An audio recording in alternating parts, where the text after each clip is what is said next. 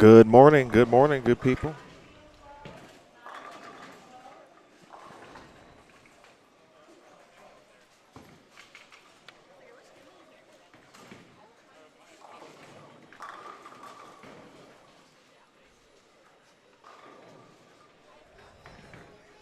If you guys can hear me, please let me know. As I cannot hear myself. Okay, the Mexico bowlers on lanes 5 through 16 and 19 through 20 as you'll hold up on your practice plays. Throw one more ball if you need to get a full set of pins.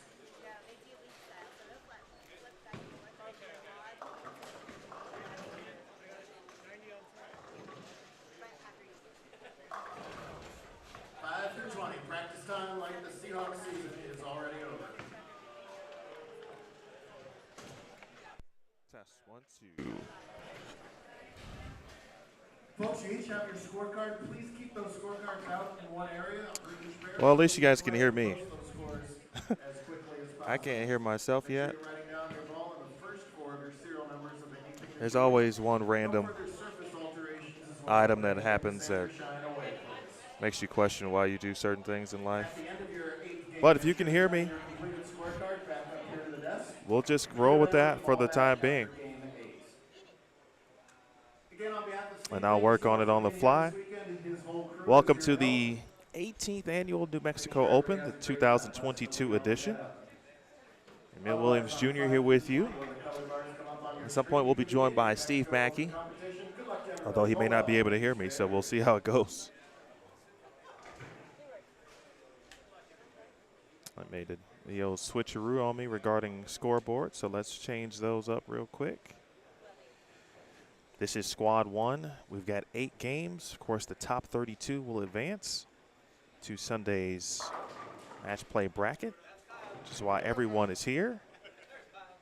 An opportunity to win not $10,000, not even $11,000, but $12,000 to the winner, $12K.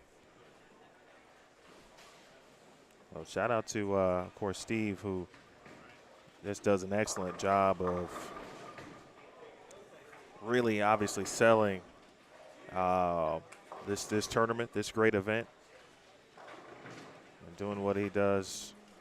One of the best that I asked him earlier about how long does he give himself to, kind of corral the amount of sponsors that he gets, and he said he gives himself 2 months after the first event. Oh, I'm sorry, after the event ends, and then he gets back after it. So we'll talk about all of the sponsors throughout. There's some updated scoreboards for you.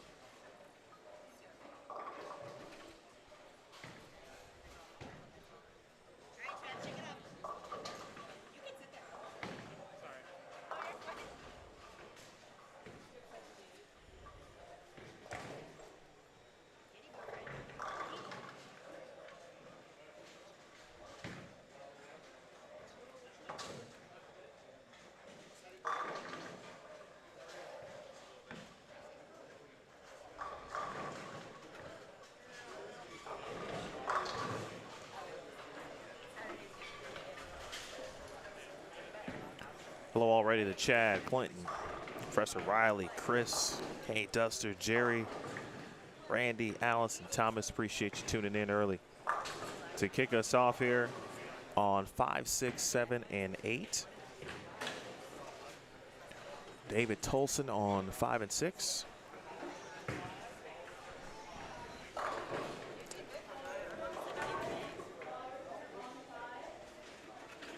Sean O'Mara will be letter B on 6. Bob Dillman is 6C.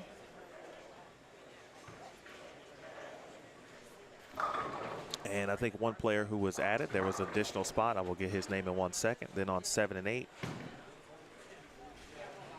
we got J.J. Martinez, who is 7A.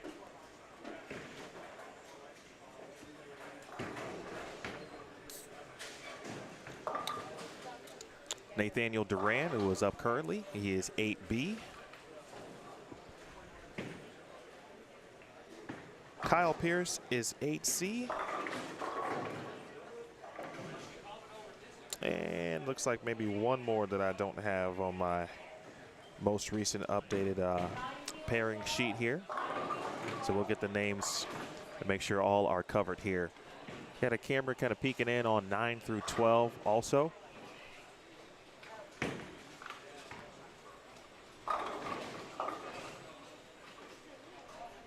Just met John Strong. He's over on 9 starting his day. Met him this morning. Again, Bowlstream TV, that's your home for this weekend's coverage. We're off and running. The first broadcast is always the most nerve-wracking of any tournament. You just want things to work. And of course you go live, some things don't work. Then you get the quick fix and you're feeling good about that. And then you can't hear yourself in the mixer when you heard yourself earlier, right? So little things like that.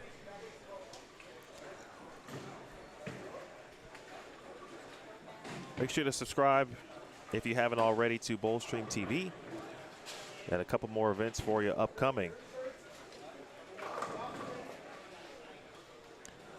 Specifically in September, give a shout out quickly to the to Coach Brandon Steen and the good folks in Iowa, Waterloo specifically. We'll be streaming the Midwest Youth main event. So a great singles youth event that's coming up in September, again on Bowlstream TV. But again, we've got 192 entries here at the New Mexico Open. And I'll double check that number. But 192.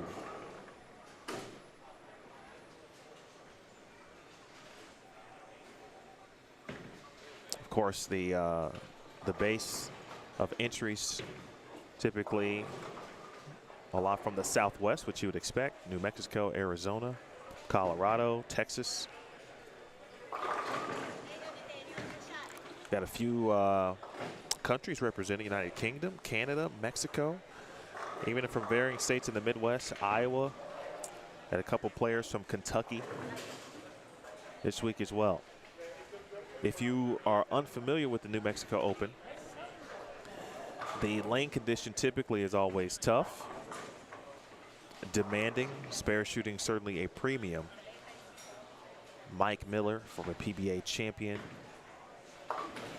one of the tournament directors, creates the lane condition.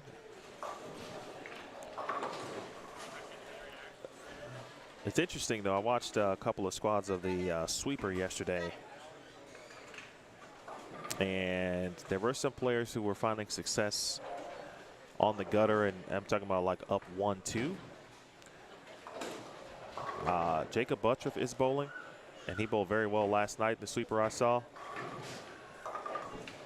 So keep that in mind as we watch as the day and the event goes on.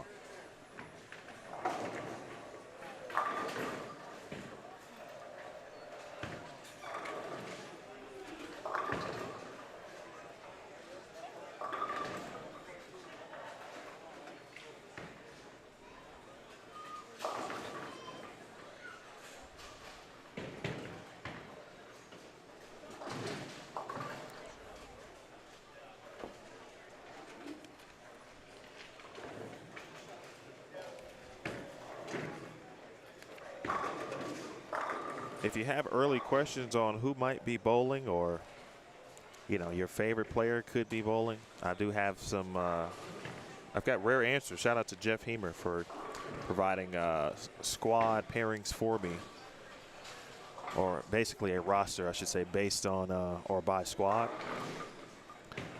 Lanes are drawn as registration takes place. So when the bowler comes in to register, make sure essentially to check in. They are then given the opportunity to draw for a number or a lane assignment. Tracy Miller over on 9 and 10 from Kentucky. Husband Steve is bowling here as well. Started with the front three.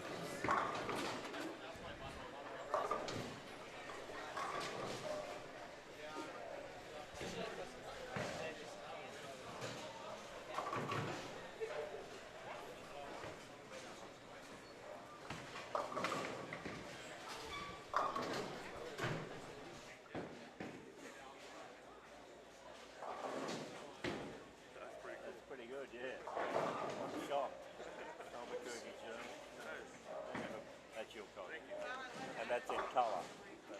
Colour page. Hard to buy a paper anymore. No one sells them. I went to three gas stations and the hotel lobby, and then I finally found one in a supermarket. Where's Smith's?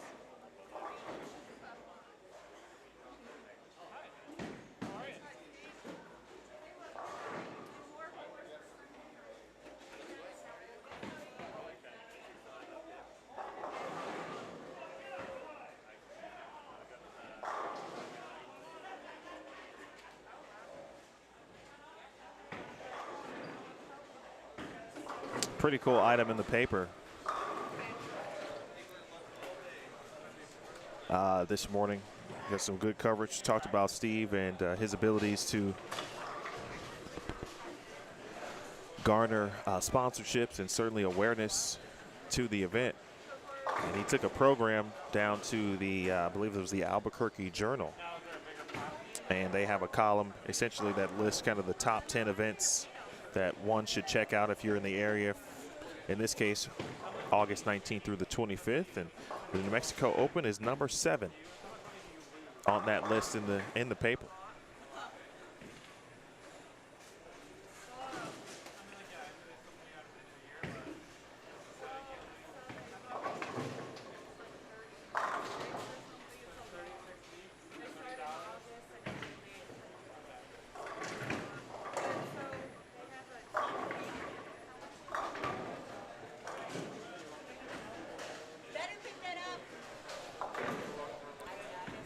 I see your questions. Give me 1 second. I will answer those for you in 1 minute.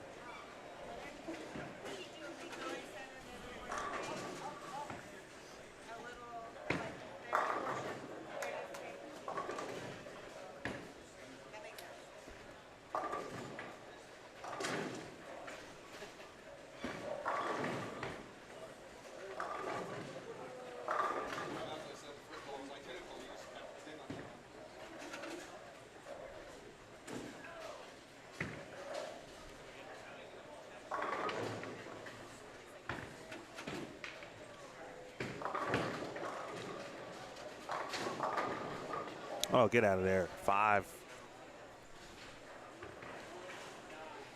Mr. Duran's got some good support. He's got his family here watching. And that was a pretty good shot. Gets a good break. He'll take that.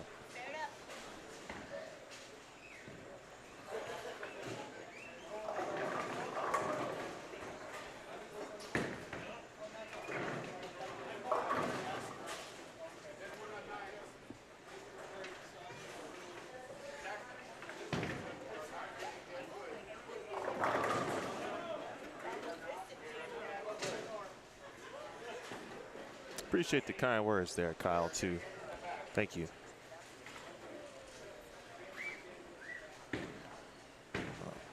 As we know, no broadcast is perfect.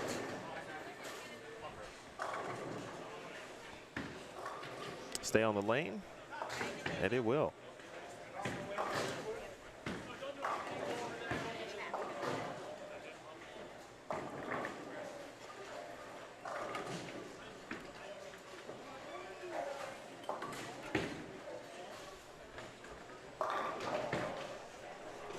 All right, questions on who's bowling?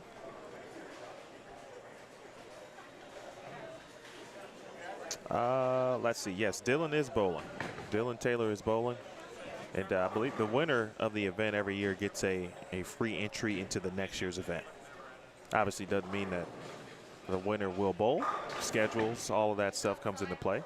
But Dylan is bowling, and he looks forward to being here. He's actually at some point going to join us tomorrow, probably tomorrow afternoon before he bowls. He does bowl squad 5 as mentioned. Hopefully he'll be able to hear himself talk before we get to that point. Also correct, Ralph, the pattern is not disclosed, so no one knows what they're bowling on. But if you happen to be in town early enough, you can plan ahead. You can participate in a couple of sweepers that do take place throughout the week. I do have the lane condition down. There was also a practice session this morning from 7 to 8 a.m. Mountain Time.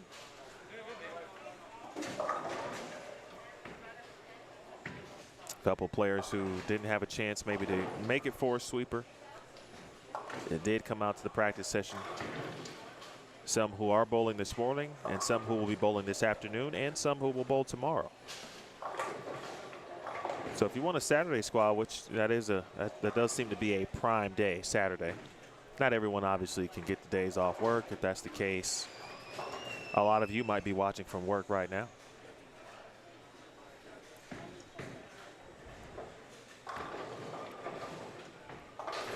Solid spare.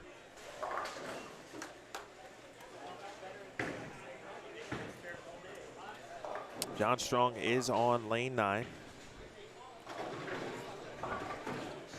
Let's see. And John specifically, he's actually going to move left.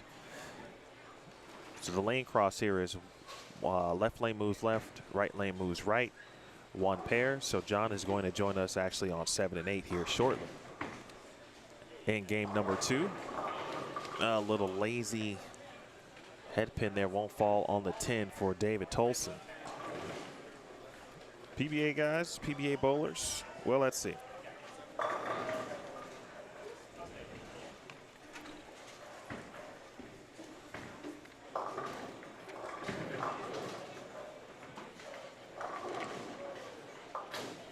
Let's see, according to what I have here, and these are just players that I know just off the top of my head. Although Steve Klumpkin does not tour, but every time he bowls the Masters, I feel like he makes the show. So he's bowling squad 2 this afternoon. Steve Novak, who is not on tour but one of the best amateurs out, he is bowling in squad 2 this afternoon. Tomorrow, the Lavery Spar brothers are bowling along with Jacob Buttriff in squad 3. Andrew Kane is bowling squad 3 along with AJ Chapman. Boy, Dave Sergliano is bowling. Brett Cooper's bowling tomorrow. Emily Eckhoff is bowling tomorrow.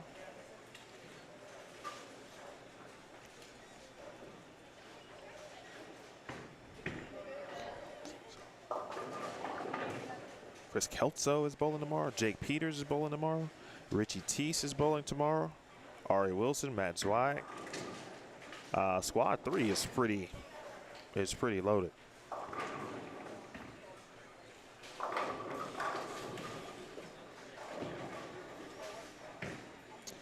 And I saw Farrell Williams this morning. Farrell is bowling squad 4 tomorrow. Nathan Bohr is bowling tomorrow along with Maria Jose Rodriguez. They are both bowling in squad 4. Again, I'm just naming names. So we're talking about, professionals, those who have bowled on tour. Give a shout out to D. Ron Booker. He's bowling tomorrow as well. Dallas Leong that I know. Let's see who else. David Haynes, longtime Team USA member. Matt Anderson is bowling. Trey Ford, Theo Dewitt in squad 5. Zach Wilkins in squad 5. Cortez Shank is bowling squad 5. Defending champion Dylan Taylor is bowling in squad 5. The Moore brothers, Mason and Morgan, are bowling squad 5. Marshall Kent is bowling in squad 5. If this is the same Matt Jones that I remember from youth bowling, haven't seen him in a while, but looks like he might be bowling, if that's the same Matt Jones. And there's a ton of names I'm sure that, man.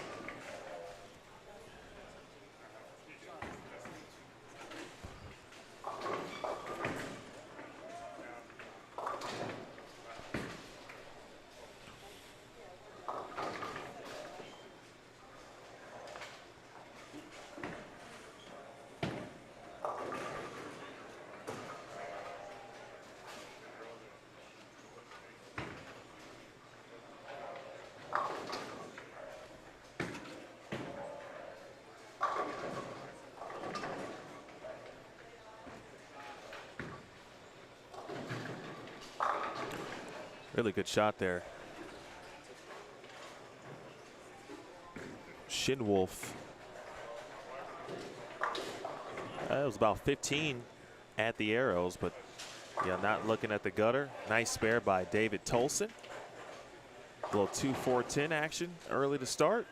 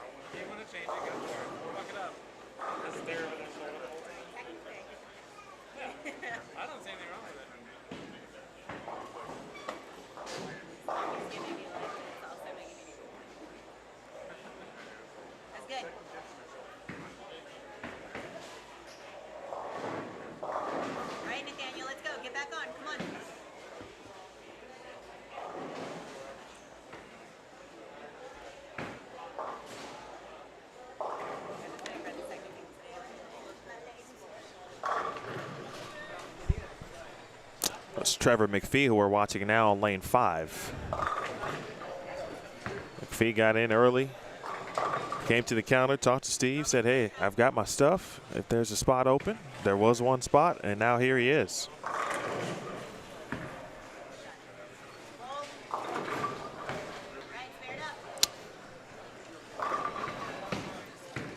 Not a bad game here for Mr. Duran. But the same can be said. We've already seen some good comments in the chat for those who either have bowled this event, watched it certainly in the past, and have an understanding of what Mike Miller is really looking to do in regards to lane creation. But I think you got a good idea just from David Tolson. Obviously, he was hoping that one hooked a little bit more. Probably got it right just a touch.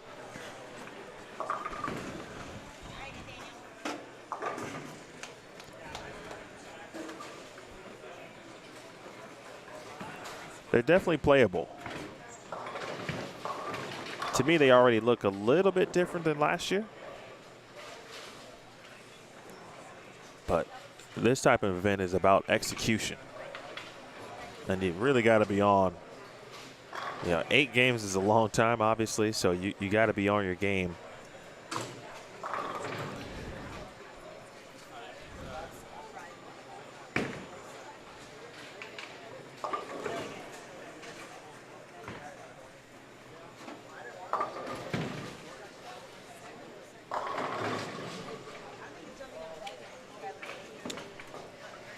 Got some opportunities, though, and just as I say that.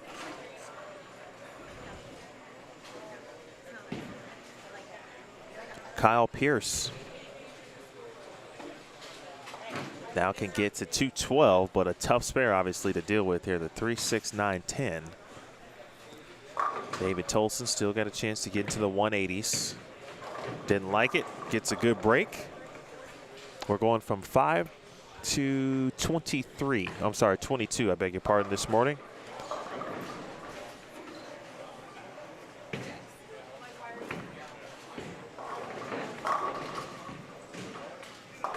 "32 bowlers on this squad.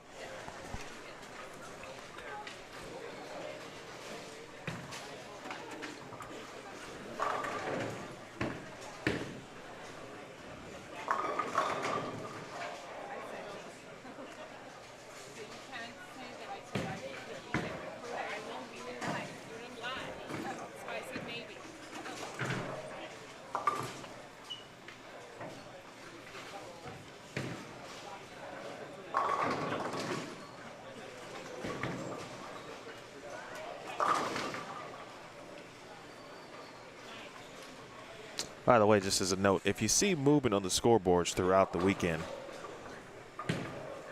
it's because as spectators come up and sit. Nice shot by Shin Wolf. The concourse or the countertop, of course, does go down when you put your elbows on it, and so that will shake and move tripods no matter if they're taped down or not. So just keep that in mind. The unfortunate open there for Kyle Pierce, but 2:01 to start.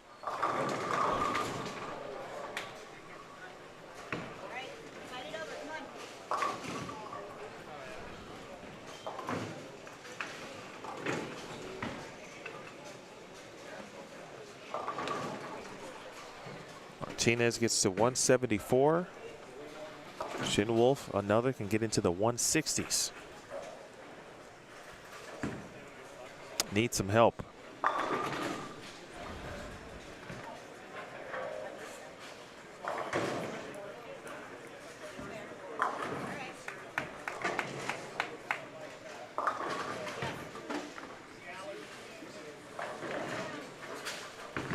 It's a good guess on the pattern by Chad if you guys missed that.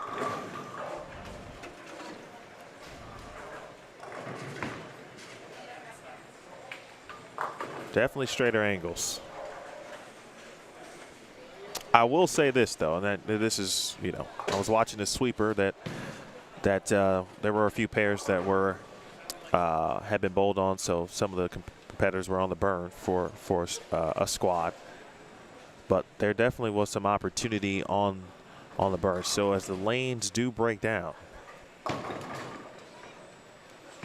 we could see some higher scores, but one would anticipate that when we get to the middle portion of the block.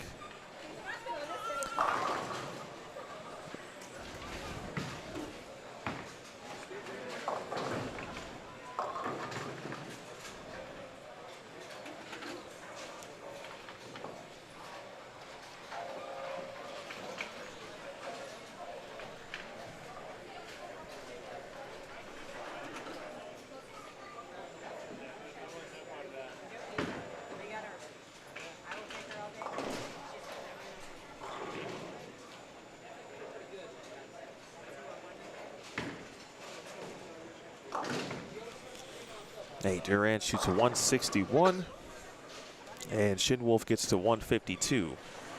Tolson 152 on 5 and 6.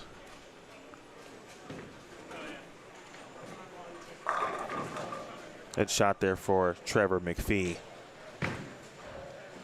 The on-screen graphic didn't agree apparently. That's definitely not 5. He's got to pay attention to that.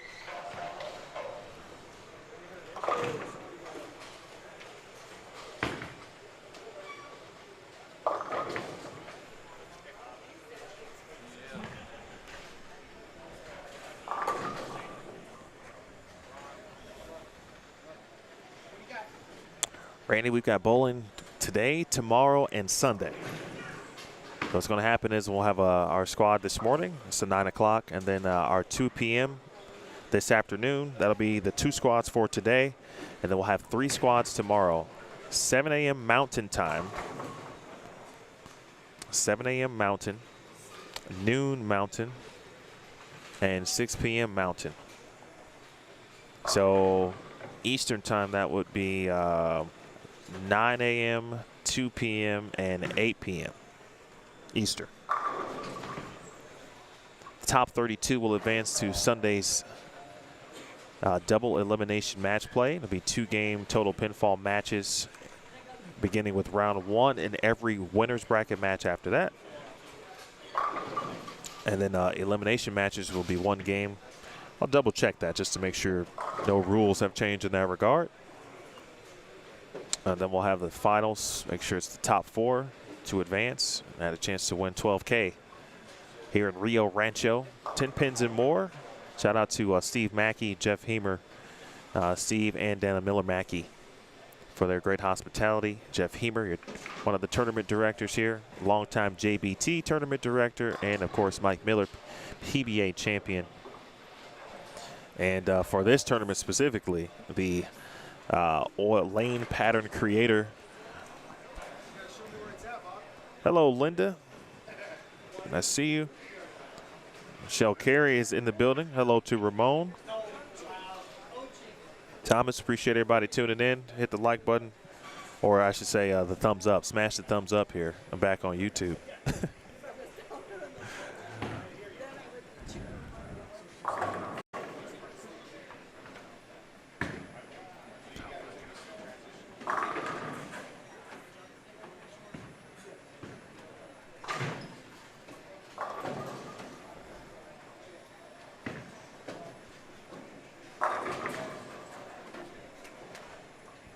Boy, these scoreboards today don't want to let me be great.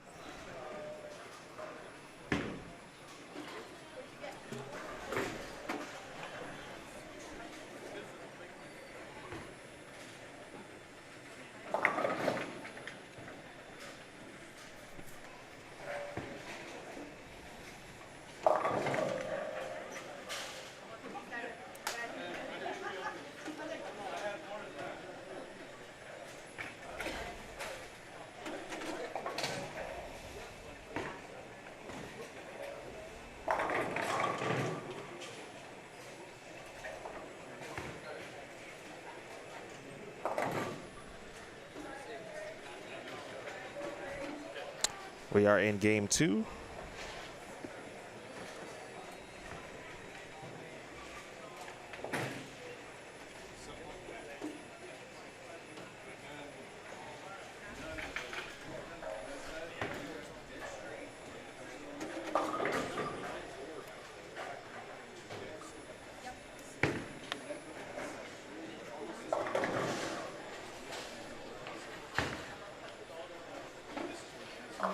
We're waiting for our pairs on 5 and 6, the players to make their moves right. We've got one pair, 11 and 12, finishing up. Only seen a couple of 200 games. I just saw a 205 on 11 and 12.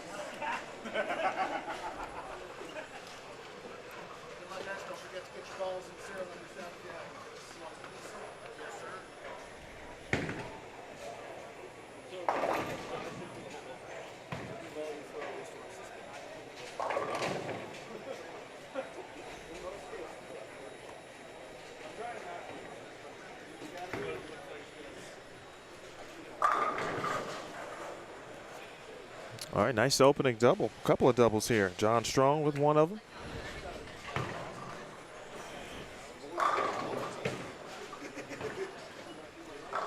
And it looks like 5 and 6 is off and running as well. All right, folks, so here's what's going to happen. And hopefully this doesn't happen too many more times, but it happened once already earlier in the broadcast and during practice. So for whatever reason, 2 of my cameras today are being stingy, or really stubborn, I think is the proper word choice. And they just decide to, oh, thank you, sir. Thank you. They just decide at will, it looks like, and maybe it's the capture device, to just no longer appear. So the fix for that is for me to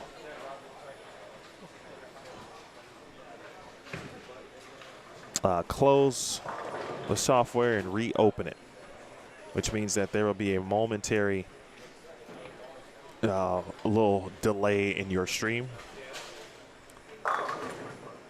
So I'm going to do that here in just a second.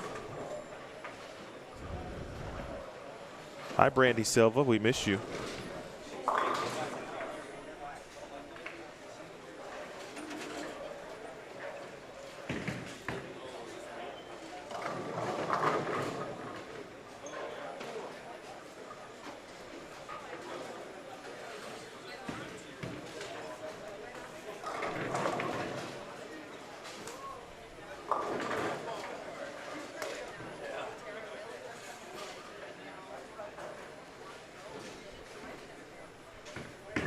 pause will be happening now.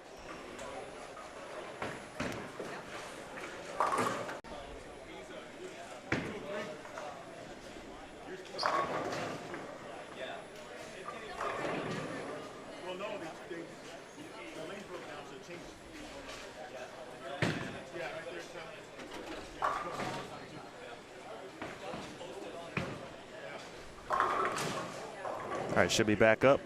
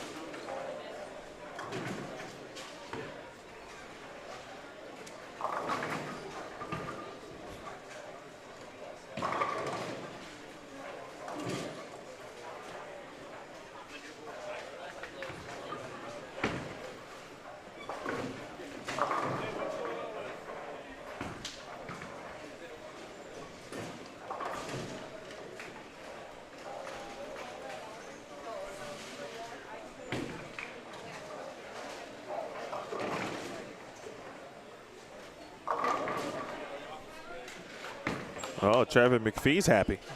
Nice.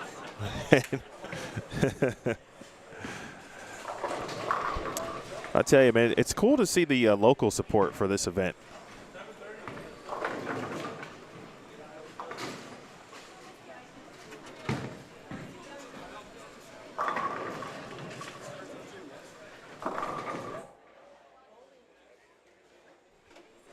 It really is cool. The Albuquerque, Rio Rancho, and the surrounding areas of New Mexico come out to support, and of course the surrounding states. And now reaching new areas, new parts of the world, in fact. Richie Teese making the trip out in the UK. Stu Williams has bowled in the past. In fact, he bowled last year. Of course, he's from England as well.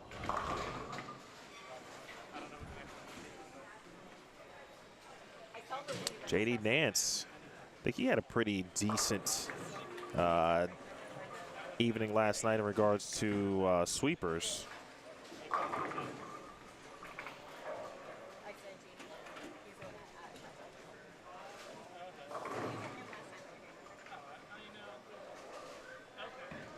I think he finished second and third, maybe.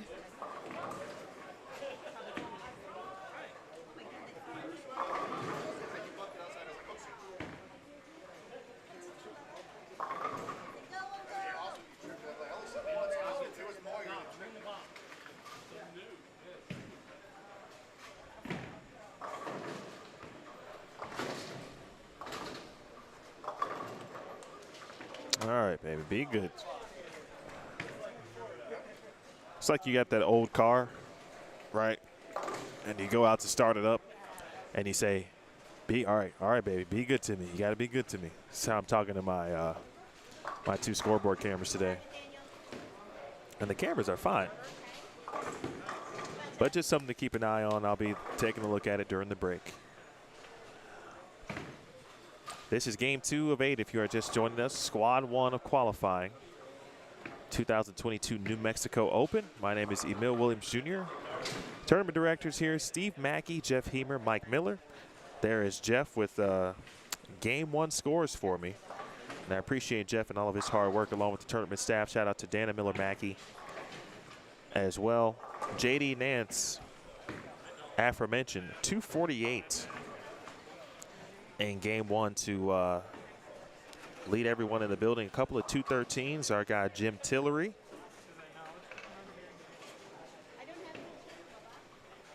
I'm going to need to get a pronunciation for Matt. I know he bowls in this bowling center. But he shot 213 as well.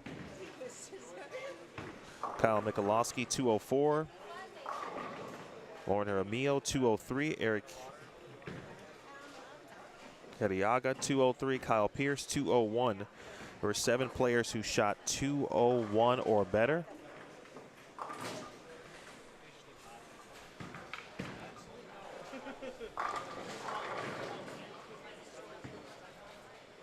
By the way, Brandy, I saw in the parking lot this morning, there was a yellow Mustang. Very similar to yours from back in the day. So it was as if you were here. All right, there's JD Nance. He's going to come into the left side of your screen.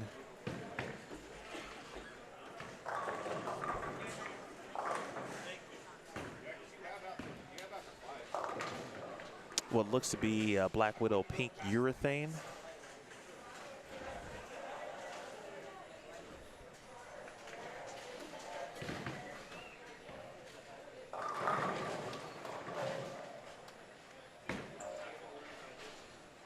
That's a pretty good shot there. On line and on target, and that's what you're looking for. You want it going in the right direction through the fronts.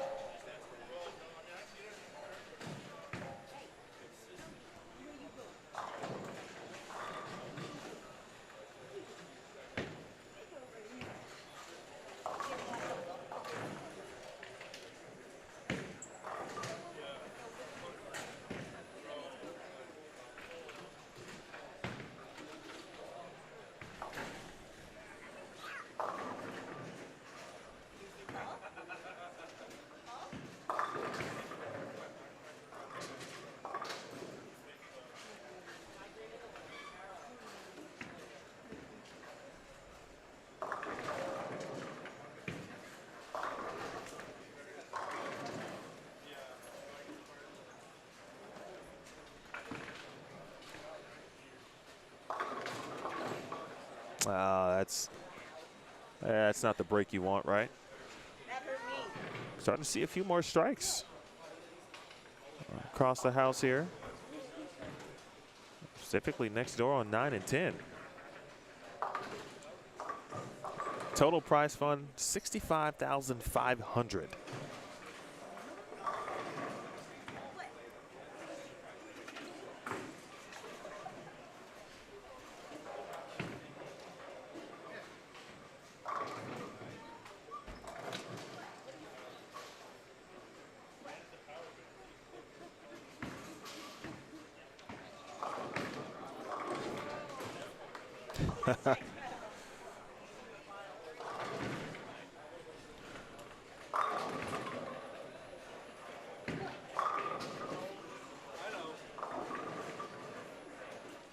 Again, Nance leading the way game one, 248 on the fresh.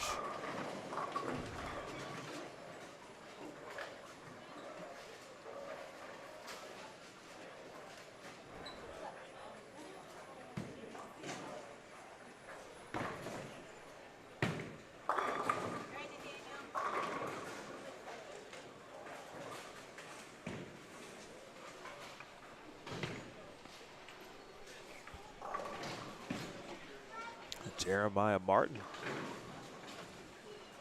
Put in a little work here in the 7th frame. Strong looking to rebound from that open in the 6th. Missed the single pin. That is a bold, strong jersey, rocking and rolling this morning. Nice shot for McPhee.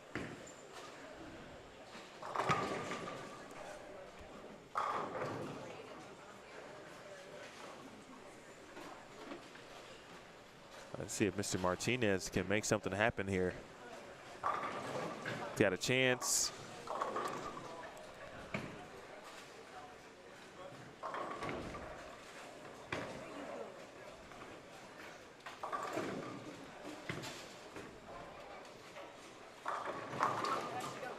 That's a good break. You need those too in this tournament. That's what I learned last year. Nice. Big double there for Jeremiah. Double, 8 spare strike, 8 spare, 9 spare double.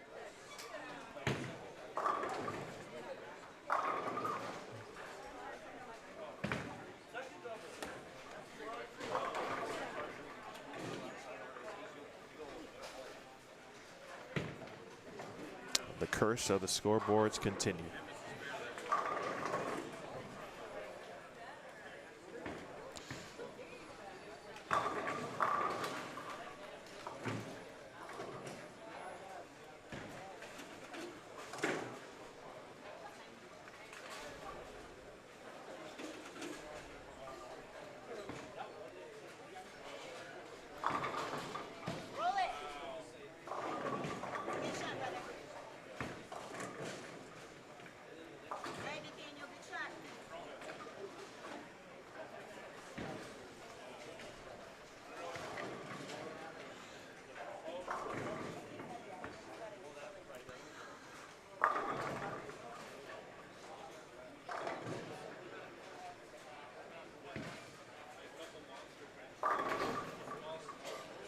I'll update you on the scoreboards here for a second. I'm probably going to wait till this game is complete. Try to make a quick change.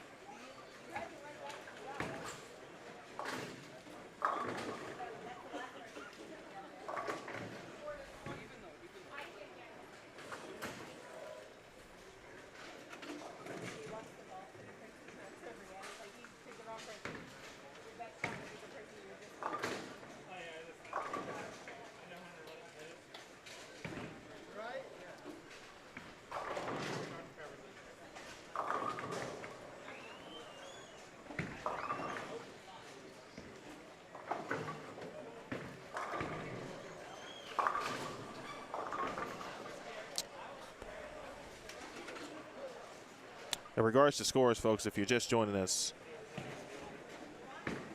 that's been the worst issue that could ever happen. But the scoreboard cameras, and I've tried a couple of different things, but they hang on through our technology, software, capture devices, et cetera, and then they tend to freeze and then kind of remove themselves. So my apologies early for that. I'll be working through it or on it throughout the broadcast, it looks like. So if you don't see scores like you don't see them now, that's the reason why. Once this game is complete, I'll do a quick pause of the broadcast, re-add them, and see if they stay as JD Nance gets another one to fall.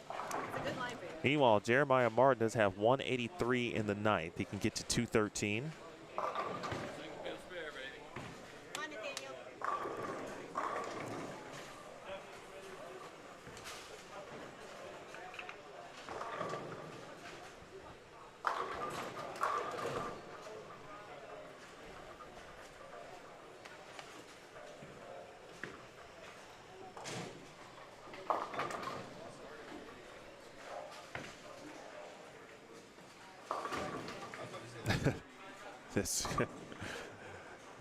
That's a good analogy there, Brandy. Well, I guess you can, last year was like the smoothest broadcast you could ever have every day. Today has already been like more problems than I've seen in a couple months. Nice shot. All right, so quick update on scores. McPhee, after that strike in the ninth, can get him to 180.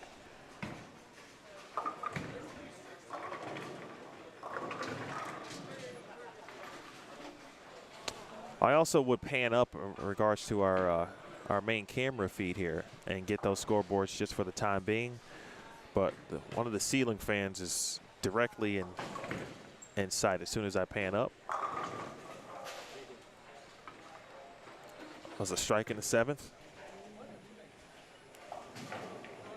for Matt Malarchik. Kyle Pierce is moving over to 9 and 10. Is going open, 5-bagger, and split in the 7th. 9 and 10 is a pretty decent pair right now. This is Jeremiah Martin on 7, 10th frame. Got that right. And man, in an instant, it's like you got something brewing. You got a game going. And unfortunately, Jeremiah leaked one right here. Leaves 2, 4, 8, 10. Again, this is the 10th frame. Right now, back-to-back splits here for Martin. Let's see if he can give this one a ride here. Sub-zero, great point.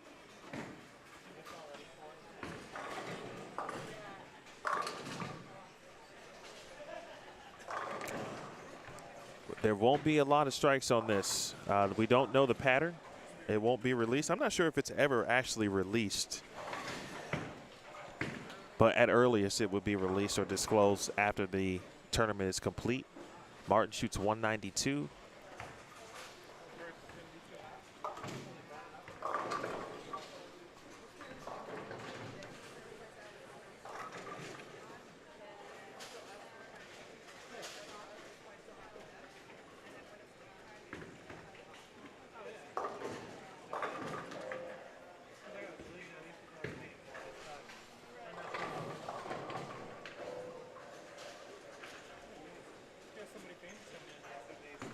Bob Dillman, 175. This is John Strong. Oh, good break.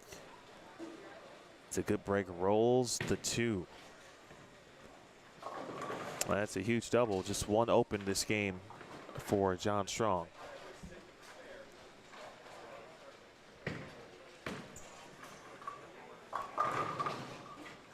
But the pattern is always difficult. Requires a high level of execution, shot making, and spare shooting. There's definitely, you know, can't throw it right, can't throw it left, and watch it hook. I think if you saw some of the sweepers, there were some players, you know, having moderate to medium success trying to play out, but you had to be on the gutter. And then it didn't really like the pattern had broken down enough for at least blended, maybe even developed to bump a little left. There was nothing really to throw too early.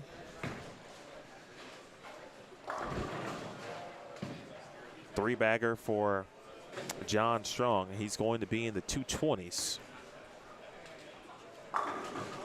There's J.D. Nance. Nance on lane 6, making it happen. He's got 115 in the 7th. He can get to 205.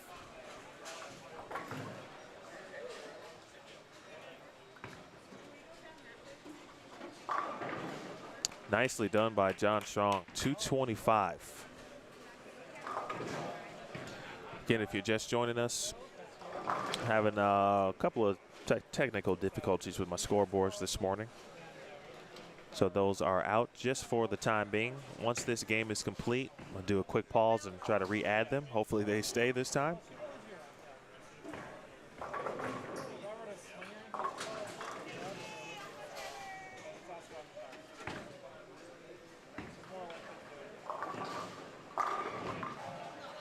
Nate Duran with a strike, or Nathaniel.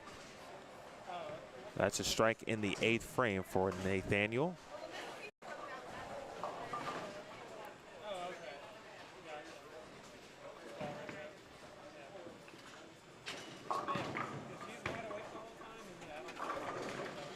McPhee to finish it out on 7 and 8.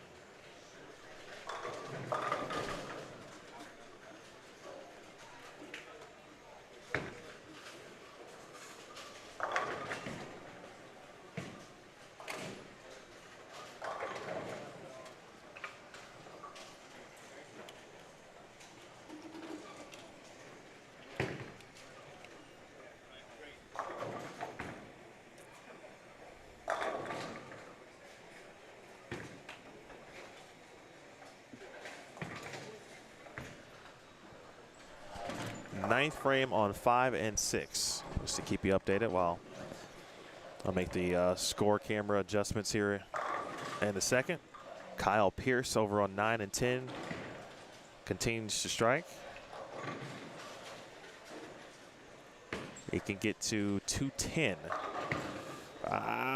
No messenger love.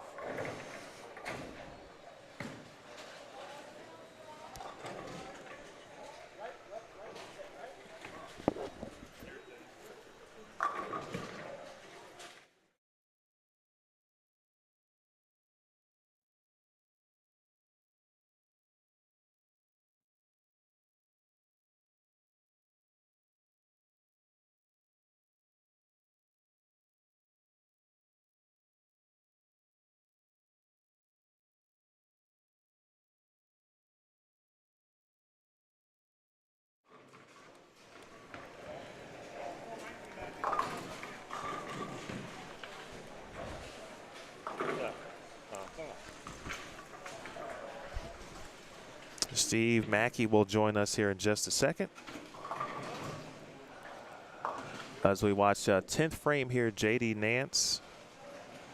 And then after this 10th frame, I'm going to re-add the scoreboard cameras. There'll be a brief pause. Wow. And he won second and third place prize money in yesterday's sweeper. And 946, and thought that that'd be easily good enough to win. And Jacob Buttriff bumped him off in the last game, finishing with a 259 by 6 pins. So JD's in good form. I don't know what he had the first game. 248. 248. Well, he'd like to add 5 more right now.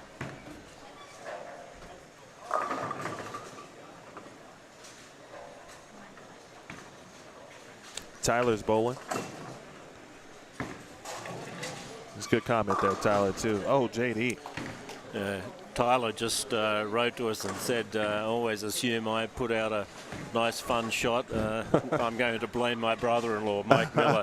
I have absolutely nothing to do with the lane condition, but you know, sparing's a premium on this type of condition, and getting a good count on the fill is also pretty vital. You don't want to be fiddling around too much with a different ball on the fill in case you leave a Greek church or a bucket 5. Yeah, That's you for mentioned sure. that last night just during the sweeper. And I'm Yeah. like, yeah, you're right on Yeah. this pattern. Yeah. It could be the difference in making the top 32 or missing. Well, JD's added another 5 sticks. He's plus 53, doing well. He was able to bail out 205 right there. So Nance has gone 248, 205 for the first 2 to start. A Game field of 2 is 32 complete. in this first squad. And there was a question a few minutes ago. What pattern are they playing on? A tough one. And you've perceived well, not a lot of striking. All right, folks, this game is complete. So I'm going to do a quick pause of the stream to re-add the scoreboards. Hang tight.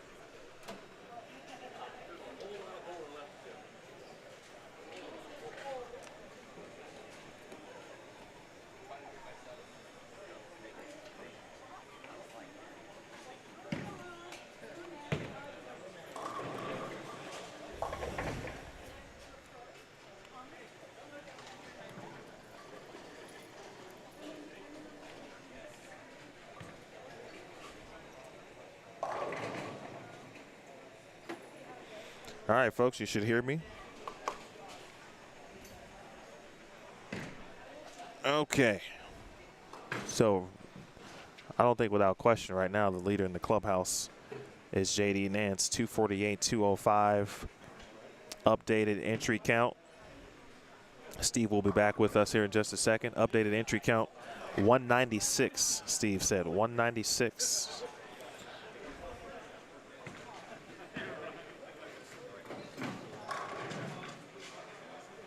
Looks like he's a little bit more seasoned than you, so you're probably on his level. The number keeps going up. Can't probably go up too much more simply because of how many spots are not available theoretically. Because squad 4 looked to be, or no, squad 3 looked to be pretty full. There might have been a spot in squad 4 and maybe 2 in squad 5, and they might all be full currently.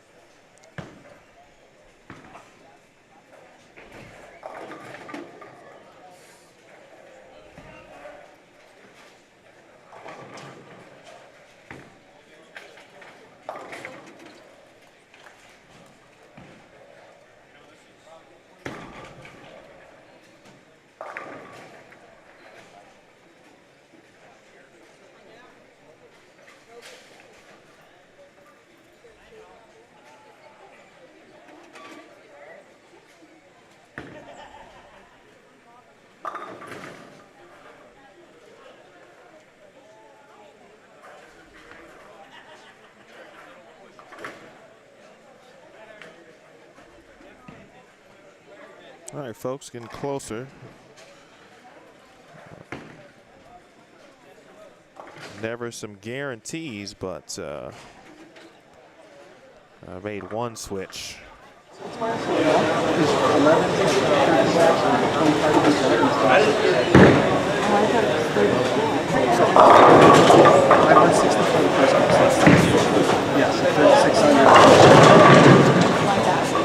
No, I just.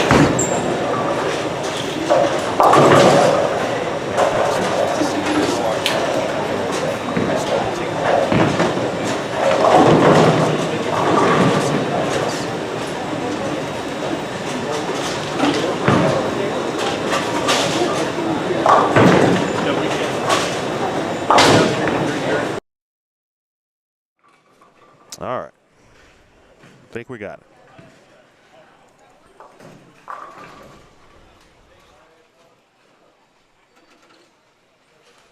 I think we're cooking with oil.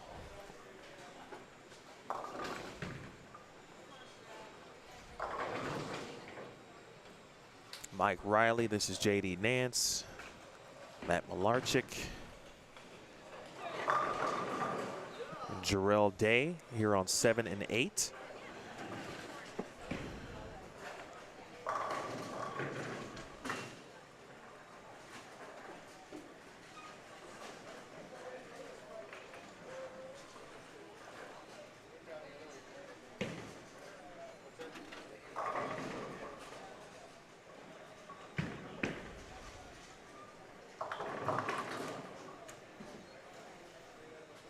Jeff Hemer out there doing what he does best, and that's grabbing scores.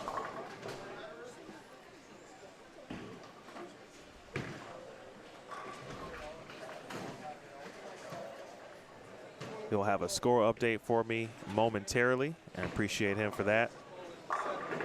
Again, game 3 of 8 if you are just joining us. New Mexico Open Squad 1.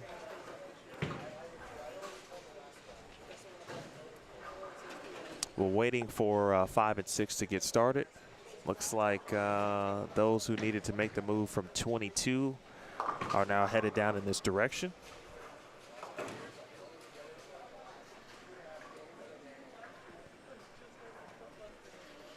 Ramon, that's a great question. Let me check. Last year, the results were posted on the Bowl JBT website. And I had dropped that, I think, assuming that's where the results would be.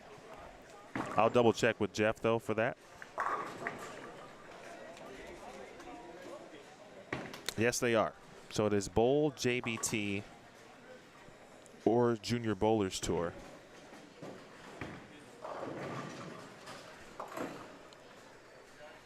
And you will see underneath kind of the main top screen, it'll say Adult New Mexico Open.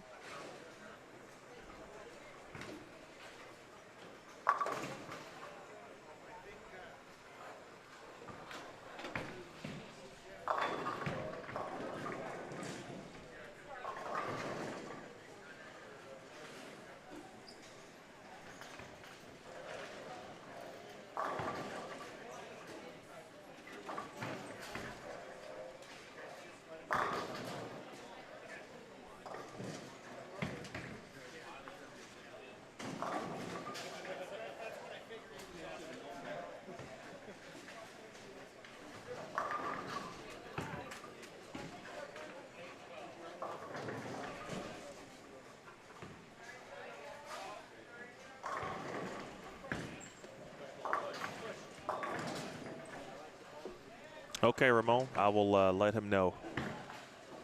But that will be the place.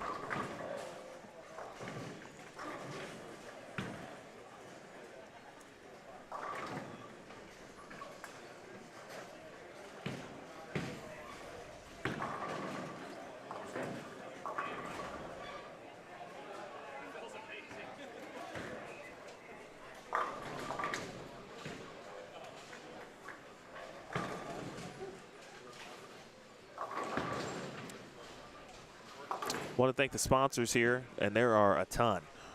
So we'll do that throughout the broadcast each day. Our main sponsors include Pabst Blue Ribbon, Petrie, New Mexico, and that particular sponsor will give away a 2022 Kia Rio, a brand new car, to the individual who shoots 300 during the stepladder finals. So any player who shoots 300 during the stepladder finals will win themselves a 2022 Kia Rio, courtesy of Petrie, New Mexico.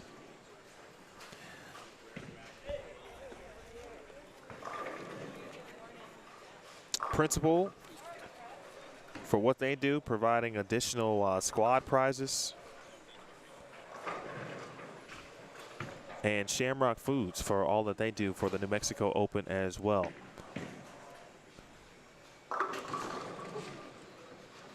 Again, plenty of sponsors, and we will discuss all and mention all throughout each broadcast during the day.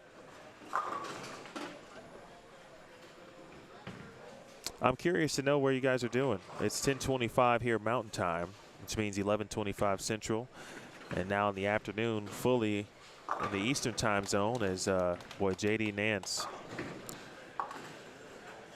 It's early, but the way it's looking for JD here, I don't know how close he lives. Sounds like he lives pretty close. Everyone knows him. But he's going to have himself a nice day off if he continues on this pace tomorrow. I mean, for that matter, everyone's going to have a day off. But some will have posted a score that will be more than enough to make the top 32. Some will be kind of on the border of what a cut could look like. Some will be kind of sweating it out. There's no re-entry in this one either. Like some events do, there's a Desperado squad, for example. That's kind of your last chance. You can re-enter and try to post a number to get you, into the advancers round, whatever that is. Nope, you get 5 squads. Pick your squad at the New Mexico Open and, post your 8-game totals. Kind of like the Open Championships in that sense.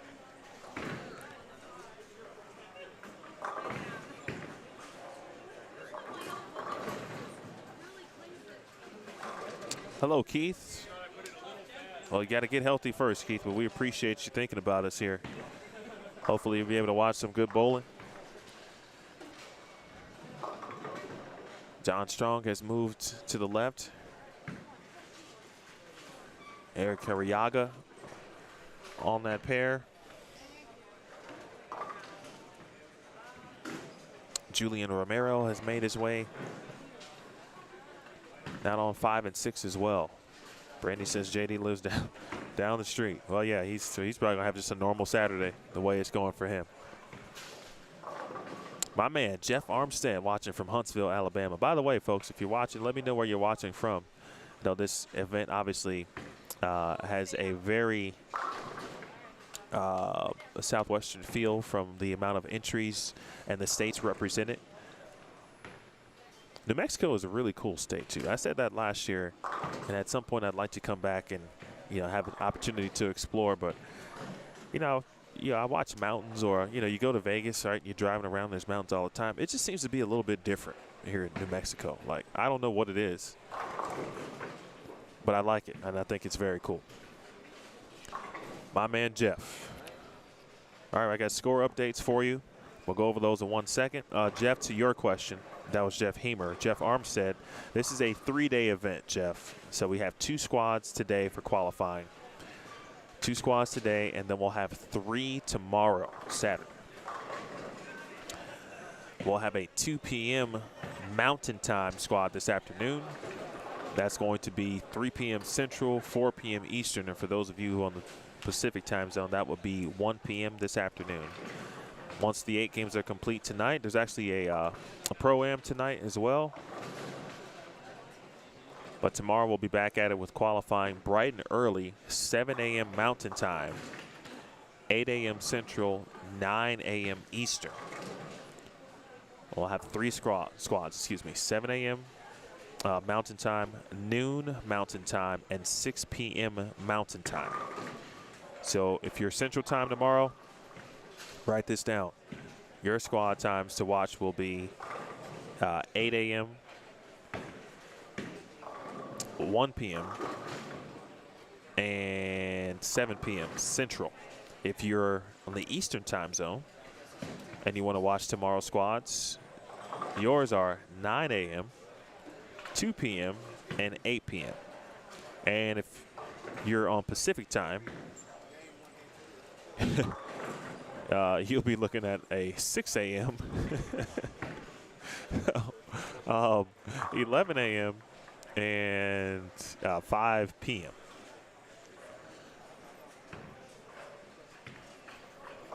So 5 qualifying squads. The top 32 will advance. You post your 8-game total. Hope it's high enough. If it's in the top 32, you will bowl on Sunday morning at 8 a.m. Mountain. We'll have 2-game total pinfall matches in the winners brackets. And then it is a double elimination tournament. The elimination bracket should be 1-game matches. I'm going to double check that format, make sure that hasn't changed. And then we basically have that type of competition until we know the top 4.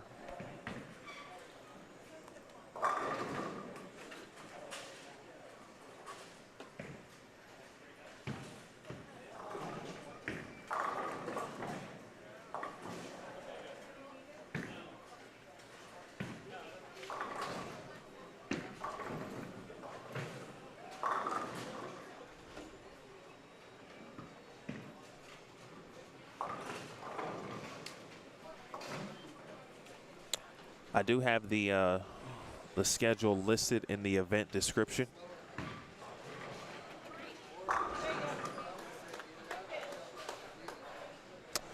Well, it's been the JD show, and once he leaves 7 and 8, we're going to essentially lose him for the remainder of the squad.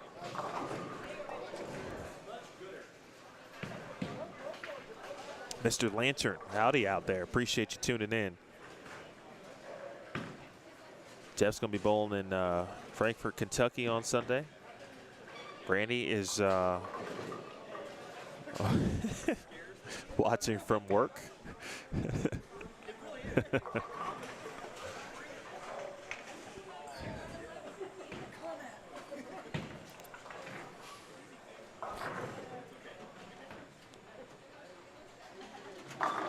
Nice shot there by Mr. Day. Soft touch at the bottom.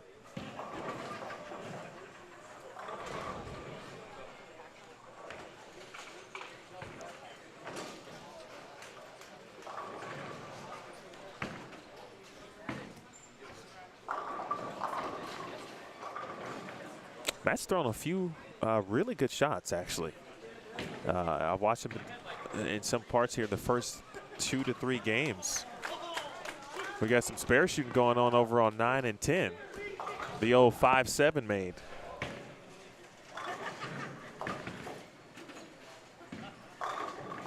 Nice shot there by Eric. Eric has gone 9 out double spare strike here on 5 and 6. Steve Mackey is back with us.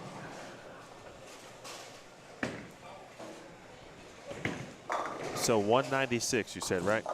That's the new entry count. 196, new entry count. 196.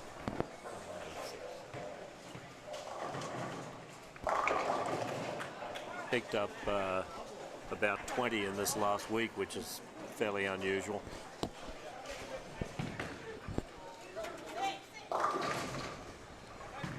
Steve, tell me more about JD Nance here. Well, he's used to help Jeff Hemer, our tournament director here, running Junior Bowlers Tour events. So he's been around a while. He bowls leagues here. He had about a year off when COVID hit, and his job was taking him to Alaska and all over the place, so he didn't bowl a whole lot. But he has won 13 match play scratch tournaments here at Tenpins over the years, and a very formidable opponent under pressure. If anything, with his game, his backswing will get just a tad high, and the speed will get just a little bit more than the lane can handle and doesn't read. But, you know, what is he, 53 over? Yep. Sweet.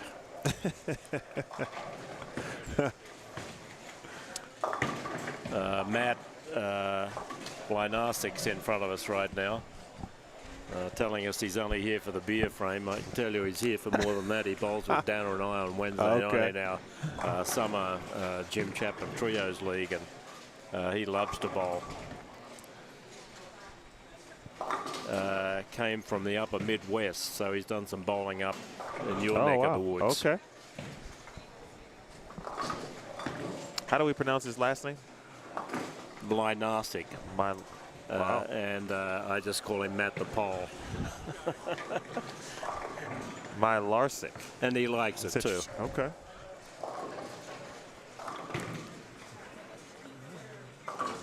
Linda, good question. I don't think there is a roster posted, but I'll ask Jeff.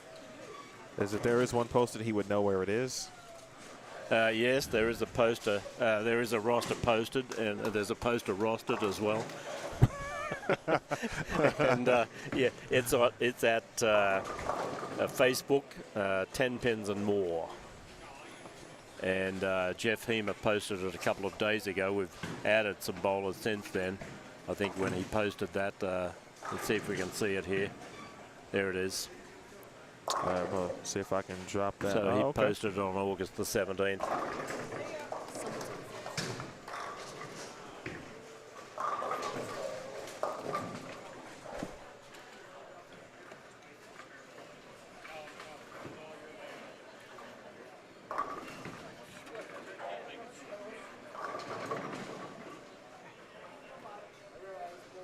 All right, this should be the link, Linda. I'm going to drop it for you. It should work. It just worked for me. Let me try one more time.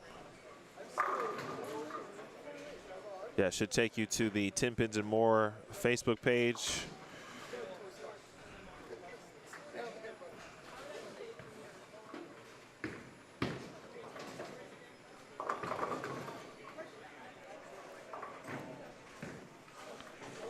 My man Eddie Joe. Good to see you in the chat again. Thanks for tuning in, and thank all of you for joining us here, Squad 1 early. Let's get that first look, that first early look at the 2022 lane pattern.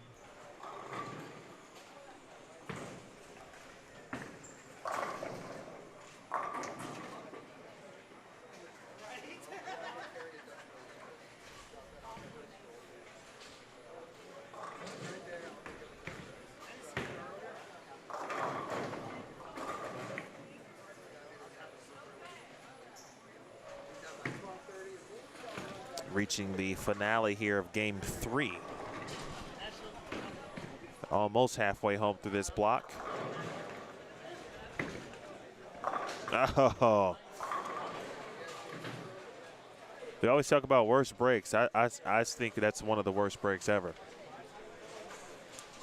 Particularly that washout, whether you're left or right-handed, whatever the version is. In that case, it was the 1, 3, 6, 7. The head pin went right around the 7 pin.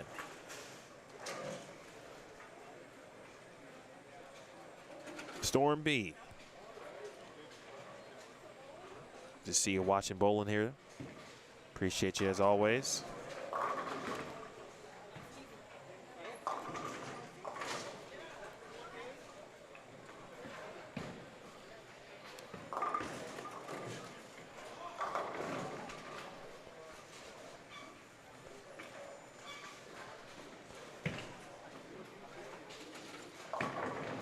Oh, that's got a chance to be made. Oh, nicely done, Eric.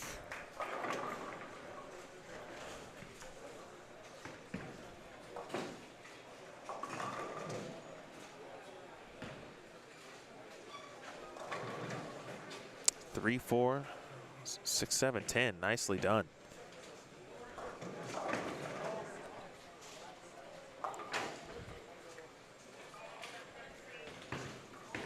Good spare from Mike. Sets him up pretty well in the 9th frame, or sorry, for the 10th frame.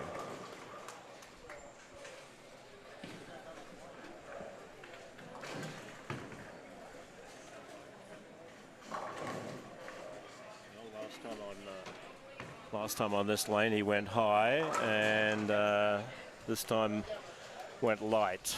At least it's not a baby split. He is the tournament leader at the moment after 2 games, and likely to remain so on this slow scoring pattern. The scores during the sweeper, 4-game set, generally got better as the shot got beaten up by all these high rev players. Good double for Matt.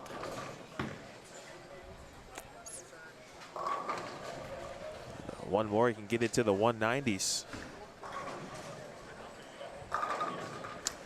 I'm curious, I know some players or some tournament directors struggle sometimes with getting local participation, and sometimes even bowlers in their own center, but you don't seem to have a problem with that. How is that? This year I've had less problem than ever. We've got over 90 New Mexico bowlers in it. I think last year was the best ever for New Mexico. I think there was 81 or something or other. This year 90, and almost every house bowler that should be in it is in it. There's 2 or 3 that decided against it for whatever reason, but tell you what, pretty good response, and you know, more power to them. It's only going to help them. We would love to have, you know, 5 New Mexicans in the, in the step ladder on Sunday. In this field, that's unlikely. It'd be good to get 1 or 2 and get quite a few in the cash list. Last year they won about 11% of the total prize money, and the year before that we had a 3rd and a 5th, I think, in the step ladder. Matt Smith and Joe Merrick made the cut, and did fairly well in the brackets. Well, Matt's going to end up with a 190 odd with a split and an error. 189. It's usually the kiss of death when I tell them 190. They go, oh, I think we'll get a 7 count instead.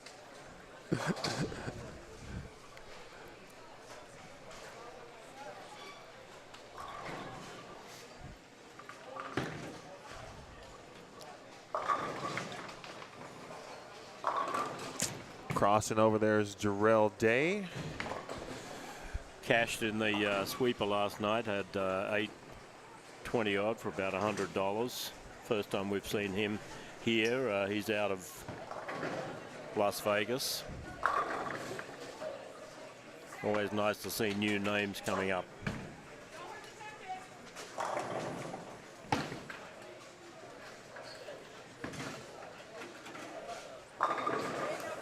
And JD Nance got quite a cache of bowling balls with him, and looks like he's giving them all a shot.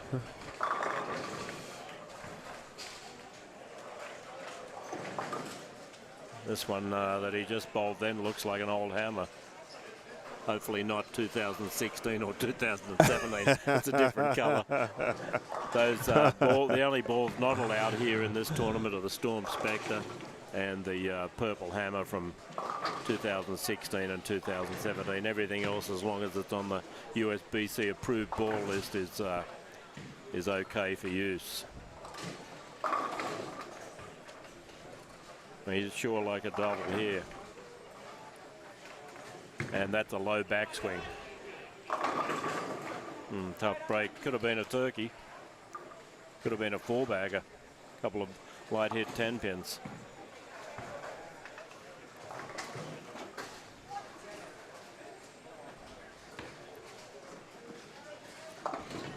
John Strong from Las Cruces come a long way in his bowling. He's come a long way in his weight loss program as well. He's doing very well in that area. He's lost about 40 pounds, he told me this morning.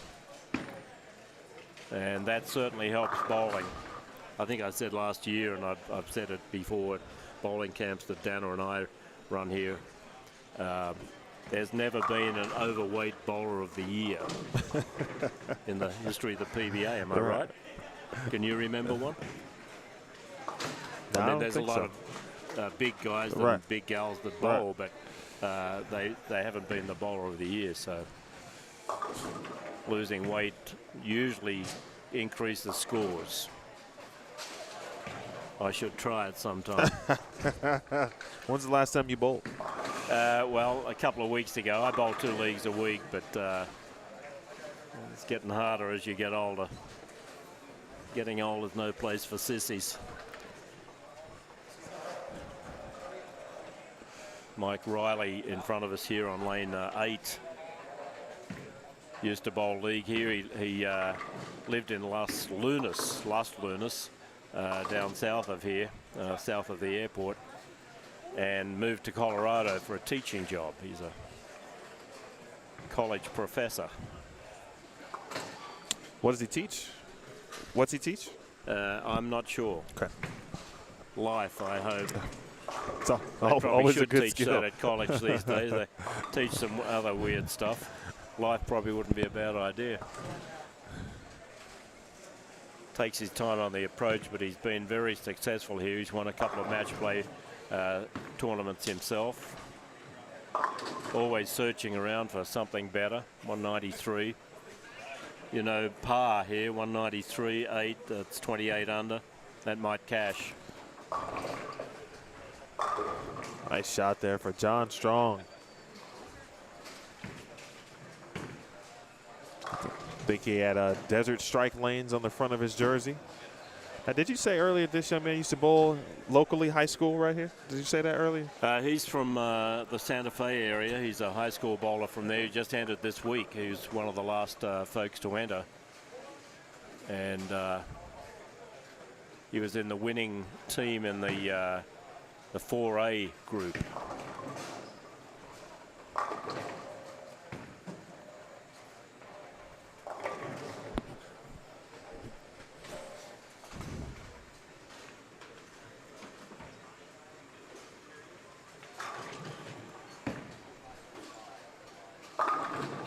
4-pin there for Jeremiah. Very, very powerful bowler, Jeremiah Martin.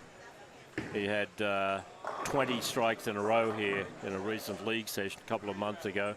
Had a 300 and followed it with a 288, I think it was.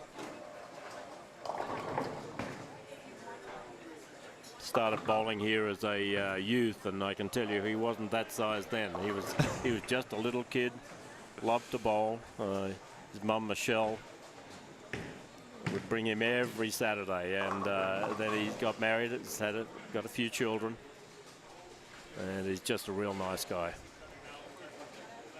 But on a house shot, boy, that ball revs up more than a NASCAR driver.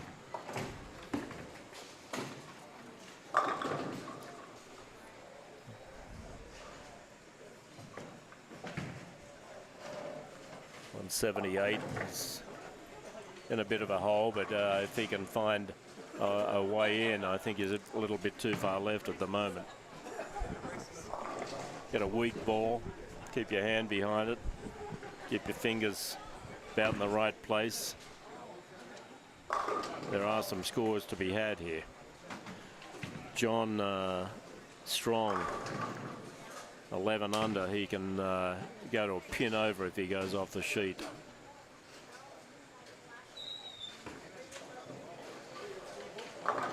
Nice ball. He's rip back to back. A rare sight. That's like a dodo bird.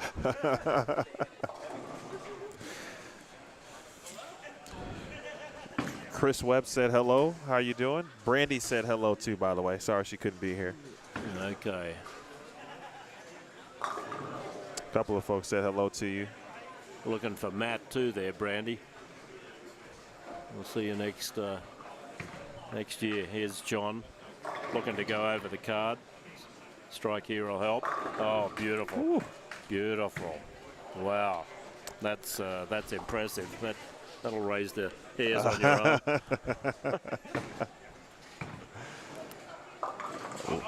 Last pin to go down was the 8-pin, and I thought it was going to stay. I hate 8-pins. Yeah. 8 pins are the ploy of the devil. Got some good info on Mr. Riley, who he taught chemical engineering. And he's got an industry position thank you. in Colorado. So someone watching as the Professor Riley account there. Thank you. Just under now, 598 for 3 for John Strong. That was a heck of a finish there. 598 clearly in third place, pending some scores from the other end of the house. All right, we're officially now into game 4. Meandering along at a snail's pace because of all the 2-ball frames. It's to be expected if you bowl this tournament. Yeah. Make sure you bring your spare game. Don't leave that at home. Eric Carriaga, very strong bowler. He's got a strong upper torso and bowls very well in league here and in tournaments. He won one of our sweepers here with a 235 average a couple of months ago on the house shot. That's a heck of a spare there for Levi Yoda. That's not easy to do. Nice job. I met him this morning at the two things not easy. Desk. Leaving that spare and then sparing it. You know, if the ball gets away from you, oh yeah, it's going to go 60 feet before it, you know, makes any sort of a turn. Hello, Steve. Appreciate you tuning in. Randy's watching from his desk, his work desk specifically. Randy, you're bowling tomorrow, mate. Work today. We'll see you up here from Alamogordo. Big left-handed bowler.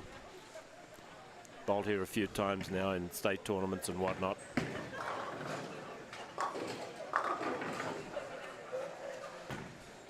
Very inexperienced, but he's got a future. He's a two-hander. Now, I agree. Let's talk about two-handers for a second. what do you think they're going to be like at 60, 70 years of age with their lower back and their knees? I personally don't think they'll be as bad as some might think. I mean, there may be some aches and pains, but I still think, depending on how much rev rate and how much torque, if you can smooth out the edges early on in the delivery, your long-term success could be much better, I think. What do you think? Well, Jason Belmonte will tell us That's right. in a couple of years. He's 38, just had a birthday. Won the Devil's Lair tournament in Hobart, Tasmania. Beat Kyle Troop in the final down there. They had Danielle McEwen and Daria Page. Dario, yeah, she was there. There's two other players that are. Yeah, a couple of other. There was one from Hobart, Ashley Riley, and he won that tournament. The reason they call it Devil's Lair has nothing to do with Satan. The Tasmanian devil is a well-known animal. It actually sounds like, when it's eating, the Tasmanian devil Warner Brothers cartoon character. Right. Dana and I saw it at a zoo, and I'd never seen one. We saw it at a zoo in Sydney about 20 years ago, and I came out to eat, and I mean, it just sounds horrendous, and just leaves the bones. I mean, it's got really sharp little teeth. So Tasmanian devil comes from the island of Tasmania. Hobart is the capital of Tasmania. It's only got 250,000 people down there. And they had a really good turnout down there. They were charging a couple of $100 for spectators, and they filled the place. They called it Belmo's Arena. Right. And they made a 6 or 8 lane section out of it, put stands down the side of the lanes and everything. It looked real nice on their internet coverage. And that's going to be on again next year, I guess. It looked great. To make it an annual event. Are you going to go next year? Well, Tasmania. Yeah. I used to supervise some bowling centres down there. One in Hobart, the one that they ran at. In fact, that house, Moonar Bowl, it's called Moonar Bowl, the only centre in Hobart now. There used to be another one years ago. And when it first got built, they used Australian hardwood, ash, and the kickbacks were dead. I mean, you couldn't resurrect them for any money at all. They were really tough. And the 3-pound, 12-ounce pin, I mean, it was a really difficult house. Right. Now it's got synthetics, sweet shot there. Everyone scores telephone numbers down there. I remember in 1967, I bowled for the state of New South Wales in a tournament there. And I got up in the 10th frame. The local TV station was covering it, and I was the anchor man for New South Wales. Oh, and look at you. I got a double in the 10th. And Right. I said, I heard the commentators right behind us. Mackie only needs a strike now, and he'll break the house record. The place had been up for 5 years, and no one had ever shot 258 there. So I heard him talking as I'm going up. Everyone was watching. I left the bucket 253. So I still didn't break the house record. I mean, it was a really tough house, but not anymore. And, full power to them. They ran a great show down there, and good luck to them keeping it going. Had teams from New Zealand, all over the place. Oh, yeah, he did a great job. He and the team. I saw some of the media coverage that was surrounding the event too. Yeah. He made some appearances on some local news shows as well. Yeah. Well, now you asked about Jason, so we started talking about him. He'll be the key. Yeah, I agree. He's done it longer than anyone. He started bowling like that when he was probably 18 months old. I met him when he was 3. When I went up to do a TV show at his dad's bowling centre there in Orange. And so he's been doing it a lot longer than anyone. And if he gets into his 40s and 50s, well, that's the answer right there. I think he's going to be fine. And I think, again, I do think, though, it's important for young two-handers to make sure they can get the iron out the edges or the rough edges, if they have any, to sustain or help have sustained success and health as they do get older. because you can tell those who are a little bit more raw in regards to the two-handed style, as opposed to those who might be a bit more experienced. Well, Levi on lane 8. We just saw a two-hander there, and with another one coming up here on lane 7 from Santa Fe. Levi went to the Kegel training facility. That's in a great Florida. idea. Spent 4 days there. They run a two-handed camp. Coaches. Yeah. And he came back and he's averaging on the house shot over 230 since he came back, and he was about 190 before he went there. And that's one of the reasons why I think early on, and you know, you can go get coaching at 40 certainly, and you should still do that.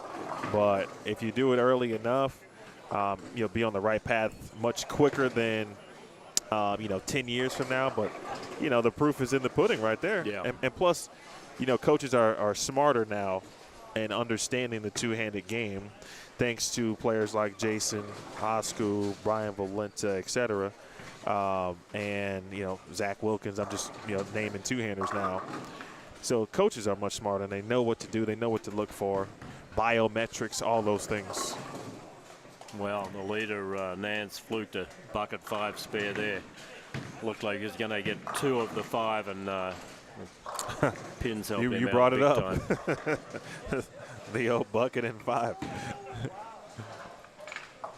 He Nice almost shot. kicked the bucket. Nice shot there by Jerry. You told me an interesting story about Jerry Smith last night. He and his doubles partner, right, at league? Yes, Kenneth Friedrich. We'll see Kenneth bowling during the tournament. They had an amazing set. 1593 for 6 games. Kenneth Friedrich shot 847. He'd never had over 750 before. He had his first 300 and an 847. And Jerry had 746. They had 1593, and it's the 4th highest series. It's the 4th highest series in America this season, according to the local bowling association. Jerry can bowl.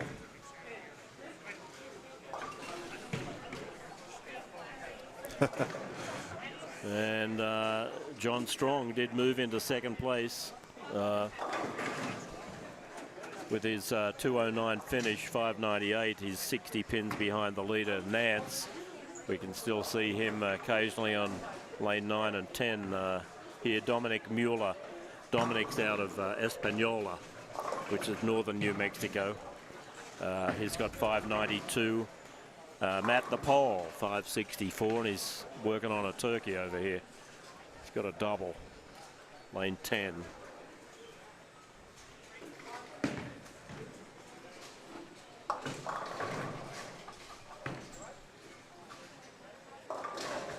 A little trouble.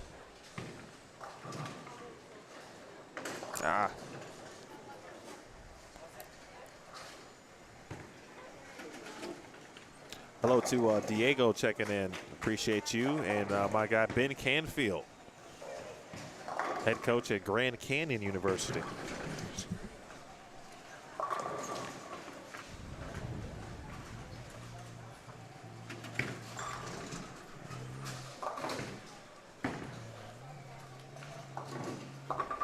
Well, Matt did the right thing there. He left a split looking for a turkey, but he didn't go for it and get a 7 out. He got 2.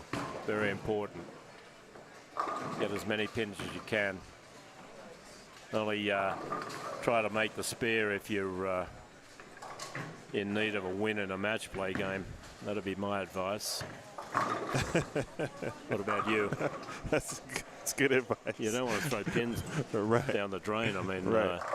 Last year I remember Jacob Gill and Ramsey Pacerto tied at 1581 for the last spot into match play, and Jacob and Ramsey both had shots in the 10th frame that they wish they could have had over again and avoid that playoff. Well, JD's bowling different balls on both lanes. He's got that pink hammer on the odd lane, and that old urethane thing on lane 10. I don't know what it is. Looks like a hammer.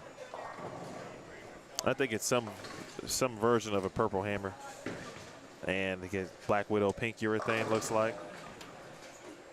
It's shot Mike Riley. Hold on. So many flag spares, it's just tough to watch.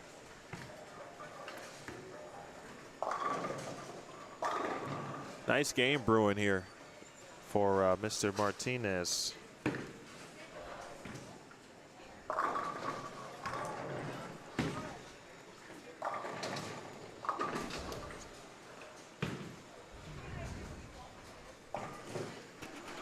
Three 9 spares.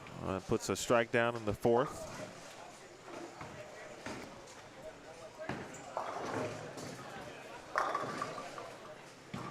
New Mexico Open from Rio Rancho, New Mexico.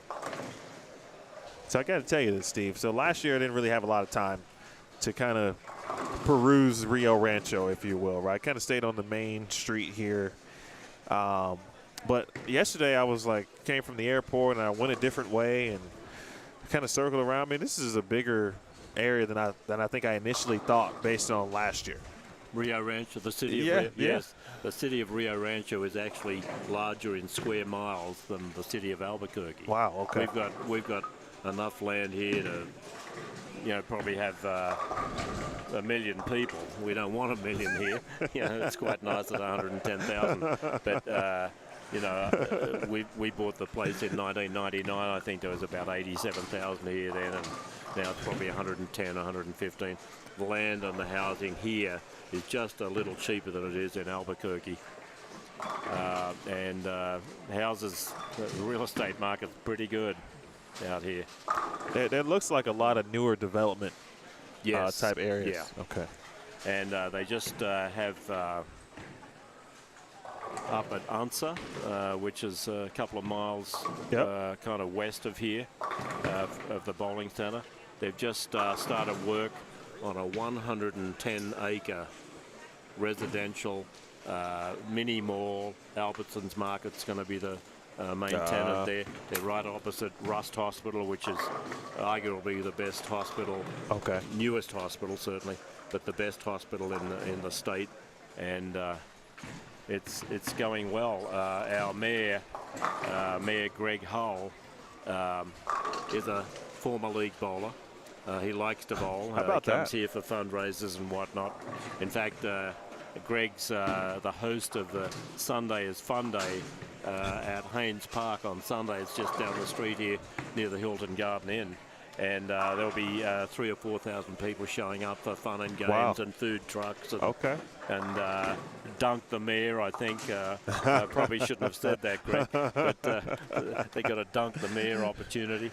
And no doubt some left wings liberals will be trying to do that. He's a conservative. And did a great job helping us get reopened. You know, New Mexico had one of the severest COVID closures. Our bowling center was closed for 11 and a half months. And he was instrumental in getting us open again. So good luck to you, Greg, on Sunday. I hope you don't get too wet. I think we should go check this out now. I want to go and watch this situation. It's on right when the final is on. Oh, well, we can't go. We can't go. So we've got to give away $12,000. Yeah, hopefully give away a car. And a car. Know, this year, it's a very nice $30,000 vehicle for a 300 game. Rio, right? Did I see the sign at the desk, right? Yeah. Well, our leader has 60 in the third and a turkey. So he's continued to fire away here. John Strong, second place. We just saw him down here. He's gone to the other end of the house, so we'll have to wait for the scores there. Jaden Martinez, son of J.J. Martinez, a very good motor mechanic here in the Albuquerque area, and ex-high school bowler. Yeah, father-son bowling today. Okay. a few father-sons and some twins and all sorts of unusual family gatherings here. And of course the bowling family's very popular here. This morning was like old home week here. Right. Everyone hugging and kissing and, you know, saying hello, and nice to see you still standing. Well, we don't take that for granted.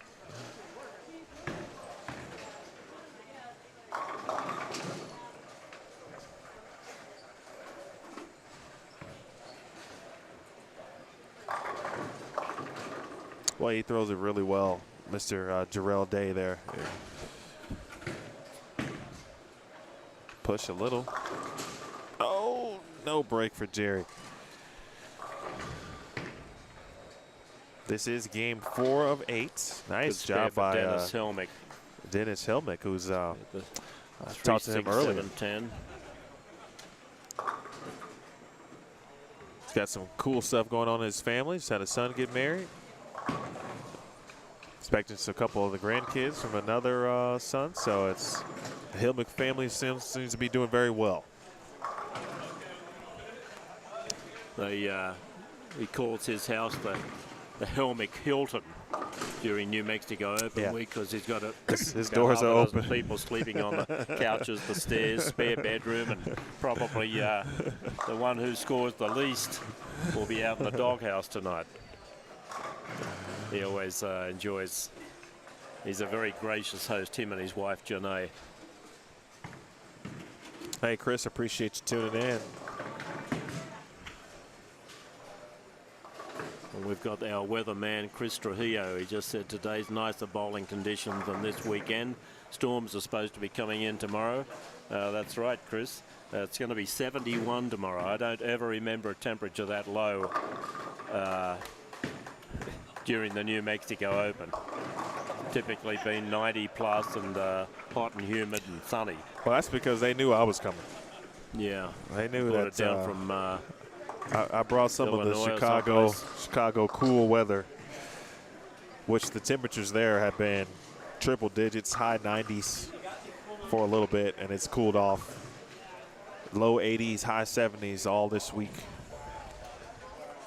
That last message came from Eddie Joe Torres. Eddie Joe, I hope you've stopped to get gas or something. You can't be writing to us on Bowlstream TV while you're driving at 80 miles an hour from Silver City. He said the roads are nice here on I-25. Can't wait to get there. Well, we're looking forward to seeing you too, Eddie Joe. Very good supporter. I tell you, as soon as I got off the airplane yesterday, there was a storm. Storm kind of hit right as soon as you hopped on 25 near the airport. But it was about a 5-minute, 10-minute deal.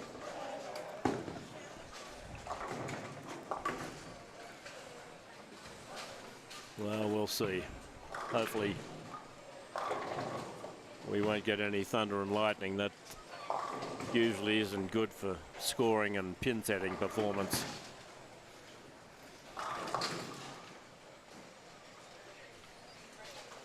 We will see Dennis Helmick here in a second. He's going to join us for the next 2 games on our featured pairs here. 5, 6, 7, 8. Eric Carriaga struck in the 8th. He got to go off the sheet to stay square. He is 5th at 44 under. And I think you're going to need more than that to. Now in this squad here and the next one, Principal Financial Group, Jim Wemples, the local rep for them. We're paying out $1,000 cash prize money for the top 5. The high scorer in this squad gets 350, second 250, third 150, fourth and fifth each get 125. Jim company has sponsored that the last couple of years. And that's extra, increase right? entries for this Friday session. And that's on top of what? On top of whatever else normal they in the can prize win, fund. Now this year we don't have a high youth. We've got the high woman. We've got the high 50 to 59-year-old senior, and the high 60 and older senior. Nice. Okay. And each of them win $400.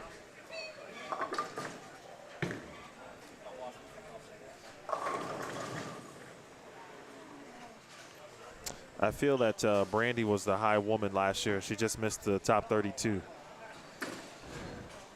High woman out of cash, that is. That's out of cash. Correct, yeah. Emily Eckhoff made the cut. Okay.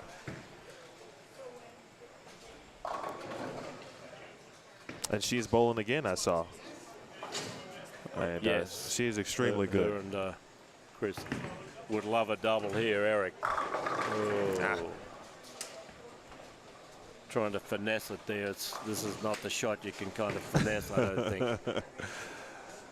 Well, I was watching last night, and, you know, sweeper's a sweeper. And, you know, we had Byrne, we had some fresh, but, you know, we were watching A.J. Chapman late on some of the Byrne pairs. And, you know, if you find the right look, if you just get a couple of boards of area down lane on the Byrne, you could put up some score. He shot 279 like it was nobody's business, and it probably could have shot 300, but there was a little small delay in getting in the his score erase, or a score erase. He had handled some deadwood. Yeah. And he left it 7-pin. Matt has had no end of trouble on lane 9. He's struck the 6th and 8th on lane 10, both deep in the pocket. And on lane 9, he's left the 1-3 6th, the 1-3, and it really is a weird pair for him. Williams says you need to have a senior in New Mexico Open, Mr. Mackey. Can you do that? Billy, have at it, mate.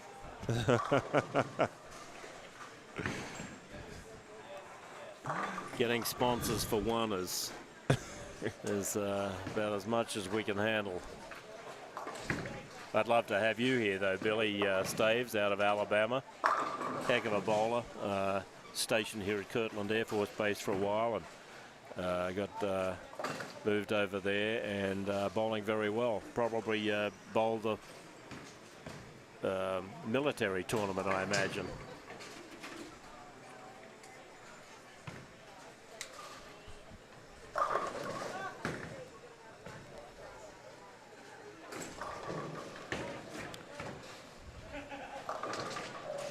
If you are watching, if you tuned in, if you've joined us at some point, many of you have already told us where you're watching from, but I'm always curious when I'm in varying parts of the country, where we may be watching from and have good viewers. And boy, JD Nance, I said after the first 2 games that, you know, he's going to have an enjoyable Saturday off, because he's trending in the direction of certainly making the top 32.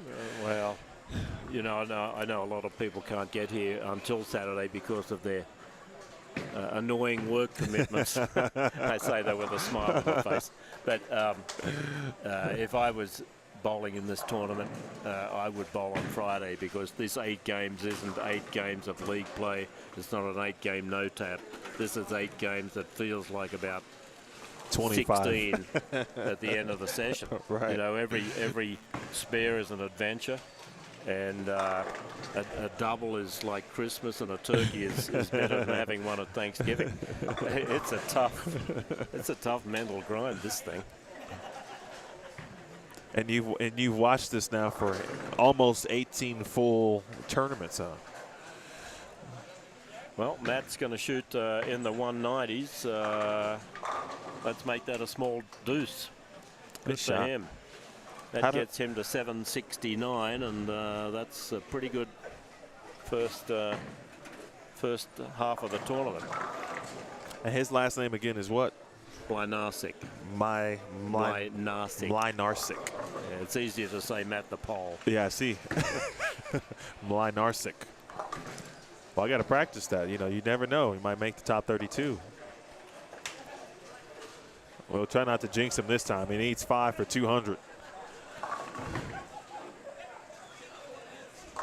Oh, bad luck. On the right side of your screen. Dennis, going to shoot a small 200. That's a good game for him this morning. Yes. He has the house record here at Tenpins More, does Dennis Helmick. He shot 11.35 for 4. Whew. He had 8.35 at the turn and shot a 300 on 1 and 2. Everyone complains about 1 and 2. It's a feast or a famine there. There's no ifs, buts, and maybes on 1 and 2. You either shoot a number or you dial a wrong number. You know, one or the other. So you shoot 840 or you shoot 440. That's it. There's no six. Yeah. There's no 660. 8.35 on the turn with a 290. That's impressive. 9 or something in it, I think. I was way down the other end that night, and then 300 to finish. That was fabulous.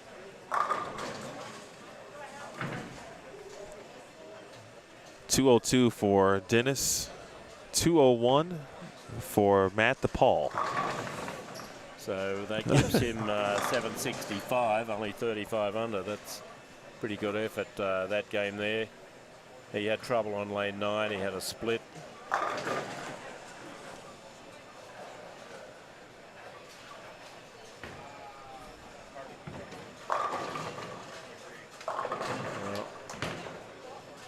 Nance hoping to shoot 229 this game. We'll give him 87 over. That's a huge number, and he's coming out of the ball really well. He's staying right behind it. His fingers are about here at the release, and he's just coming straight up through it and way outside. The shot is outside, I think, on both sides of the lane, but like Mike Miller was interviewed by Dennis Bergendorf in Bowlers Journal International earlier this month, and he said people, I'm trying to get the shot outside, but he said everyone starts on 4th arrow and that just ruins it. And, right. You know, so the shot on the right and the left is a little outside this year for sure, and there's definitely some play on the gutter. And I saw it last night during the sweepers. But you had to be on the gutter to see the friction that where you wanted to see it. You couldn't be 3, 4, 5. You had to be like 1, 2. Yeah. To actually see your ball hook in the mid lane. Now let's see what Nance does on this one. You'll see his ball track on the right of your screen. He's trying the pink one out there. Didn't quite turn as much as the hammer. 227 though, gives him 85 over. That's a huge number. And you can't rest on your laurels here. What I saw in the sweepers on Monday, Wednesday and Thursday was some awful finishes around about game 4 and 5. Last year as well, game 5, a lot of transition going on down there. You got people bowling all over the place.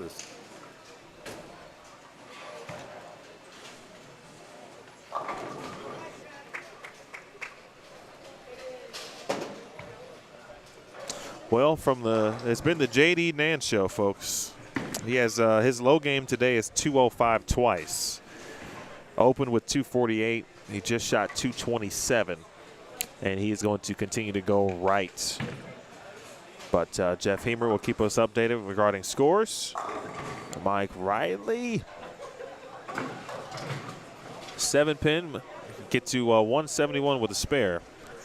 All right, we got some people watching. Let's see. Ezekiel watching from Colorado. Lance watching from Chandler, Arizona. Hey, what's up, Matt? Matt, one of our finalists, stepladder finalists last year. Looking to make another run to the top 4 and hopefully the top 1. Take home that $12K. Yeah, we added $6,000 in prize money a month or so ago, and we were hoping to get 192 entries to justify that, and we had 170 odd 2 weeks to go, and we're at 196 at the moment. Tomorrow is full on paper. If everyone shows, everyone's paid, so if everyone shows, we'll have no vacancies tomorrow. If you're in town here, If you're in the vicinity of Rio Rancho, we do have spots available at 2 o'clock today. It's $270 cash entry fee or $285 by credit card. And we do have availability at the 2 o'clock squad. Another $1,000 added money from Principal Financial Group in the 2 o'clock squad for the top 5 scorers. And there are our principal sponsors this year. Pabst, the official beer of the PBA. Petrie Auto Group from New Mexico. They're down the hill here from the bowling center. Shamrock Foods, very good supply. They've supplied some snacks for the bowlers in the paddock. And Principal sponsoring today's 2 squads. Got some other sponsors too. We do. 1 second. Man, I don't know. There's a lot of great tournament directors, man, but you put in work regarding. Dominguez, do you like the new floor here? Yes, Let's I do. talk about these sponsors. Yes. They're Dominguez flooring. The dad and mum brought their kid down to bowl the Teen Masters qualifier here. We ended up sending a couple of kids up to Detroit a couple of weeks ago for Gary Beck's tournament. Awesome. And I saw their shirt. They were wearing a shirt on a Sunday. I said, "Oh, what do you do?" "Oh, we put floors in." And we have 18-year-old carpet here, so we got rid of it and put their flooring in. Very comfortable. We've got Girardi and Moore, 2 dentists here in Rio Rancho. David Moore bowls league on Wednesday night in the fall. Janny King are our BPAA Smart Buy partner. They do the nightly cleaning here at the bowling center. Vallejos Realty, Anne Vallejos, beautiful lady, bowls league here in the fall, and she's selling a lot of houses. She's worked for other companies now. She's got her own outfit going. Paul Yoder took over our pro shop here about a year and a half ago, and he's become a major sponsor. Turbo Grips, Realty One.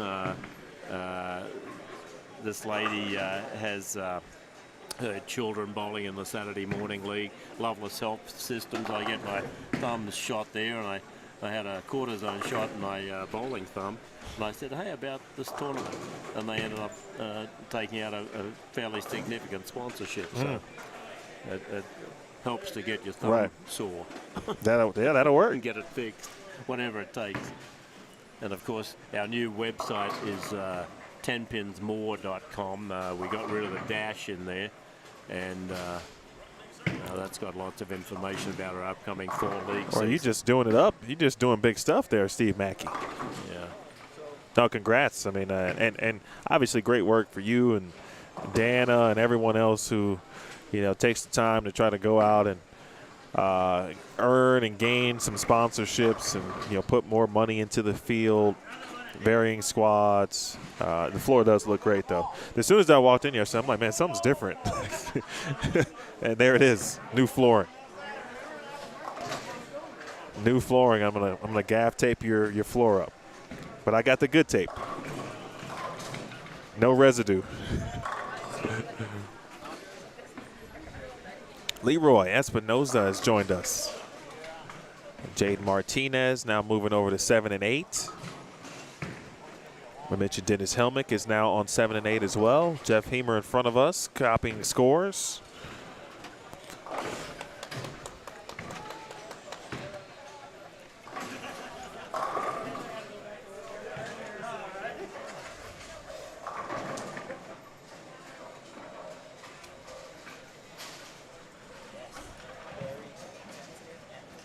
Well, we've got a little bit of a treat coming up here on lane 5 and 6. We've got Adrian Hare, Mike Miller's daughter. She was on the Women's Pro Tour for a little while. Has 2 children who we just love to pieces, Eliana and Logan. Her husband, Brian. Wow, what a bowler he is.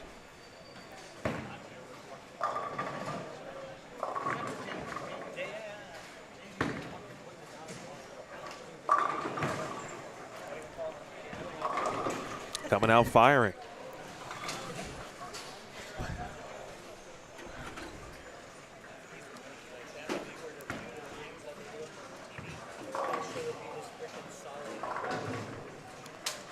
SS King. Dominic Mueller not far from us. He's over on 9 and 10. He's just opened the second frame, but he was only 8 under after 3. Not sure what he did in game 4. He was on 11 and 12, just out of our camera range. SS King watching from the UNM golf course. It's a good day for some golf, I think. Watching Bullstream TV between putts, between drives. Are you a golfer, Steve? You play golf? No. Mini golf. Yeah, that's about my speed too. Putt. I've been trying to get into golf, but I got to get some clubs. I'm the kind of person that like wants a lesson and everything else before I really go out there. Yeah. I prefer it when the ball comes back to me. I don't have to walk 7,000 yards. No, I'm not a golf. I played one game of golf in my life on a AMF golf day, best ball or something or other, whatever it was called. And I almost got a hole in one in a 187-yard thing. That was the only one good shot I had out of 18 holes. And I got a birdie. And then they said, well, we have to use, up to the 18th hole, we've got to use your drive. Have to use it. And it went 58 feet.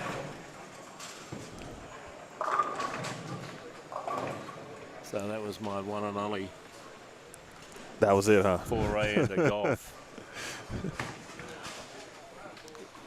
Interesting bowler here in the yellow shirt, Trent Irwin. Trent is a member of our practice club here at the bowling centre. And if you're a practice club member, there's 4 hours every Tuesday from 12 till 4. You can bowl for the whole 4 hours. And he's done that religiously every Tuesday. Wow. For, I think, 7 months. And now he's in the New Mexico Open. He started bowling a year ago. Wow. Yeah. Pretty impressive. That's some dedication, and I didn't too. have to talk him into this. He came over and one day and here's my entry fee and here's my entry form, and we'll see you in the tournament. Now here's Adrian. Let's have a look at this beautiful style. Good air. Good count too. Might be just a tad deep.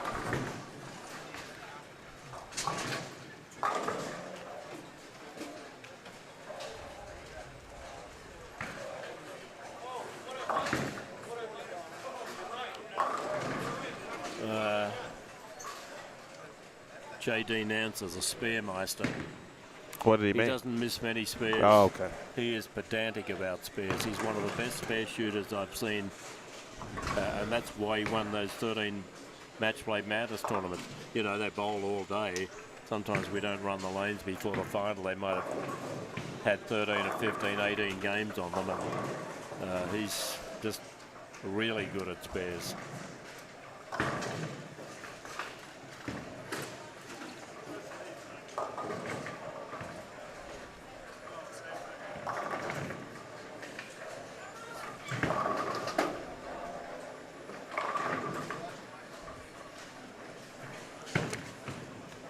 Good question from Adventures Florida. Can he use this urethane hammer from 1984? Yep. As long as it's not the Storm Spectre or the purple hammer from 2016 and 2017, you're good. In this tournament, according to the rules.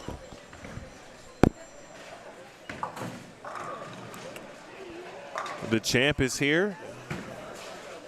Not here physically yet, but he's in the Bullstream TV chat. And shout out to Theo. Getting a chance to work with Theo coming up here in about a month. Actually, a little under a month now. He's hosting a CBE 10K Cactus Classic in Arizona. Yeah. And he's got 10,000 on top. Yeah. And the winner of our tournament is going to get a paid entry by me in Theo's tournament. How about that? Yeah. Well, And Theo, we're very happy that you're coming back here, and thanks for the plug you gave us in that Bowler's Journal story. He said he was here a number of years ago. He made a show, and he thought we should be doing something like this in Arizona, and that's where his tournament got born from, bowling here. So it was a witness to him. Nice. I look forward to meeting him in person. We have communicated via email. I will be streaming his tournament. You'll be doing the tournament. Yes. Good. And you got a really good man here, Theo. I know you know that, but Emil will do a great job for you. Lots of flagged, easy spares. People are going to look at this tonight and go, oh boy, look at me, Mr. 3-pin by a mile. I should tell Dylan Taylor right now, man, make sure if you already got your entry in for the CBE, because if you win again, then you got to get a refund so Steve Mackey can then pay your entry fee into his tournament. Well, you know, every year I've taken, other than this year, I've taken people's entries over the phone, and if they didn't have the money, I just put them in there. I've had as many as about 24 people drop out of the tournament that hadn't paid. So this year I insisted on money, and guess what? I've only had 6 or 7 people that have had to drop out. A couple had COVID, death in the family, work commitments, you know, legitimate reasons for not coming, rather than telling me something 6 months ago and then not showing on the day. So, you know, our 196 is really a stout entry, particularly with all the PBA tournaments around the town, and Jeff Richcolls has his event up in Iowa this weekend. The 11th Frame Open is happening. Very slowly, there's a score sheet coming to us from this. This is actually coming back to me because Jeff would do some random things every game to kind of spice it up a little bit. He's going to come up through the floor later on. Well, there's some scores. Have a talk about them. Wow, plus 85 for 4 games, J.D. Nance. He's got a 110-pin lead on second. And this is about, you know, putting up a score high enough in your 8 games to hopefully have it carry over and make the top 32. But just in comparison, he's got 885. He's the only player plus in the field right now. John Strong, who has bowled very well, is minus 25. Good shot there by Adrian, the former Nebraska product and national champion. Adrian, speaking of her, is third. I've seen her bowl a lot. You know, she was bowling when Dan and I first got married. In fact, when we first got married, she was 3 years old. Wow. And she and her dad Mike and her granddad Gary, now 90 years old, I brought them all down to Australia, and Gary and Mike did a ball drilling, coaching, bowling tour down there. They went to Geelong, went to a couple of centres in Melbourne, Canberra, Newcastle, all over Sydney, the Gold Coast. They bowled in the Tweed Head Open. Tweed Heads Open.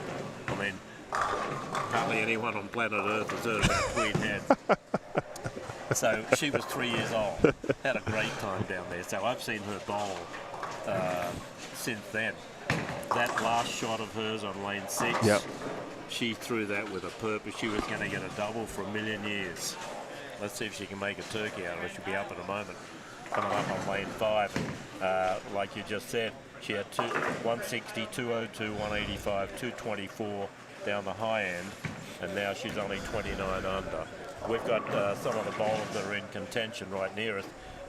Dominic Mueller coming up down here. He's got the red shirt on. We'll be able to have a look at him. He's a few pins behind Adrian.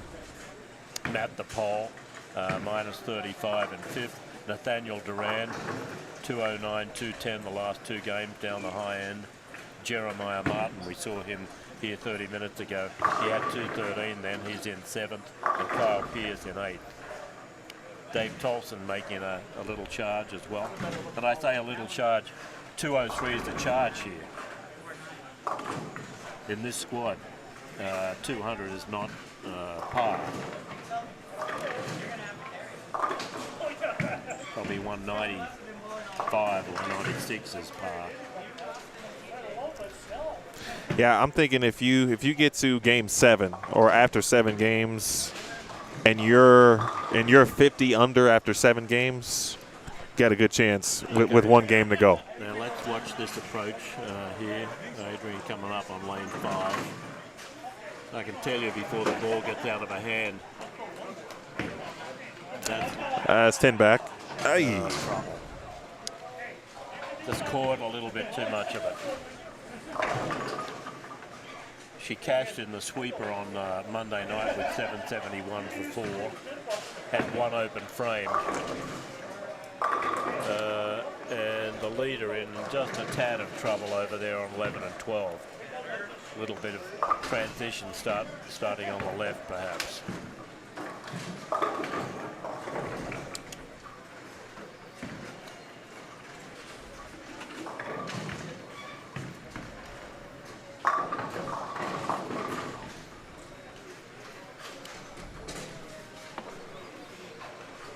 Randy giving a shout out to Dave Tolson. We had Dave on. He actually started game 1 on 5 and 6. And our defending champion Dylan Taylor said, "I'm also bowling Theo's $10,000 event, and we'll get to see you twice, Dylan. We can hardly wait."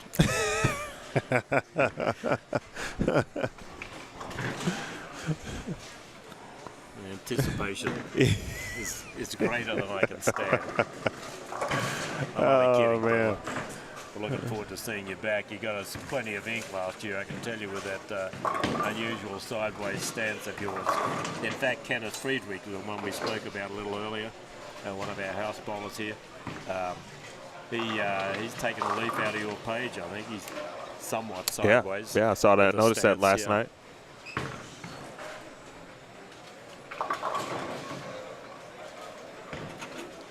Well, Adrian doesn't miss too many spare attempts. Let's see what happens here.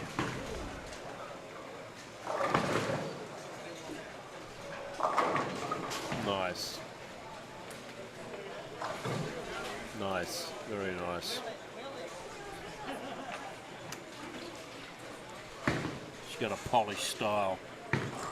Absolutely. Looks very timeless. Remember that movie On the Waterfront? Do you ever remember seeing that? Marlon No. Brando classic.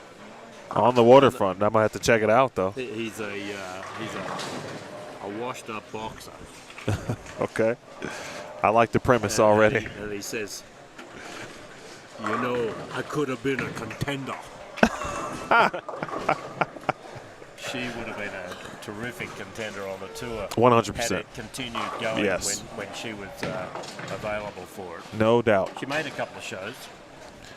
Yeah, she had some women's series success. I think the PBA was involved in some of the women's telecasts. Yeah, they had they ran some women's series events in the late 2000s.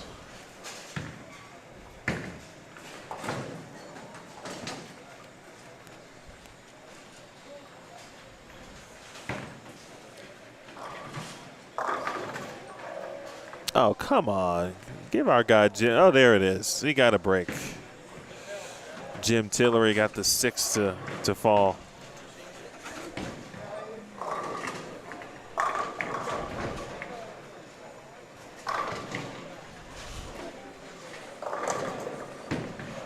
He's going to go down and respot that pin for no reason.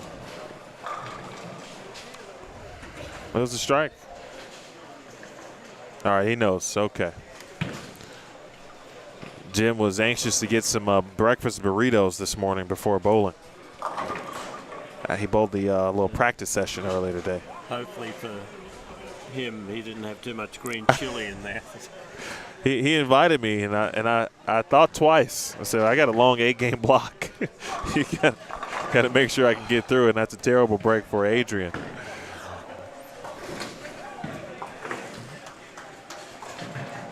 Well, that was a tough break for Adrian there.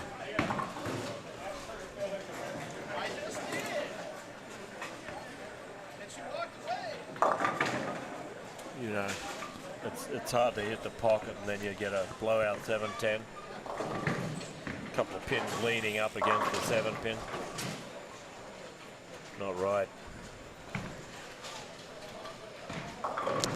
I tell you, in any 8-game block, it doesn't matter what the tournament is. There's always a bounce. There's always a kind of feel like a little bit of a lull, right? Because you get middle of the block, especially on something tough where the participants, the athletes are kind of wondering like, okay, is it going to get better at some point? How many spares do I have to make?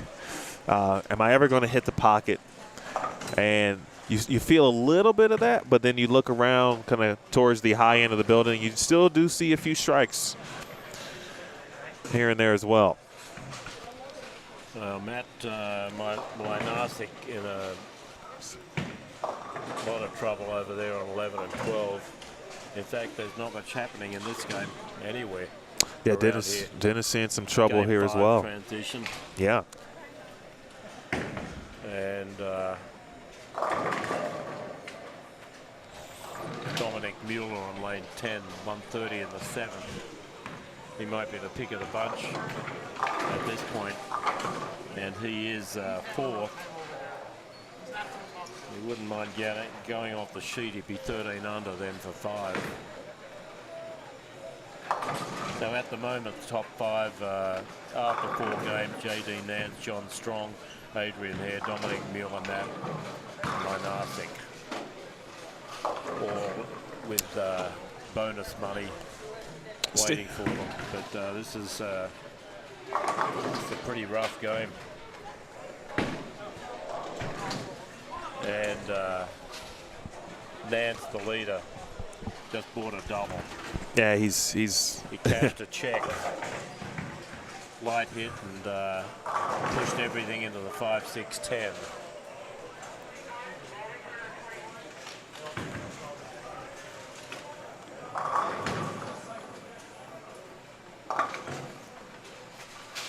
So you mentioned Theo got a thought to himself, hey, how can we do something like this in Arizona, in Phoenix, et cetera, et cetera.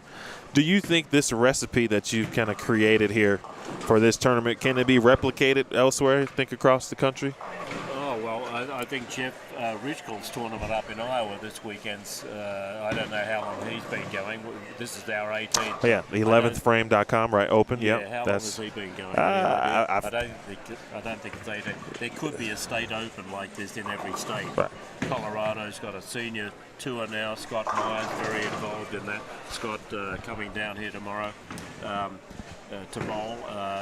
He pushed entries from Colorado. I think we've got 31 Coloradans here this year. We've got about 28 or 29 bowlers from Arizona. Every state could have one of these. And it just takes someone to go out and get sponsors, preferably a proprietor of a bowling centre or an owner of a chain of centres or something in that state, because they've all got vendors. Right. They do business with Pepsi Cola, they do business with Classic Bowling Products, all those various companies in the business, and do what I did. It just takes a bit of legwork, that's it. Oh boy, look at this.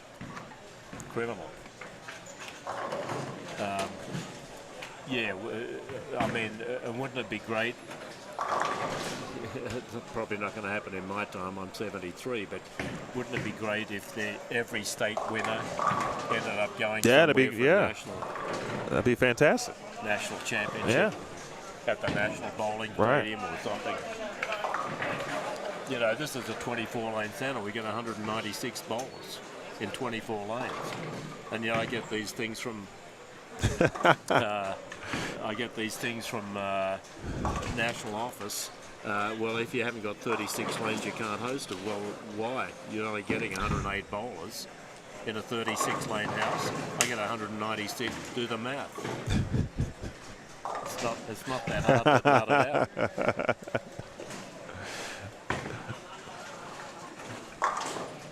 We started an event series like this in Australia. Ed Fleming down in Melbourne at Ringwood Lane started the Melbourne Tenpin Cup in 1973. I took the idea back to Sydney and started the Sydney Cup in 1974. Eric Miles bowled the Sydney Cup. He took the tournament back and ran the South Australian Open in Adelaide in 1975. All of these tournaments are still going. Someone picked up the idea, the Schmelzkopf family, Dave and Val Schmelskoff, ran the Perth Cup in Western Australia. Started that in 1976. I mean, that's how stuff goes. Right. It's not evolution, it's hard work. Right. It definitely work on your end, certainly. I asked you earlier how long it takes, or how much time do you give yourself, you know, to before you start working on the next year's event. And you give yourself I have 2 months off. 2 We months. got the fall league on the floor. Okay. Late August, early September, we're going to have a good fall season here. I'm probably going to have over 850 league bowlers in a 24-lane house. And so we get them on the floor in late August, September, October, and then I start hitting up sponsors in November. And there's a couple I'll be hitting up for a little bit more. The Ming wedge flooring, for example. Mechanical systems. We're putting a new air conditioning unit on the roof. We're going to do it this week, and they need to have a crane here. And I said I can't lose 6-8 parking spots. Do it next week. We'll be adding another 4-ton unit on the roof. So I'll be calling. Ball change for Adrian. Yeah, not a good one. Push. The key here is not to panic. Okay, you're 117 in the 7th. You can make a spare and go off the sheet for 197, which is probably par. She might even be a pin or two ahead of par, whatever par it is. Par is not 200 in this tournament, usually. Well, Eric Carriaga. It's a spare and then just go off the sheet. It's one frame at a time here. Oh. Can't be thinking too long term. Carriaga's made a good comeback here. After a 156, he's going to shoot, hopefully for him, a small 200. Mueller can go off the sheet for a small 200. That'll keep them close by. Brand new pins, incidentally. They went in on Monday. 3 pound 9 ounces. It's the heaviest pin AMF makes. Challenge. Wayne White is the head of the cubic or AMF pin division in Lowville, New York. And I said I need a set for the New Mexico Open. He said glow. I said, yeah, glow pins. He said 3 6s. I said no, 3 8s, 3 9s. Oh, I don't know about that. He said we usually send them to Europe. And I said, well, send them via Albuquerque, Rio Rancho, will you? So we got them on Friday last week, and here they are in the machines on Monday, and they sound fabulous. I love the sound of new pins. I wish I could. Oh no, yeah, it's funny. It's a pity they get old and beaten. It's funny listening to these pins. Pretty good effort for Mueller there, 198. Yeah, 198 will get it done. 209 from Eric next door. 35 under for 5. Carriaga, a good comeback after a buck and a half. That'll get him back to 80 odd under, 79. Big bounce back shot there from Levi. Missed his spare. Well, dump one in the gutter pretty early in the 8th. Strikes in the 9th. This is a key for her here. You see the signature on the back hair. It looks like a rabbit. Oh, that's right. Oh boy. Good shot. Ooh, good shot. Good shot. One of Nebraska's all-time great players in the history of that program. And there are a lot, but there are certain ones who still stand out amongst great players. She's one of those. I heard there was a lot of different sounds. I was in Dallas a couple weeks back for the final 3 events of the PWBA season, and they used twister pins. Completely different sound. And a lot of 9 pins and 4 9s and 8 pins left. Well, a couple of houses here in town have twisters, and on the house shot, boy, you can leave 8 pins and 9 pins It was rough. forever. Unbelievable. Jim Tillery with a big double next door on 9 and 10.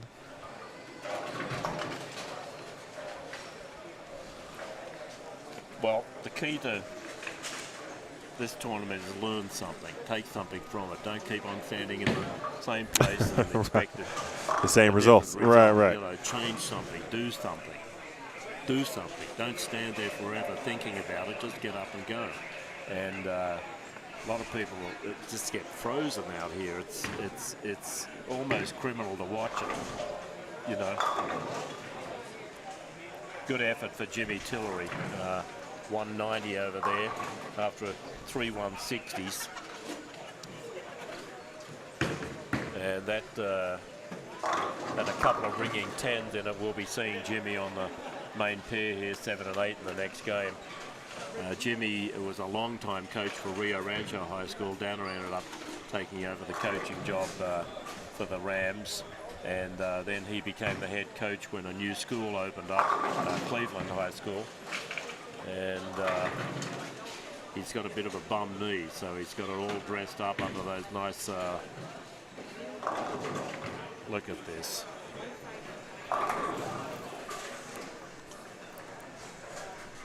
Well, she makes the spare. Anything, a blowout 7-10 Right. and a shaky 7. That'll be 177 spare strike, but it'll be a much better, or if you look at the score and what's happened, a much better 177 than what the score would suggest based on some of the shots she has been making this game. Yeah, we're going to see a ball go down here on the right side of the screen. It's J.D. Nance, and I can tell you he was in trouble. 84 in the 5th, and he's got a 5-bagger. There it is. And Through the that's all nose. she wrote, but 2-4. pull out a 2-10, getting close to 100 over. Oh, it is 100 over, 107 over with a Yeah, spare. he's going to be in the 220s. Excellent effort.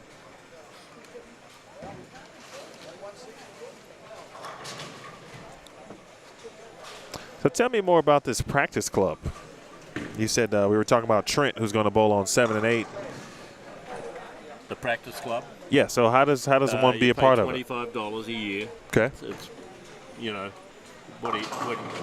what's that? 4 gallons of gas these days in California, maybe. And Chicago too, Go and Brandon. Illinois. And you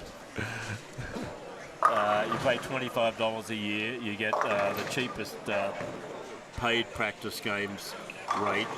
Our high rate here is 6 1/4 a game. You get it for 3 1/4, 3.75, depending what day and time it is. But on Tuesday between 12 and 4 in the afternoon, you can bowl that whole 4 hours for nothing. You can bowl 40 games if you can squeeze them in, or you can bowl a 3-game set or whatever you want. And Wow. you know, if you can get Paul Yoder's Pro Shop Paul to give you some coaching, then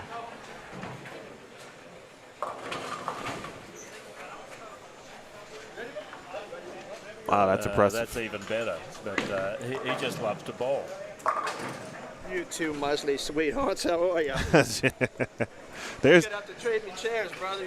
there's that Jim Tillery that I know. Being accosted here by Jim Tillery. Bum knee and all. I told him his hair was my colour when I was his age. And I said, this is what you can look forward to, mate. He wasn't too thrilled. Well, that was a good effort for Nance to he used a get-out-of-jail-free card there. The game of bowlopoly. Mueller. So for $25, I get a discounted practice rate, and every Tuesday from 12 to 4, I can bowl as much as I want. Yeah. For free. Yeah. That's a really good deal. Yeah. I might bowl more if I had that. I would make it a point to free up my Tuesdays every week. Well, he's done that. He's made a point of freeing up his Tuesdays, and I move it around occasionally. At one point we had it on Monday and moved it to Tuesday. We've had it on Saturday during the COVID reopening era. And you know, if you want to bowl, if you want to practice, if you want to get some games behind you and learn the sport of bowling, there's no better teacher than doing it. Doing it a lot. Yeah, reps in this sport are extremely important, just like anything else, and you're trying to improve and get better, but you can just get better by bowling more. Tillery with his +4s, he's a -100. He wouldn't mind getting a +100 now instead of a +4. He's got that left knee wrapped up under those wide brimmed pants. Easy style. His family, the Tillery Auto Group, have a dealership, a very busy dealership out at Moriarty, which is the other side of the mountain range here.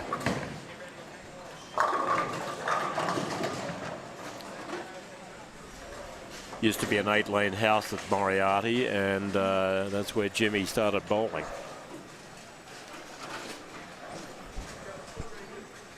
Lives up in Colorado now, Jimmy, and helps his daughter with gemstone and jewelry shows around town, around the state.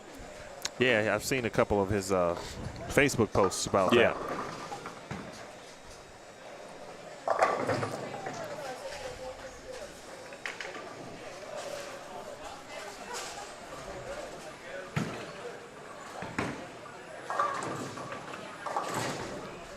That looked like it hurt.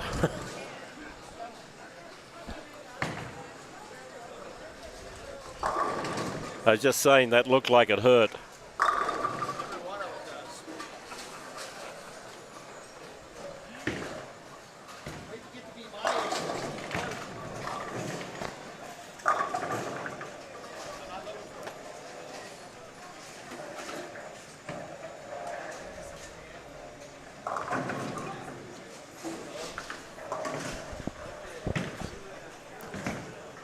Thanks, Randy. Appreciate it, Ramon, as well.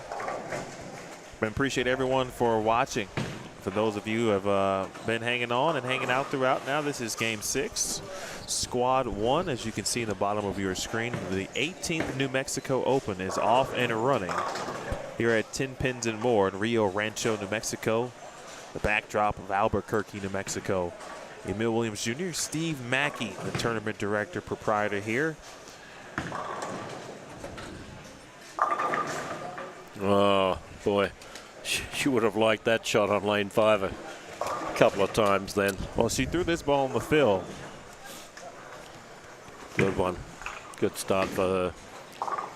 Yeah, she threw that ball on the fill shot, struck on 5 and 6, and then has now come over here with that ball and struck with her first frame. Lauren Aramillo on lane 6. Very nice style. She's a former high school standout bowler, and she's the front desk person up at Silver Lanes here in Albuquerque. Got the day off today to come and bowl. Hopefully she'll make the cut and get the day off to bowl on Sunday in the finals. She started well. She started with 2-0. Yeah, bit of trouble since then.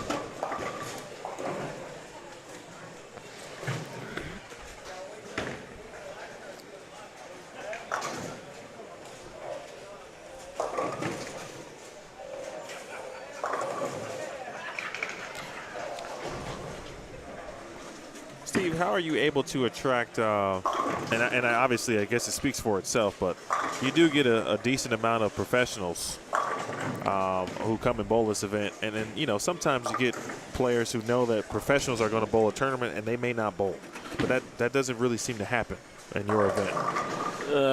Well, before 2015, this was the only tournament in America this weekend. There was nothing else on the third weekend of August. There was a Belgian tournament in Antwerp or someplace for seniors, and the New Mexico Open. That was it. And so they got used to coming here, and you know, I've got some pretty good ones this year. Marshall Kent will be here, Yeah. AJ Chapman, Jacob Buttriff, Matt Zweig, Chris Barnes, of course, won it a couple of years ago. They've just finished some senior tournaments. Yeah, PBA 50 they've and still got 60 just wrapped regionals up. going on, so you know, we're happy to have whoever comes here. It's the New Mexico Open. It's open. You know, anyone can do it.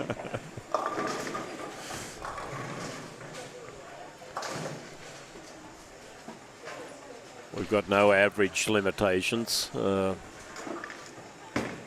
Scratch And tournament. it's a good learning curve for a lot of people. You know, bowling's a really good sport to get into.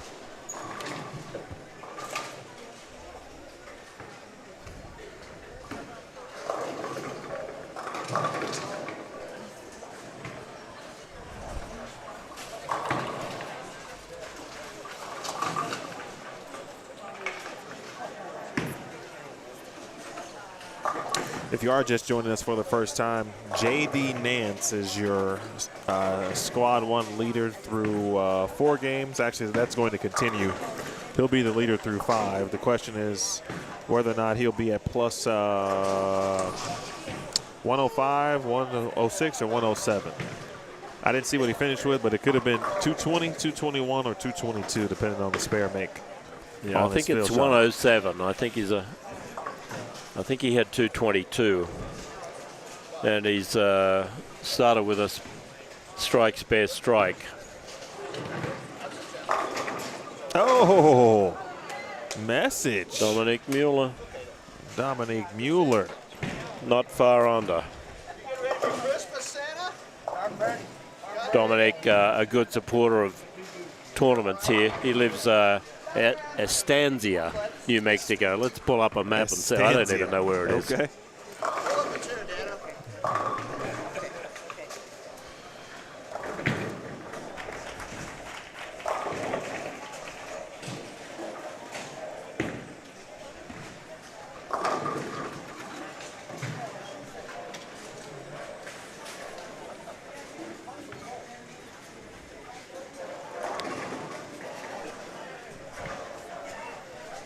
You've got a map of the state here, and I still don't know where it is.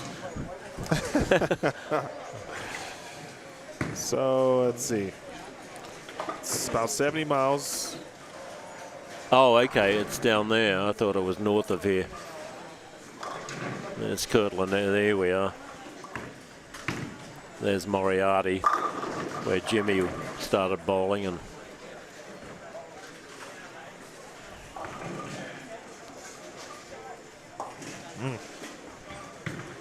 other side of the Sandia mountain range, and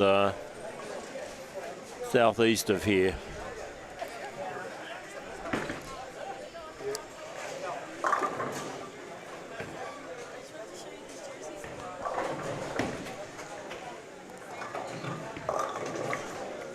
That's a good break for Dennis.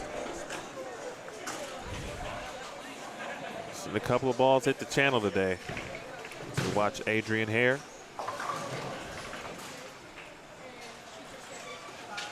If you remember her from Nebraska, she was Adrian Miller at that point.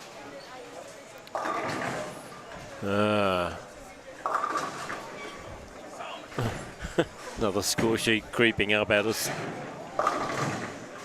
107 over. Unbelievable. He's 142 ahead of second place. We've got a lot of lefties in this field too, so they're obviously not watching him. Dominic Mueller with that 198 got the second at 965. John Strong hanging in there at 52 under. Adrian Hare 52 under. This is for 5 games. And Nathaniel Duran at 59 under. And then a bit of a gap, Eric Carriaga at 921. Dave Tolson out of Colorado now, 918. Jeremiah Martin, 907. Matt the Pole, 905. and Kyle Pearce 104 under in 10th. Well, we've got Dominic Mueller coming up now. He's got a powerful upper half of his body and can get plenty of speed. He's got the foot speed of a two-hander. And he'll take that.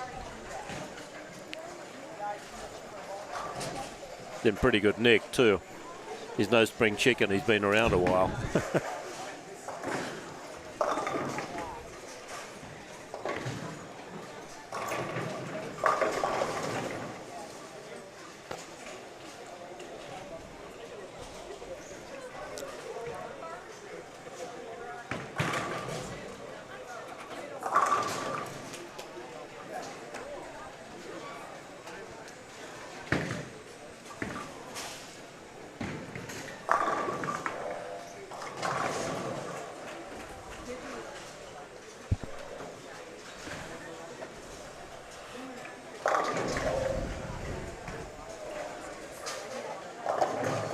Nance is just tearing the racks apart down there. He's way out of camera range now, but I can tell you he's got a strike spare turkey and ripping the rack on every shot.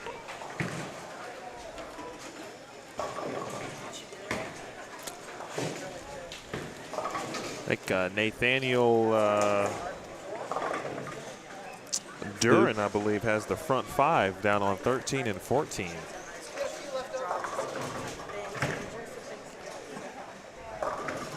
Won't go astray.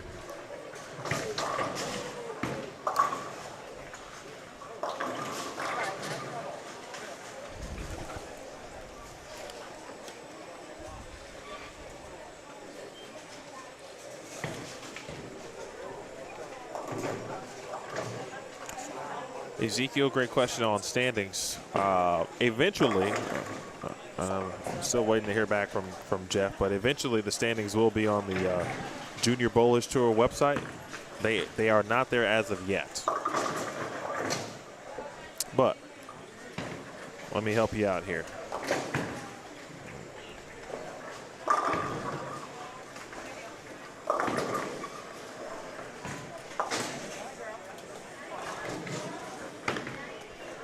Minus 35.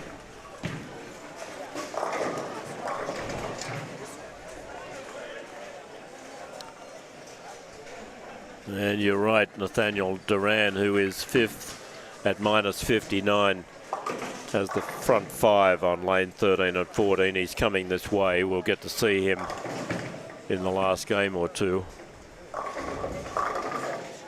He won a paid entry here a couple of weeks ago with a 235 average on the house shot, and he's averaging 220 with his wife Lacey in a Sunday night doubles here in summer.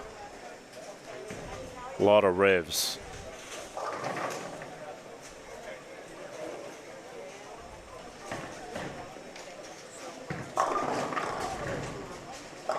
Front six. Wow. All right. That's impressive. No one started with the front six here, I can tell you.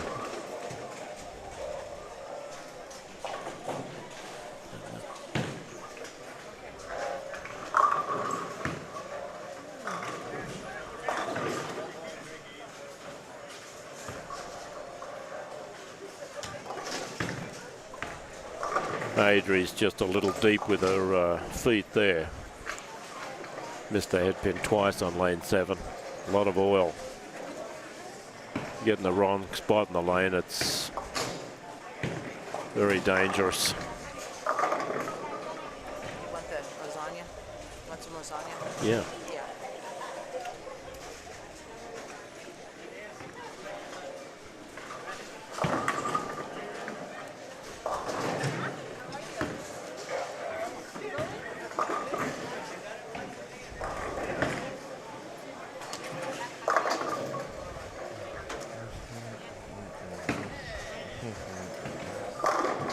Good shot there for Mikulowski. Coming back from a Couple of horrid games with a double on 5 and 6.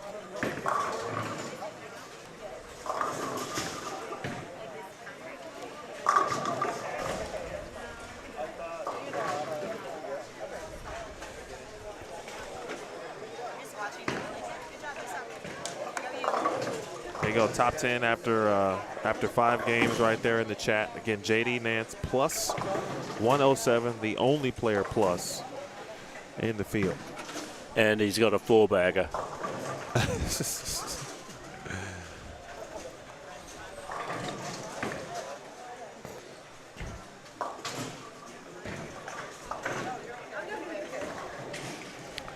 I think he was on the featured pairs twice in games 2 and 3, and only shot 205 both times. He's gone 248 game 1, then 227, 222 games 4 and 5 respectively. We'll keep you posted on the progress for Nathaniel Duran, excuse me. 5-bagger for Lance. Game's a little too easy. Needs to take up billiards or something.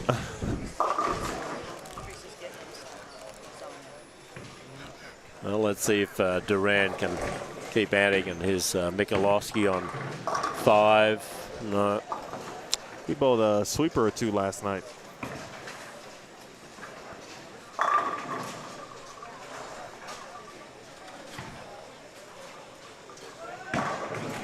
That's a 7-bagger down there for Duran on his way to a big number.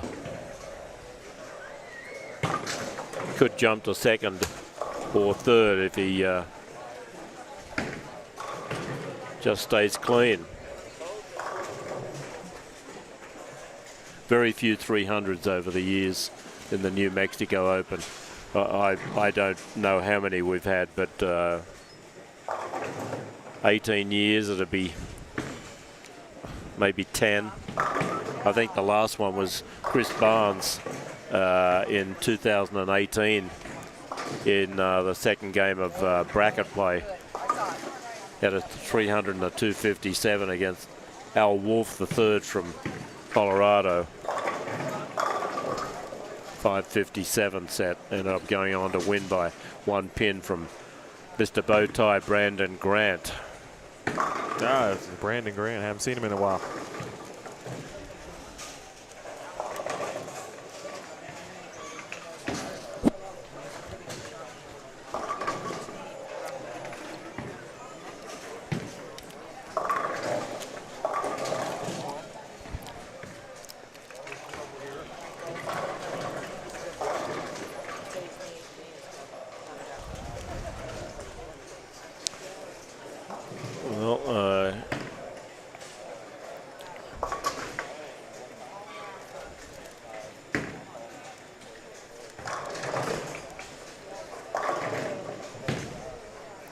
Nance's string stopped at 5. He left a 6-pin.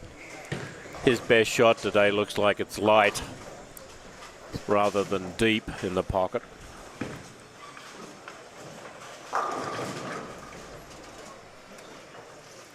Here goes Duran for 8 in a row for Duran. Wow. Now that's a 260. That gets him over the card, so he's now into 2nd place. He's got family behind him.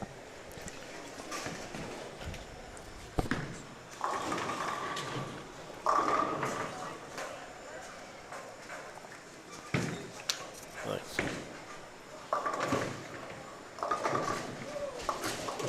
Italian food.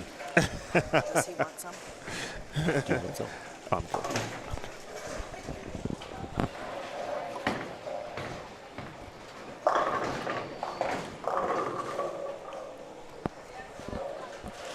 So we're on the Nathaniel Duran watch here, along with watching 5, 6, 7, and 8, and Adrian Hare looking for a double.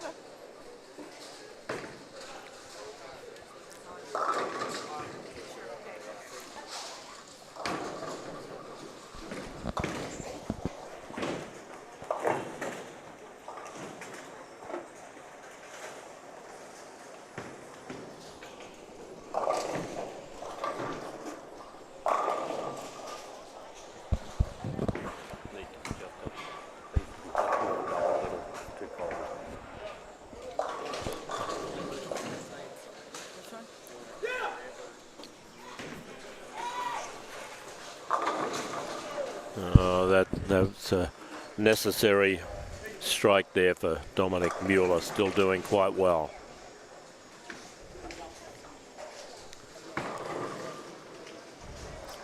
Battling to stay in second place in this squad following Nathaniel Duran's 8-bagger over there.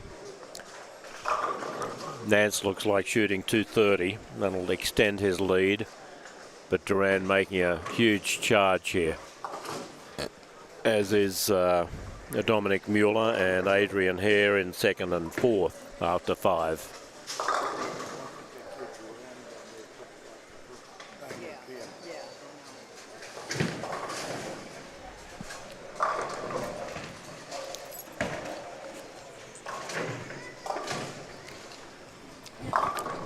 Quick look at Duran over there. Duran over on lane 14. Oh, left a 10-pin. 8-bagger 10-pin.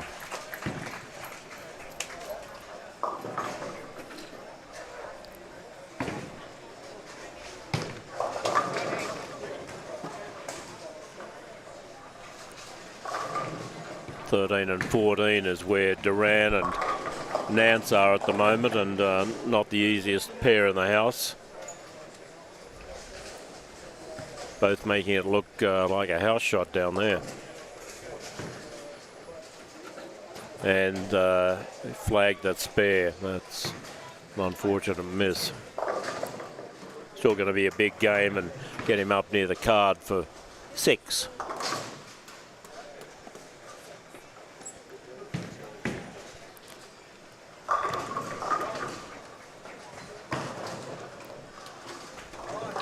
Kariaka making a charge. He was in 6th place at 921. He's looking to go off the sheet for a small 200.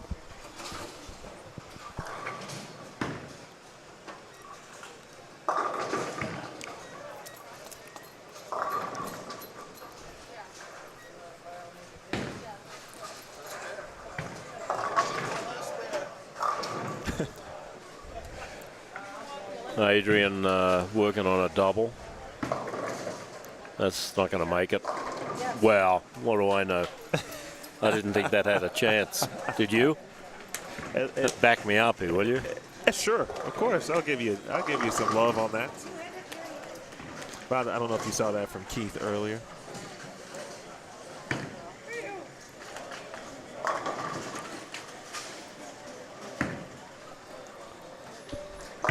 Note from Keith Hubert, he's out of Hayes, Kansas. I think that's near Leavenworth. I don't think it's too far away from that federal prison.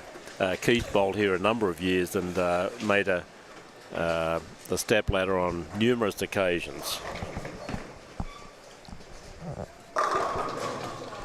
Mueller's doing well here, man. With that 9 out that Duran just had, this might keep Mueller in second place in the squad. And Mueller can go off the sheet here to get to a pin over. That's be exactly what you want when you got, well, with a couple games left.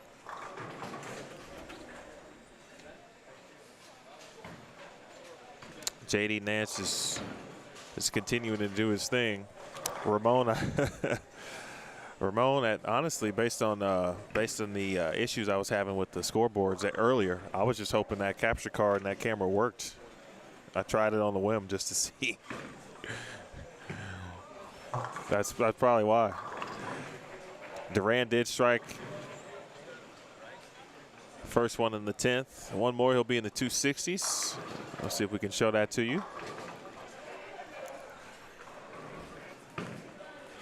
If anybody can get to plus besides JD Nance, I don't see him at this point not remaining on the plus side of par. In bowling, plus of par is good.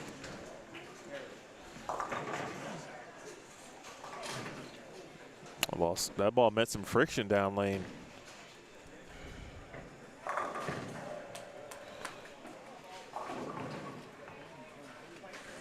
All right, so he'll be in the 250s. Speaking of Duran. So his day, 161, 180, 209, 210, 181, and now it's going to be the spare 257.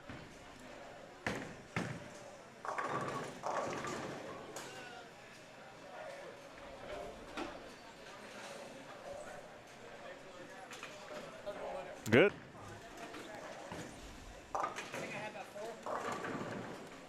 Dominique Mueller saying what's up to me, asking me how's it going. I'm all right. Considering how this day started, or this broadcast started, I'm great. 233 for JD Nance. He's out to plus 140. Well, if you like a certain part of the lane and you like urethane, possibilities to go plus 140 exists. That's what JD's been doing today. Hey, Emil, tell Steve his wife's going to buy me a drink. He's going to put it on his tab. Did you hear? Are you purposely blocking out Jim Tillery's comments? I hear nothing. I know nothing. I'm doing a Sergeant Schultz on this formerly red-headed person. Well, Mueller has a great effort here. He needs 2 more strikes to go over the card for 5. 179, 189, 224, 175, 198. Hoping to get 236 here. Working on a turkey. It's going to be close. What a shot. Nicely done. Wow. Impressive. And 257 for Duran gets him -2. And Hare is going to have a decent game as well. Finishing up on lane 8. Hurry back. Good count.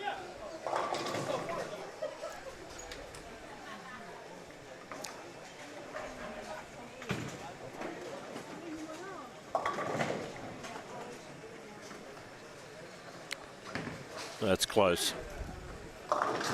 Well, didn't quite make it. 233 leaves him 2 under.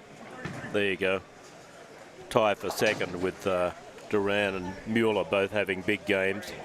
233 for Mueller and 257 for Nathaniel. Stormby, that is Adrian Miller. 257 might be the high game of the day. I can't see anything bigger than that here. JD Nance had 248. That was the highest prior to that. Yeah.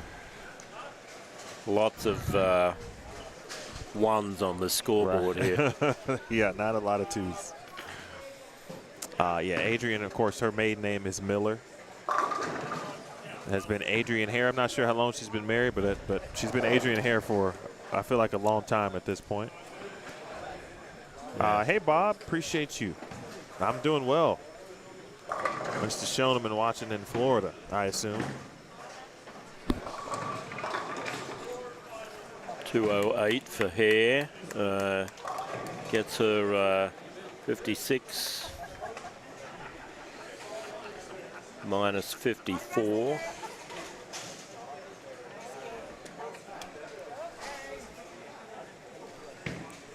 John Strong's down the other end of the house. Don't know what he did.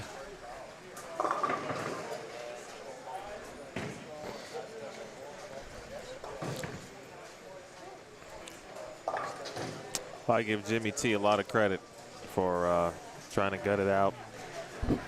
But he told me earlier, hey, no excuses. The knee is good enough to bowl, so no excuses. Well, we'll see if Mr. Mueller can keep up this great pace here.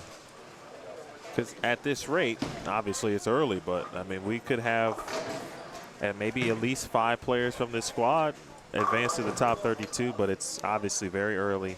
And we've got 4 more squads left. We know one With all due respect to the next two games, but JD Nance is he's I think he's going to be bowling on Sunday morning.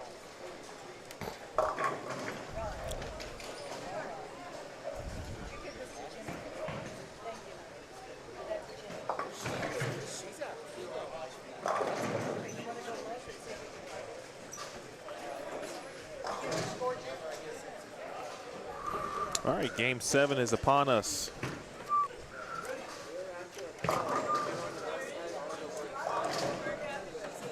Give big thanks to our main sponsors here at the New Mexico Open. Pabst Blue Ribbon, Petrie, New Mexico. They will give away a brand new 2022 Kia Rio. Someone shoots 300 in the stepladder finals.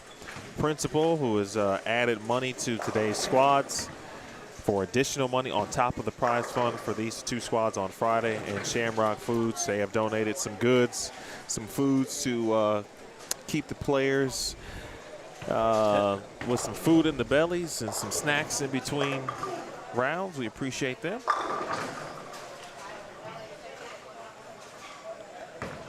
And also thanks to Dominguez Flooring, Loveless Health System, Realty One of New Mexico, Girardi and Moore, of course Paul Yoder's Pro Shop here, Janny King, mentioned Paps, Vallejos, and Turbo.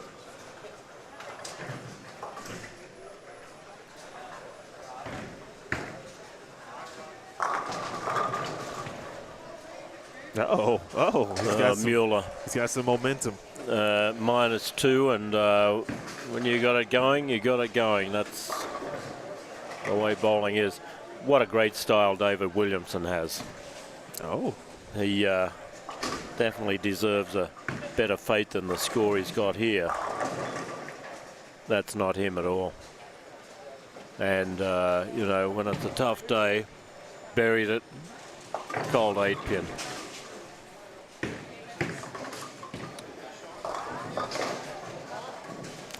So one thing I noticed that's different for you as we see Tracy Novak for the first time. Tracy, formerly Tracy Miller, married to Steve. Steve is going to bowl this afternoon. Tracy used to bowl collegiately at Pikeville. They live in Louisville, Kentucky. Occasionally Tracy beats him in league at Louisville, Kentucky. They came a long way, them and Marshall Kent from Washington State. Probably the longest trips here. And surprise, surprise, in the after COVID era, their stuff arrived on the same plane at the same time like yours did yesterday. Oh, that was pretty good. They had some issues with that in the past, sounds like. Huh? Yeah, last year my equipment did not arrive. It did not make the same trip that I was on. So I spent about an extra 2 hours in the airport. Okay, Mueller, what you want to do with a runaway Brooklyn is make a double out of it right in the hole. This is 10 back. Trouble. He's in good shape, though. I was about to say something, and I don't remember what it was going to be. Yeah. Oh, a lot of tournaments that I pay attention to or have worked have like a Desperado squad or some kind of re-entry squad, but yours does not. Why is that? Is that on purpose? It's on purpose. You got one shot at it, and if you make it, good. If you don't, well, hopefully we'll be paying down the list a little.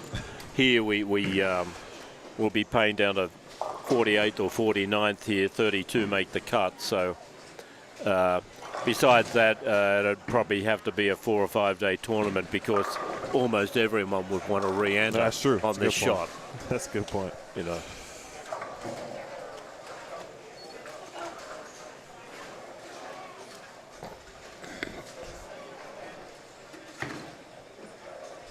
And that's one of the things in a 24-lane house. We simply wouldn't have time. The Desperado squad would be we could call it the Night Owls, 2 o'clock in the morning. And I bet there'd be some 2 a.m. bowlers going on. I'm very familiar with that bowling in Singapore back in the 60s and 70s. they would have Masters qualifying, a 6-game set. You could enter 3 times to try and make the top 32 for the finals. And one year it was in a 14-lane house inside the Hyatt Hotel, at 14 lanes there.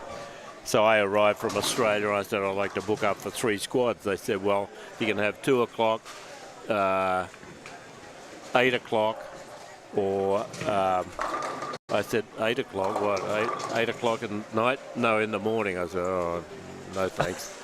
I said, I'll have the 2 in the afternoon. They said, no, it's 2 a.m. So I, you know, you had to qualify at 2 in the morning. It was... Wow. Tracy Novak spared the baby split.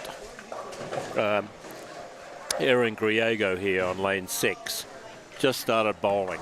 Him and his wife and his daughter, Lucia, his wife Elizabeth, just love to bowl. And they're here 4 or 5 days every week.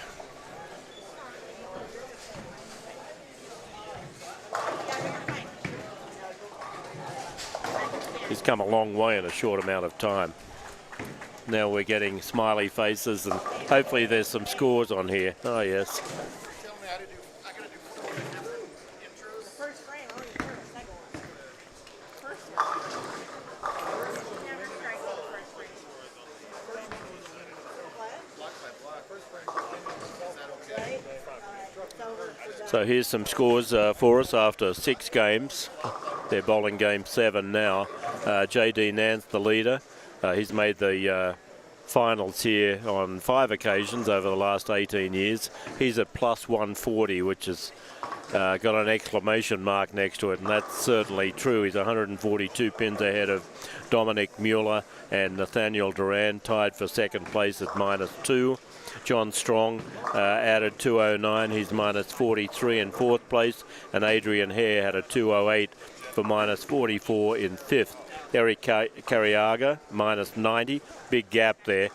That's usually a telling place where scores might end up for the 8-game set. 46 pins, the difference between 5th and 6th place. Matt the pole, -114. Dave Tolson, -117. Tracy Novak, -118. And finishing out the top 10, Kyle Pearce at -124.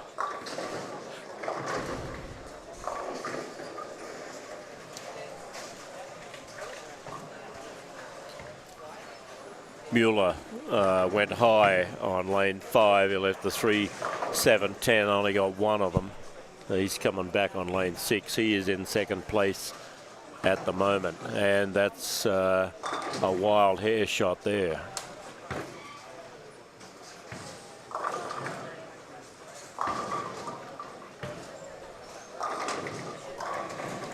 Well, that looked like they're getting any friendlier out here.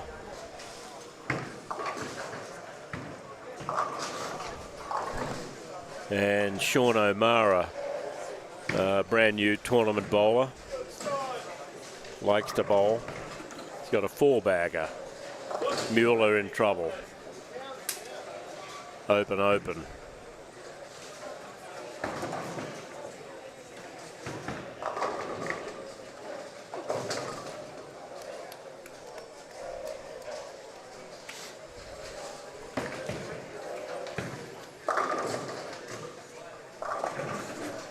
Quick update on scores. I know many of you were asking, can you see them online? I just talked to Jeff. He said they're going to be updated or posted after every block. But when we get to squad 5, which is the last qualifying squad, he will try to update them after every game as best and as timely as possible tomorrow night. But after every block. So once this squad is complete, A squad scores will be updated online on the juniorbowlerstour.com website. And the reason we're using juniorbowlerstour.com is that Jeff Heemer, our tournament director here, has a very good website. It's extremely informative. He'll be back here in a month or so running the Youth New Mexico Open for the 7th time. And that'll be September the 24th and 25th.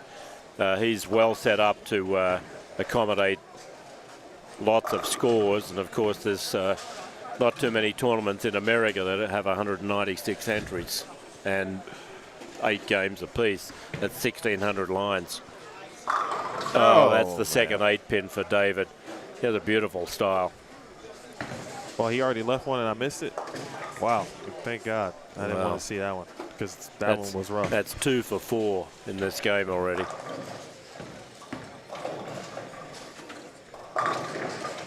That's where the mental game in this tournament comes in. It's hard to hit the pocket. When you hit it, you rightfully expect, I threw it great, Sure. I was under it, I didn't come around it, didn't chicken wing it, nothing, and all of a sudden you got 2 8s out of 4 shots. It's not right.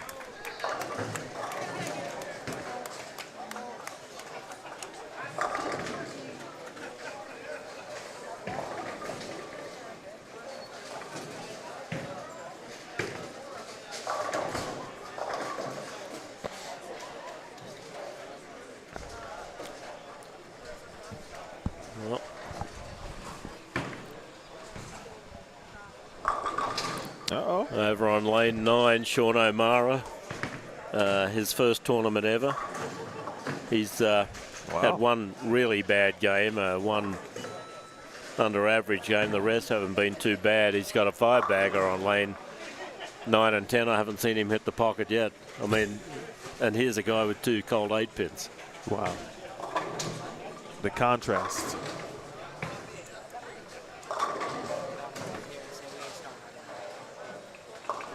You're being stalked by a Kentuckian here. I see. He's right here. Mueller's changed balls. Let's see what happens with this one. He needs to keep his mind in it here. Easy to lose your way.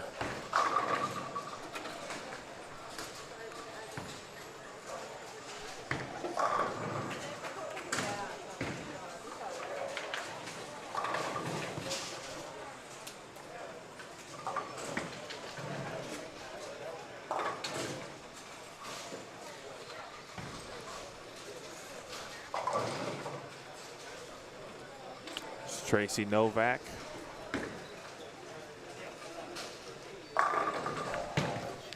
Good shot for her.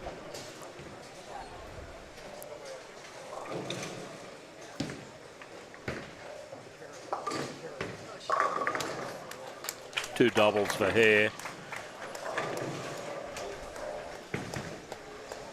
And John Strong not far away from her. Yeah.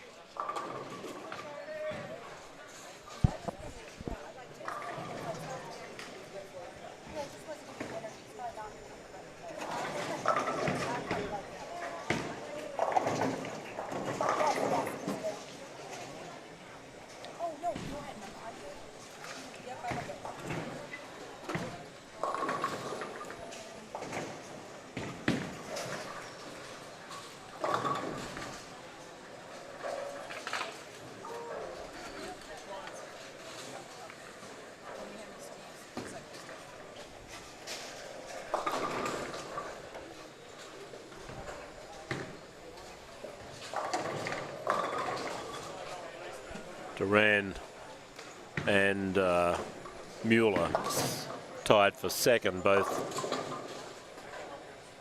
deciding that no, you have it, no, you can have it. 74 in the 5th and 76 in the 5th. Duran can't carry the 10-pin. He's left 3 this game out of 6 shots. He's moving this way. We'll see him on 9 and 10 in the 8th game. And Mueller's trying another ball now. This will be his 3rd ball that I've seen in the first 7 frames here. See what this one does. He's up on lane 5. Good move. Stick with it, son. O'Mara on a 6-bagger.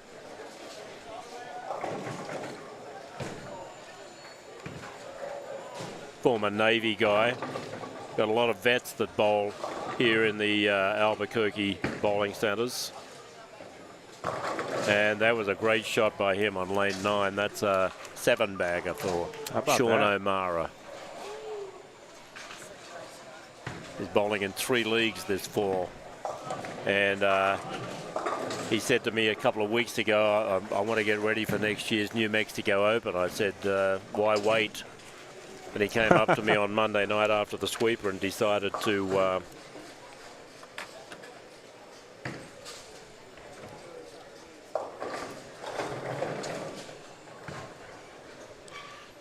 sign up.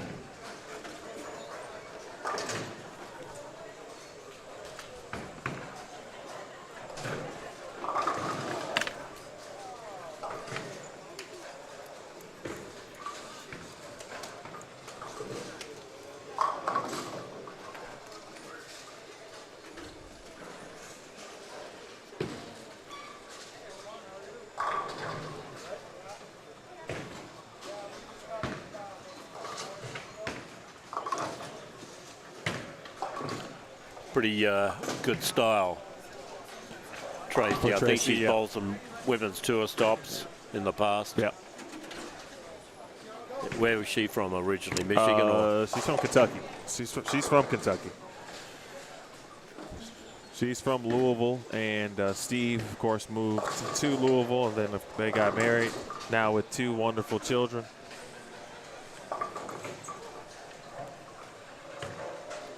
Okay, let's see what Mueller does now with this this ball on lane 6.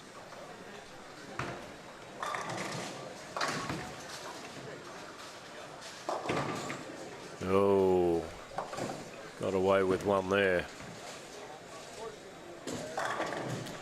I mean, if you're him, you're just trying to, at this point, right, keep your errors down, make spares. Yeah. You know, but you gotta find a way to control the pocket at this point. Yeah. And both him and Duran in trouble.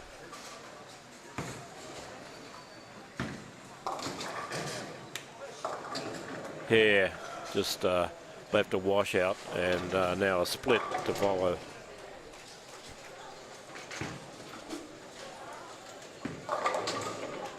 Duran finally light enough. He was going just a little deeper than that and leaving weak 10s. Went a little lighter that time and ripped the rack. That's an 8-bagger for Sean O'Mara.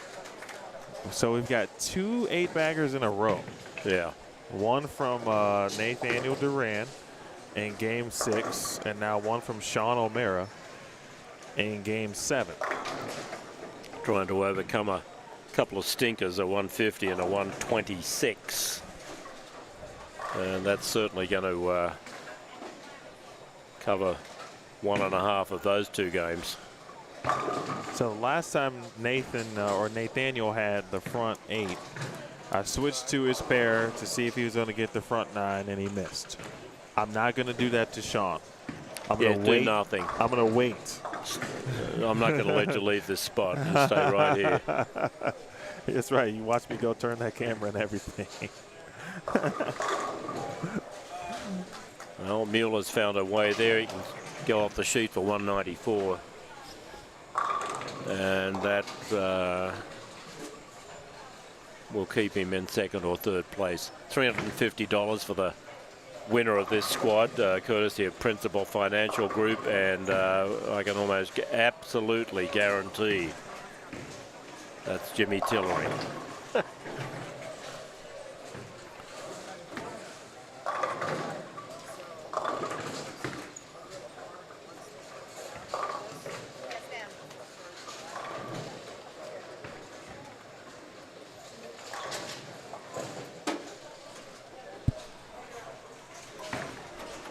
That's gone.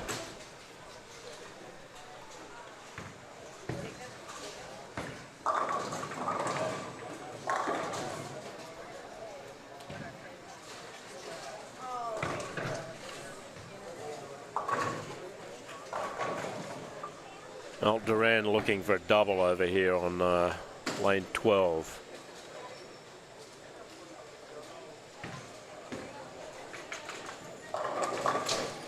Got it. That'll put him ahead of Mueller. He'll be in second place.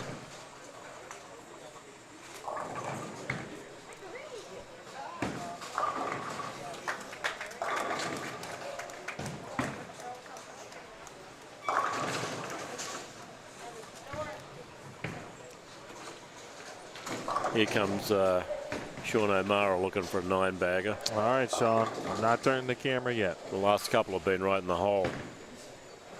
Push, carry. No. Nice run. Nice run. All right, we'll give him the 10th frame, though. I didn't want to jinx. Tricky little spare, the 5-9.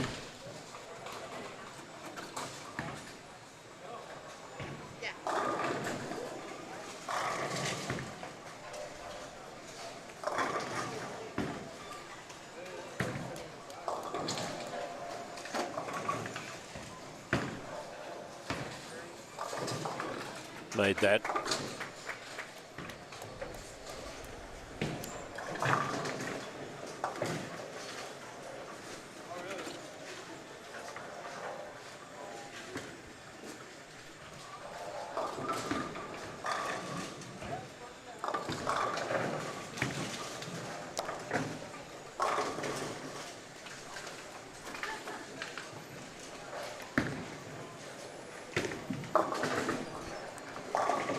We've got a logo on the screen here. It's called Get Your Body into Bowling, and we developed that in the late 80s and used it in Australia, England and Japan at the bowling centre operations there. Wow. That was when Olivia Newton-John, who just passed a couple of weeks ago, was big with Let's Get Physical. Right. We said get your body into bowling at that time. Terrific performer, Olivia Newton-John.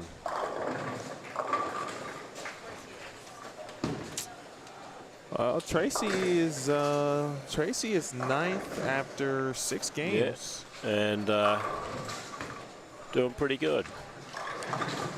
Highest woman out of cash. Yeah, she can make gets the $400 this weekend. Spare would be spare strike would give her 206. And I'd get her to bad luck minus for 111. Nathaniel Duran.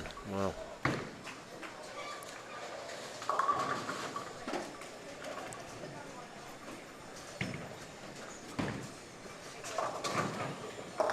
If you are looking for the complete roster, squad assignments, best place to do that is to visit the Tenpins More Facebook page. Make sure you like the page, follow it while you're there, so you can get cool updates from Steve and his crew here.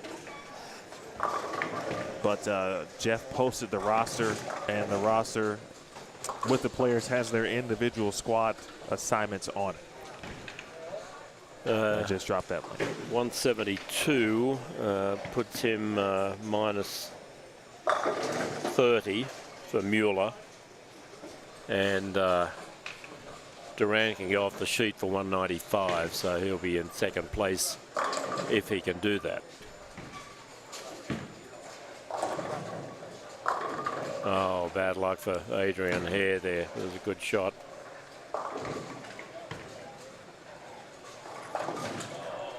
Boy, he really does throw it good, Steve. You were talking about him having a rough day, but no carry this game.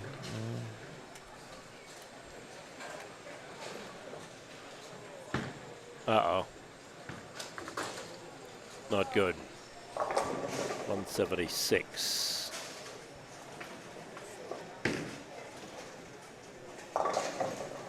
Unhelpful 10th frame.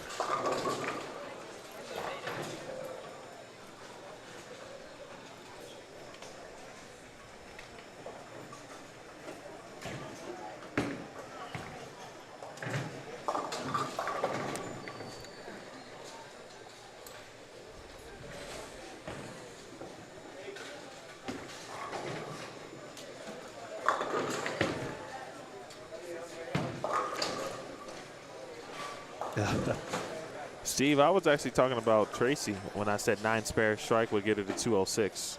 But I just looked over and saw that, unfortunately, Sean did miss a single pin there in the 10th, which would have been 267. So I'm assuming that's what you're talking about. But I didn't. You might as well just blame any jinx on me or anyone with a headset on. You guys know how it works.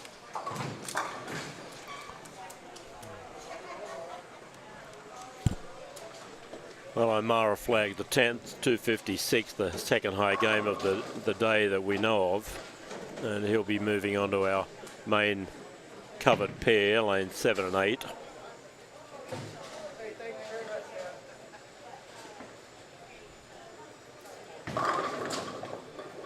And finally a break for David Williamson.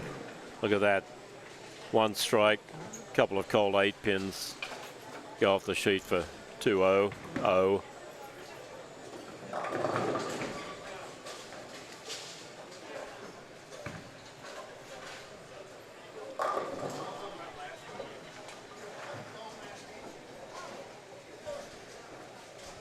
Daniel Farish is already ready for 2023. Steve Mackey just letting you know. He'll be coming next year with Steve and Tracy. And today we got a plug in the venue lift out section of the Albuquerque Journal. It's 8 things happening in Albuquerque this week between now and next Thursday. And the New Mexico Open is number 7. Here's what it says. This Friday, the $65,000 New Mexico Open bowling tournament is kicking off in Rio Rancho.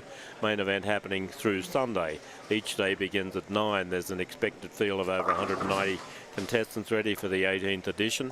The top-level bowlers traveling from 3 countries and over a dozen US states. Placing first nets you $12,000, which will require the overall eventual winner to bowl more than 20 games. It'll test the bowlers. Admission is free for spectators. Folks, come on in if you're around. All bowling sessions at the site, Tenpins More, 1416 Deborah Road, Southeast in Rio Rancho. Tournament information is available online at tenpinsmore.com, and live streaming from lanes 5 to 10 can be seen on this bowlstreamtv.com. Thank you, Albuquerque Journal. Thank you, Ivan, the editor of that section, for giving us a plug this week. Unlike some local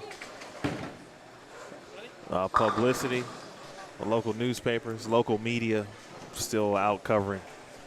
I was in Albany, New York earlier this year, and every day of the PWBA events, there were two dedicated writers. Wow. And by the end of the week, we had, I think, 5 total, 3 writers, 2 TV stations covering Wow. it. Yeah, Beautiful.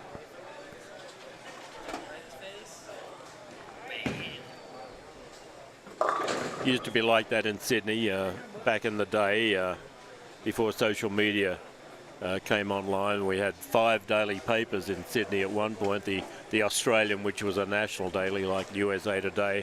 We had the Sydney Morning Herald, Daily Telegraph, the Sydney Sun, and the Daily Mirror.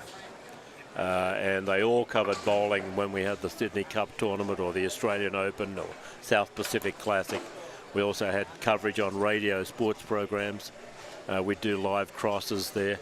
In fact, Reagan Murphy commentated the Bowling World Cup in 1984 live on a radio station for days. Wow. It was good coverage on a radio station. I mean, we were very detailed about what was going on, and it drew a huge crowd there to Rushcutter Bowl in 1984. Coverage is interesting. Getting coverage is interesting too. And, you know, bowlers have talked about for you, well, they don't cover bowling. Well, no one tells them anything. right. Why would anyone cover bowling?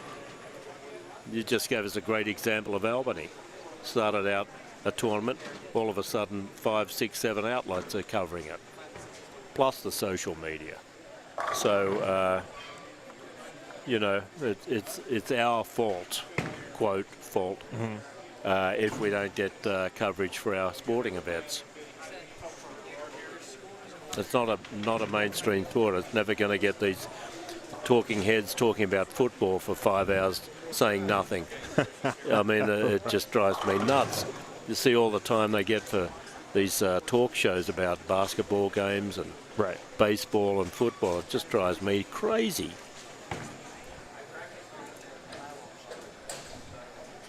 Yeah, Albany is one of those bowling communities that is just exceptional. Just like that shot from David Tolson. We've reached game 8.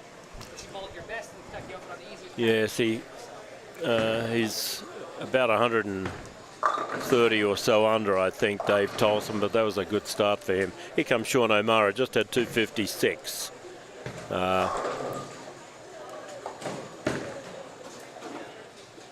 And it looks like the lanes are starting to open up a little bit. That was a good shot from him. Good start. Good game.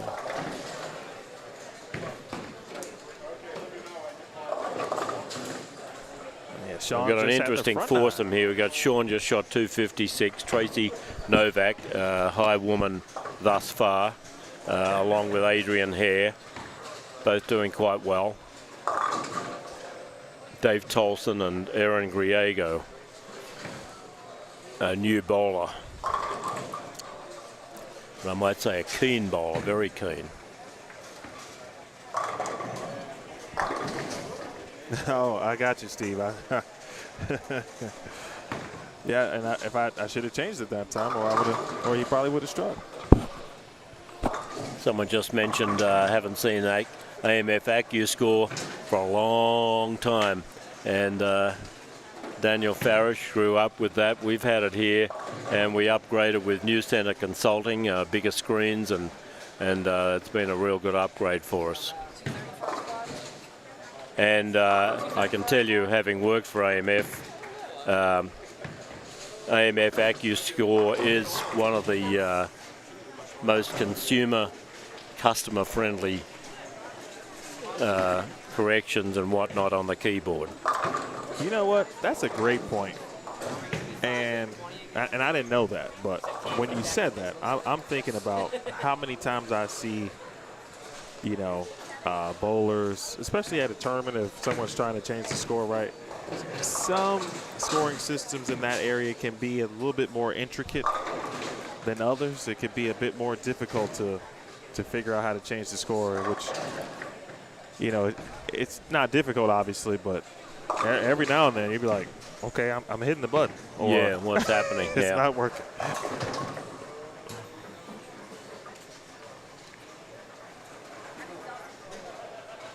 Daniel, would that be a Rolls Bowl you're speaking of?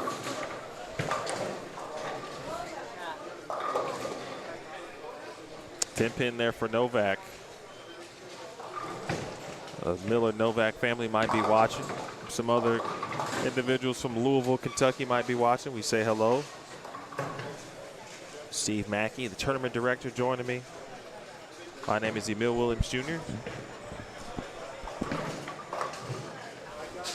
Rep is in the building. Oh, Rep. One of my favorite chatters. 64 lanes of AccuScore took care of for 11 years. Rep, I feel like I should know this, but I know that you've either got a background in as far as being a mechanic, but based on some of the conversations and things that you often talk about, I don't know how long you spent as a mechanic. Well, look at Sean getting off to another good start here. Blessed beyond measure. It's better to be blessed. A nose hit.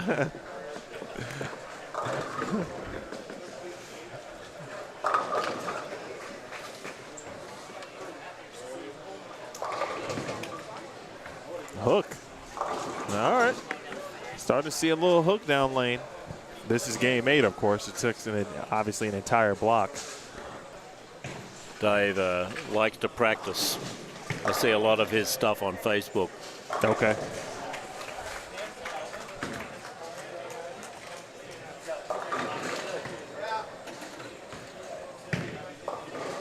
He was stationed here a little while as well at Kirtland Air Force Base. Now back up in Colorado. Okay. Oh. Gonna say if that one came back, I was gonna buy you and I a lottery ticket or something. One of those Powerballs. Well, you know, the $1.3 billion winner was from Illinois. Actually, just outside of Chicago. You got any of it yet? Have you wasn't seen me. any of it? I did win some money, though. How much? $8. Oh, $8. Yeah. It's enough to get another ticket. Well, yeah, that's about it.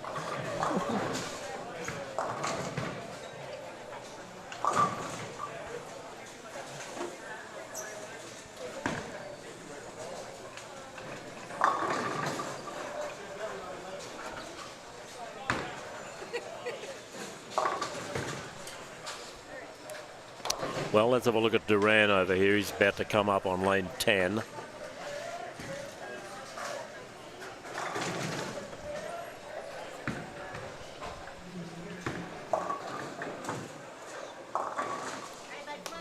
Not quite.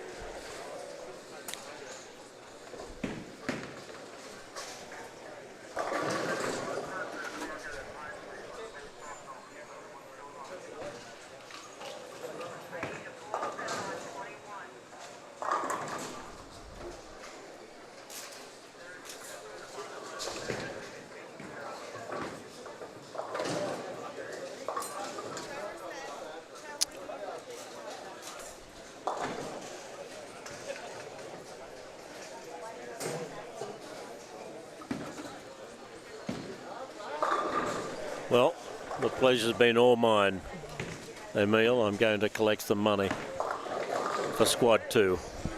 Say that's right. You got a squad to come up. Thank you, sir. That is Steve Mackey, ladies and gentlemen.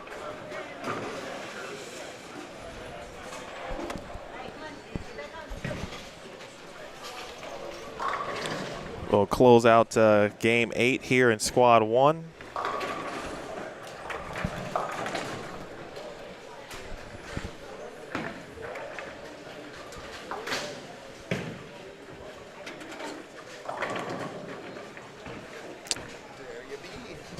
Jeff with some additional and updated standings for us. Okay, gotcha, Rep. I knew that sounded familiar. But you always throw out some knowledge about machines and scoring and such that I feel the average bowler just would not know. All right, standings after 7 games. J.D. Nance continues to put in work. Nance at plus 172. Plus 172. His low game is 205 twice today. His score is in order: 248, 205, 205, 227, 222, 233, 232.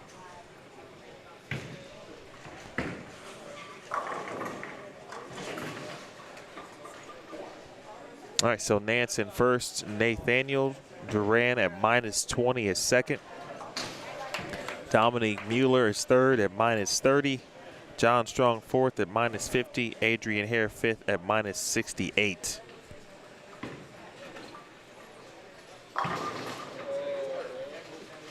Tolson, good shot. Looks like it's definitely a hustle, maybe a PBR.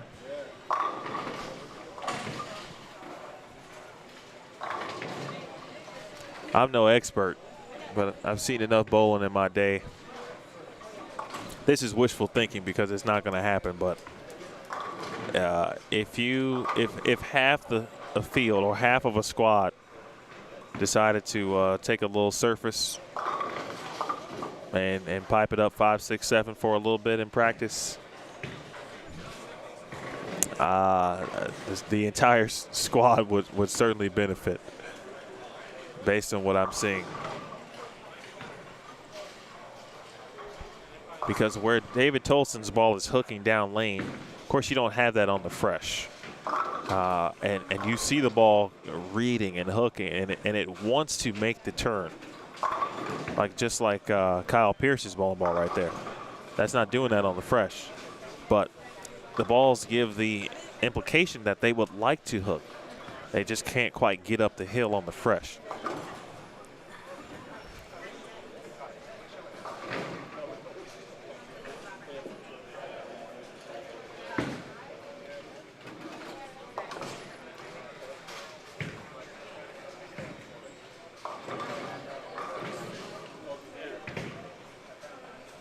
The next squad is supposed to or scheduled to begin at 2 p.m. That is more than likely not going to take place. This squad probably won't be done until 1:30 p.m. Mountain Time, more than likely. So I'm thinking probably 2:30, 2:20-ish.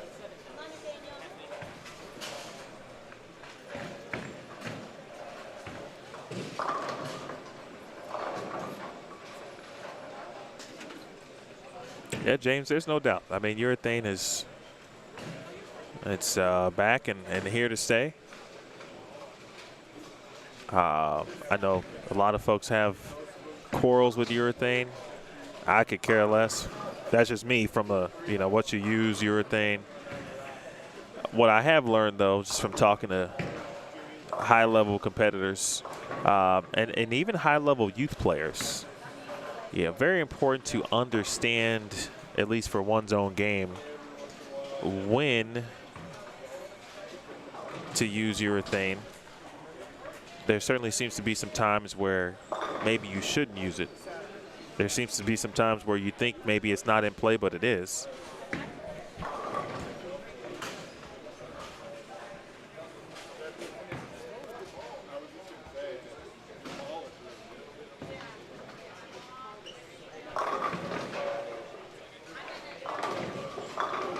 I tell you what, though, I've been starting to try to bowl more.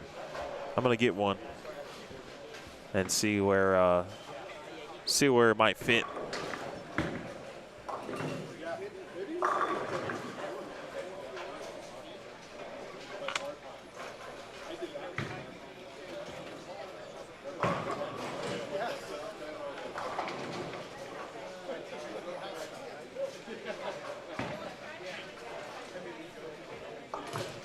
All right, Tracy Novak.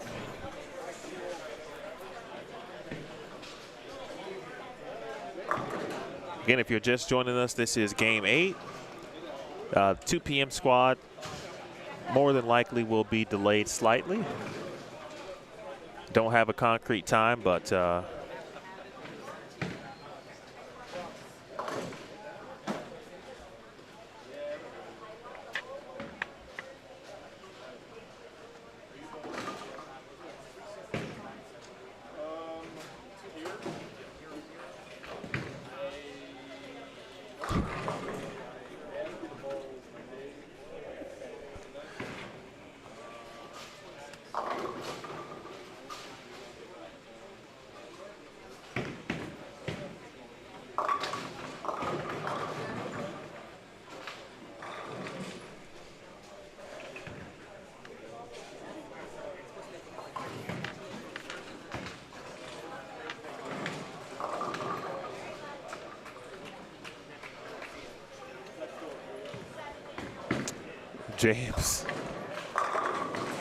James, that's a great question.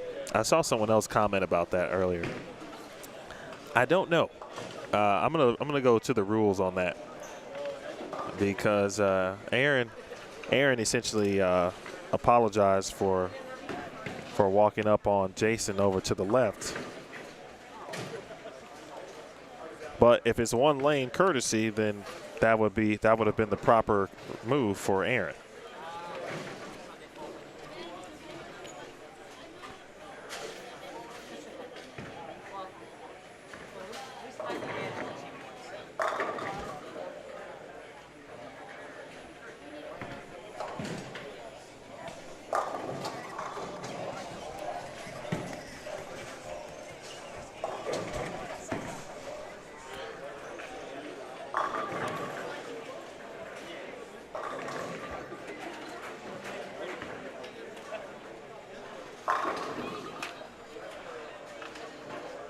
You guys have made me go to the rules. Let's see. Okay, here it is. Rule 12.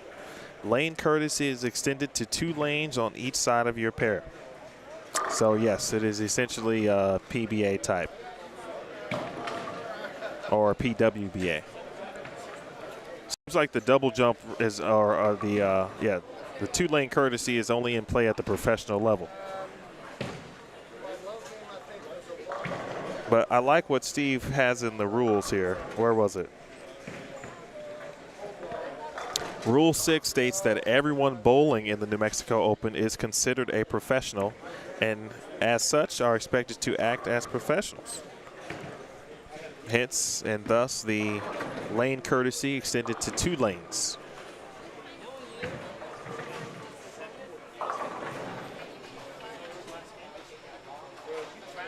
There is a great video by my guy Jeff Goodger.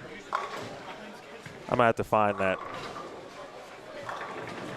But he puts a nice spin on how to explain the double jump rule. You guys are familiar with Jeff Goodger. A lot of work with the PBA, extra frame. It still works with the PBA. Also writes a column every month in the Bowlers Journal International.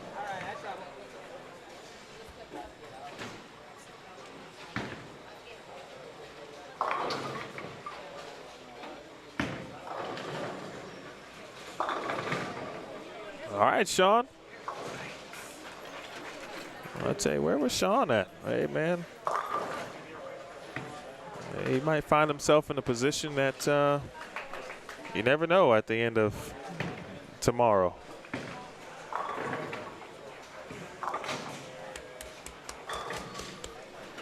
This will be a solid block overall for Tracy.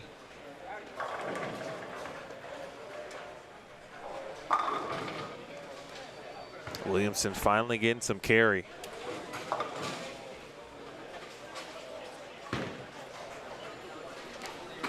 Well, I tell you what, if you're bowling in squad 5, right?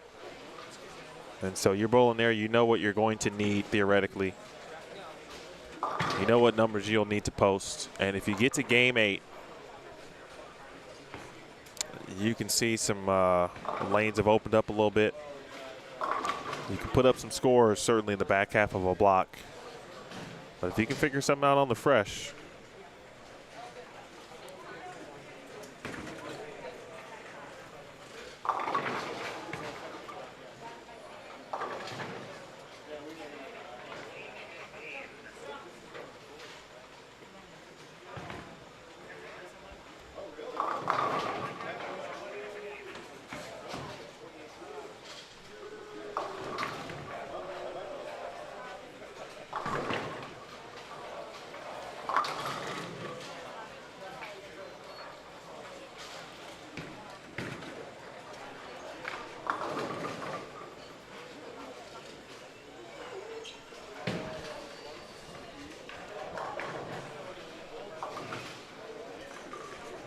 getting back to the double jump, I was at the PWBA Dallas Classic Series a couple weeks back, and there's a young teenage athlete named Bella Castillo. Some of you may be familiar, some of you may not, but a young 2-handed young lady, throws it really well. Top 3 finish in junior gold in 2021. Sorry. Anyway, so she's bowling the event, and the first thing really she was really concerned about in the first event that she participated in was making sure she got the double jump correct.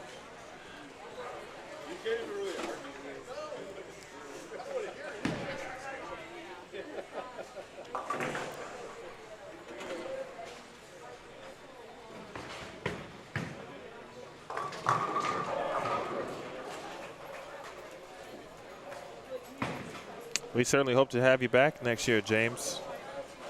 Shoot, I hope to be back too.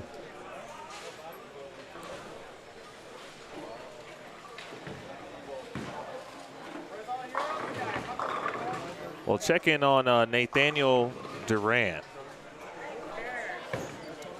Once these two games are complete on our feature pairs here, we'll take a look at 9 and 10 and 11 and 12, because Duran is going to be in a position to make the top 32, and simply by going plus, he'll have that opportunity. He is minus 20, but right now he's got a 4-pin up in frame 6, 75 in the 5th.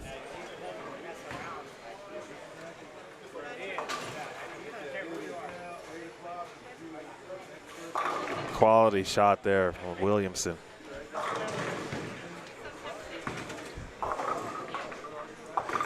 He just gave that look like, oh. 6-bagger for Williamson. And he's old. He's been old.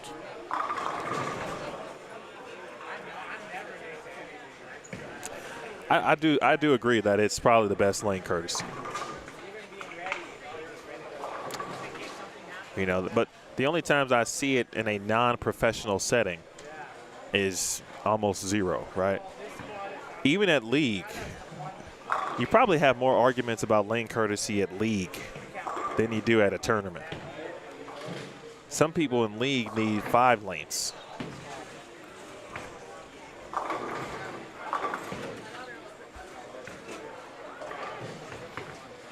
Yeah, if done correctly, you guys are spot on with that.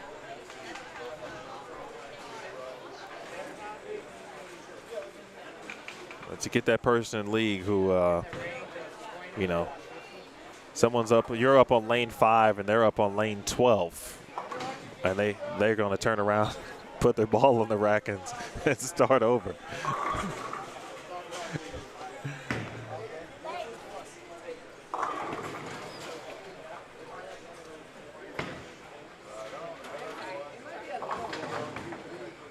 Shinhall.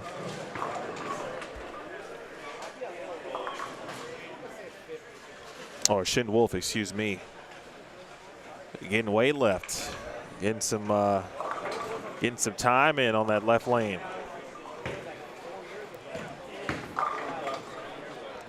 Ball came back with a breakfast burrito.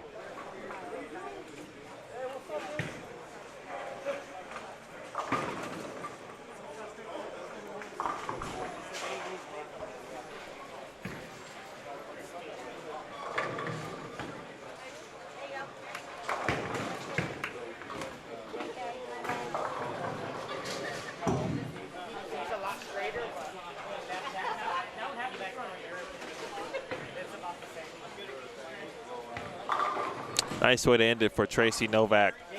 Strike on the field, clean 189.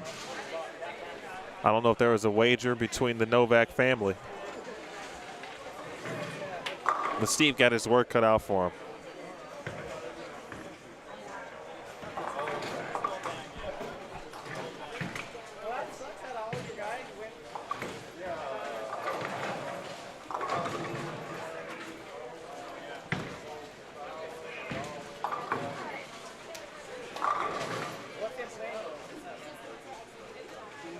Really nice game here to end things. Unfortunately for David, he'll be in the 240s, but just could not find anything, could get anything going really until late. His last 3 games, 200, 198, now 249.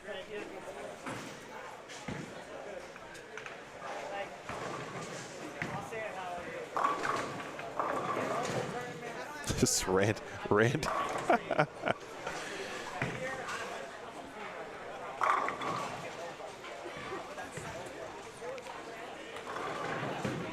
All right, 7 and 8 all done.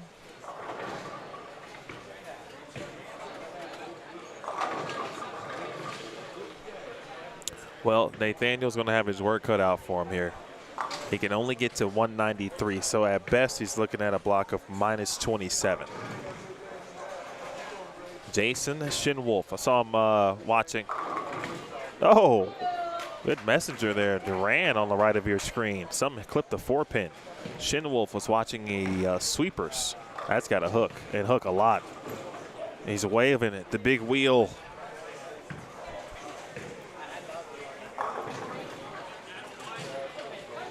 Pretty sure I saw Jason last night going back and forth, watching the sweeper. Then he'd go to the back and help the machine. So I'm not sure if he works here or if he's just a great individual, loves bowling here at Tenpins and More, and knows machines and wants to go help out on calls. But I'm assuming he works here.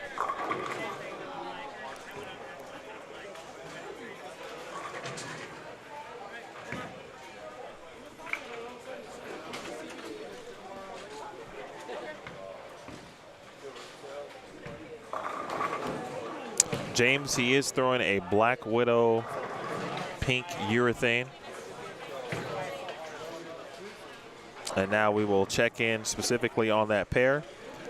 Now, if you joined me earlier, I told you that there was a broadcast, or part of the broadcast, I lost some scoreboards. This one, or these particular pairs, I don't have additional cameras over there, so I don't have scores for you. So do not be alarmed. I do think I've solved that issue that plagued me for the first couple of games. During the break, I'll turn everything off and figure out why I can't hear myself in the mixer. But as long as you can hear me, we'll make do, as my guy Steve did.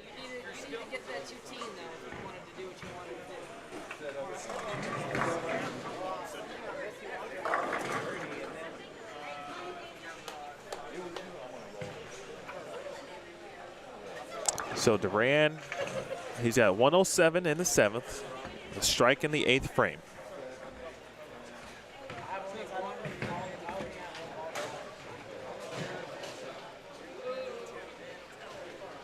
Black Widow pink in hand.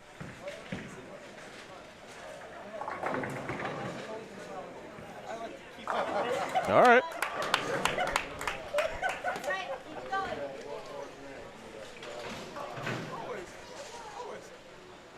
That's what I say. I like to keep it challenging. This is Jeremiah Martin, and he has had some really good starts to games.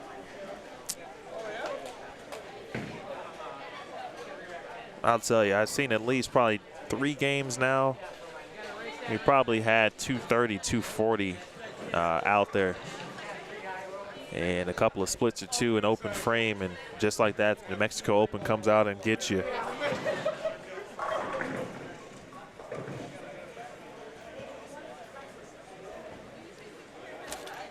Thanks, D-Ron.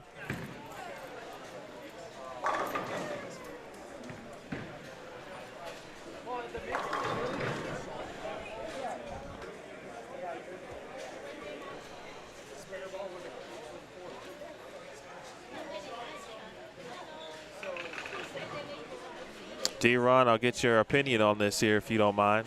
So you had a conversation, or had an opportunity to bowl the sweepers.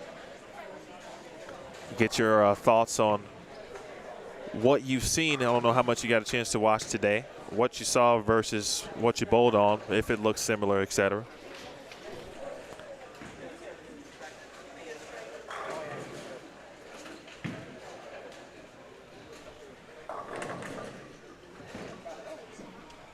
All right, so this is the 10th frame.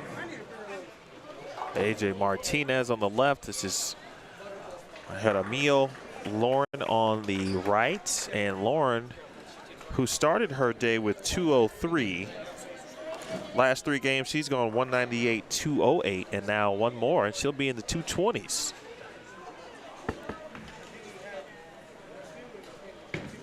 Again, next squad scheduled to begin. And New Mexico Open bowlers, if you're here for the 2 p.m. squad and have not yet checked in, please see Steve up here at the front desk. 2 p.m. Just heard the announcement there. If you are in the building and scheduled to bowl 2 p.m., go see Steve Mackey at the front desk. If you haven't paid, pay your money. Pay the man his money. See Steve up here at the desk to fully pay. Once you fully pay, you can see me at the desk to draw for overhead.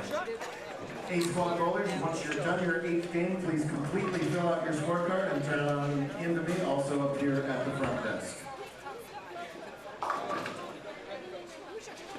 Martin finishes with 214. Jeremiah on the right of your screen. JJ to close it out. Bang. 146 for Mr. Martinez. He's had his son bowling with him today.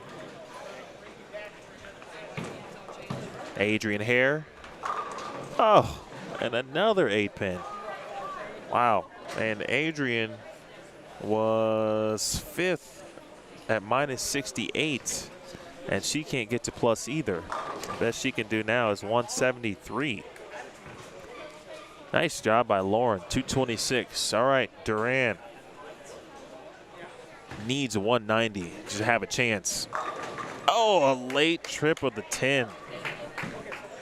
Little head pin, late love kick, little love tap.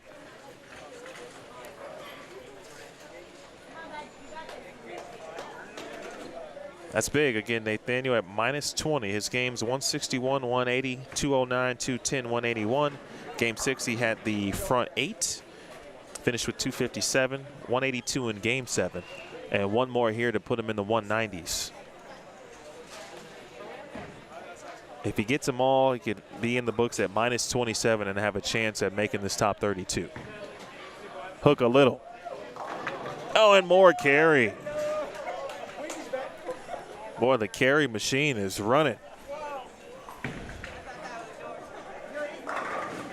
2 squads today.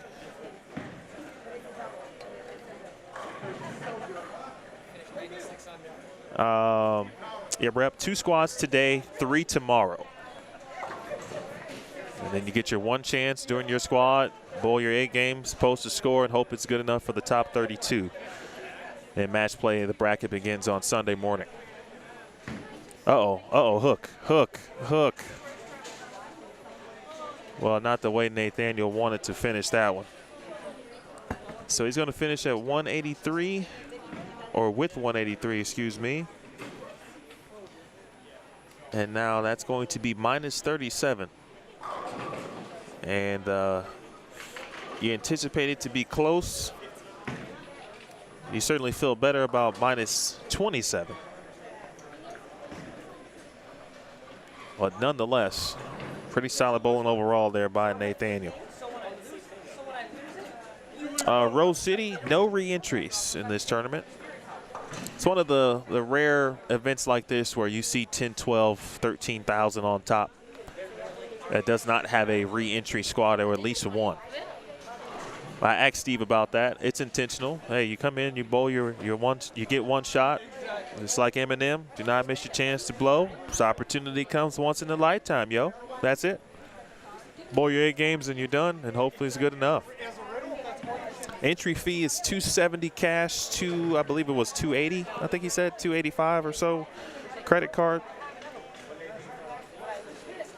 All right, folks, that'll do it.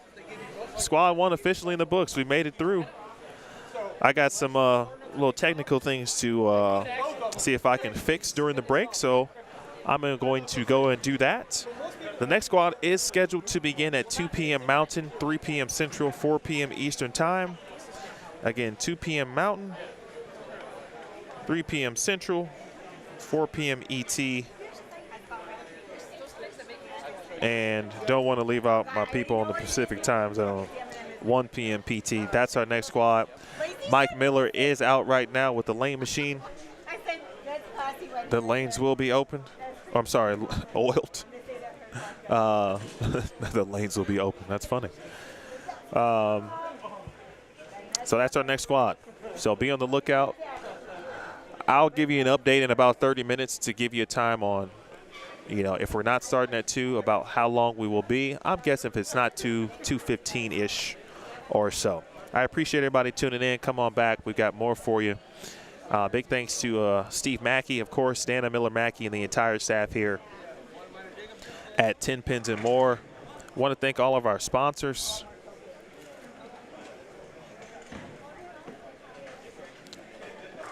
Main sponsors certainly include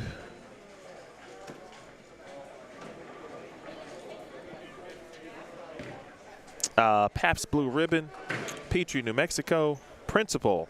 We added some funds and some prize money here to squad number 1. And, of course, Shamrock Foods. And as we say goodbye for this squad, Dominguez Flooring, Loveless Health System, Realty One of New Mexico, Gerardi and Moore, Paul Yoder's Pro Shop, Janny King, Lejos, and Turbo, and of course, Paps. That's going to do it for us here. We will see you in just a few minutes. Until then, be safe, be well. If you're at work, I hope that's going well. If not, get out of there, go get yourself some lunch, take a little break. Hope you got something brewing on your wonderful Friday evening.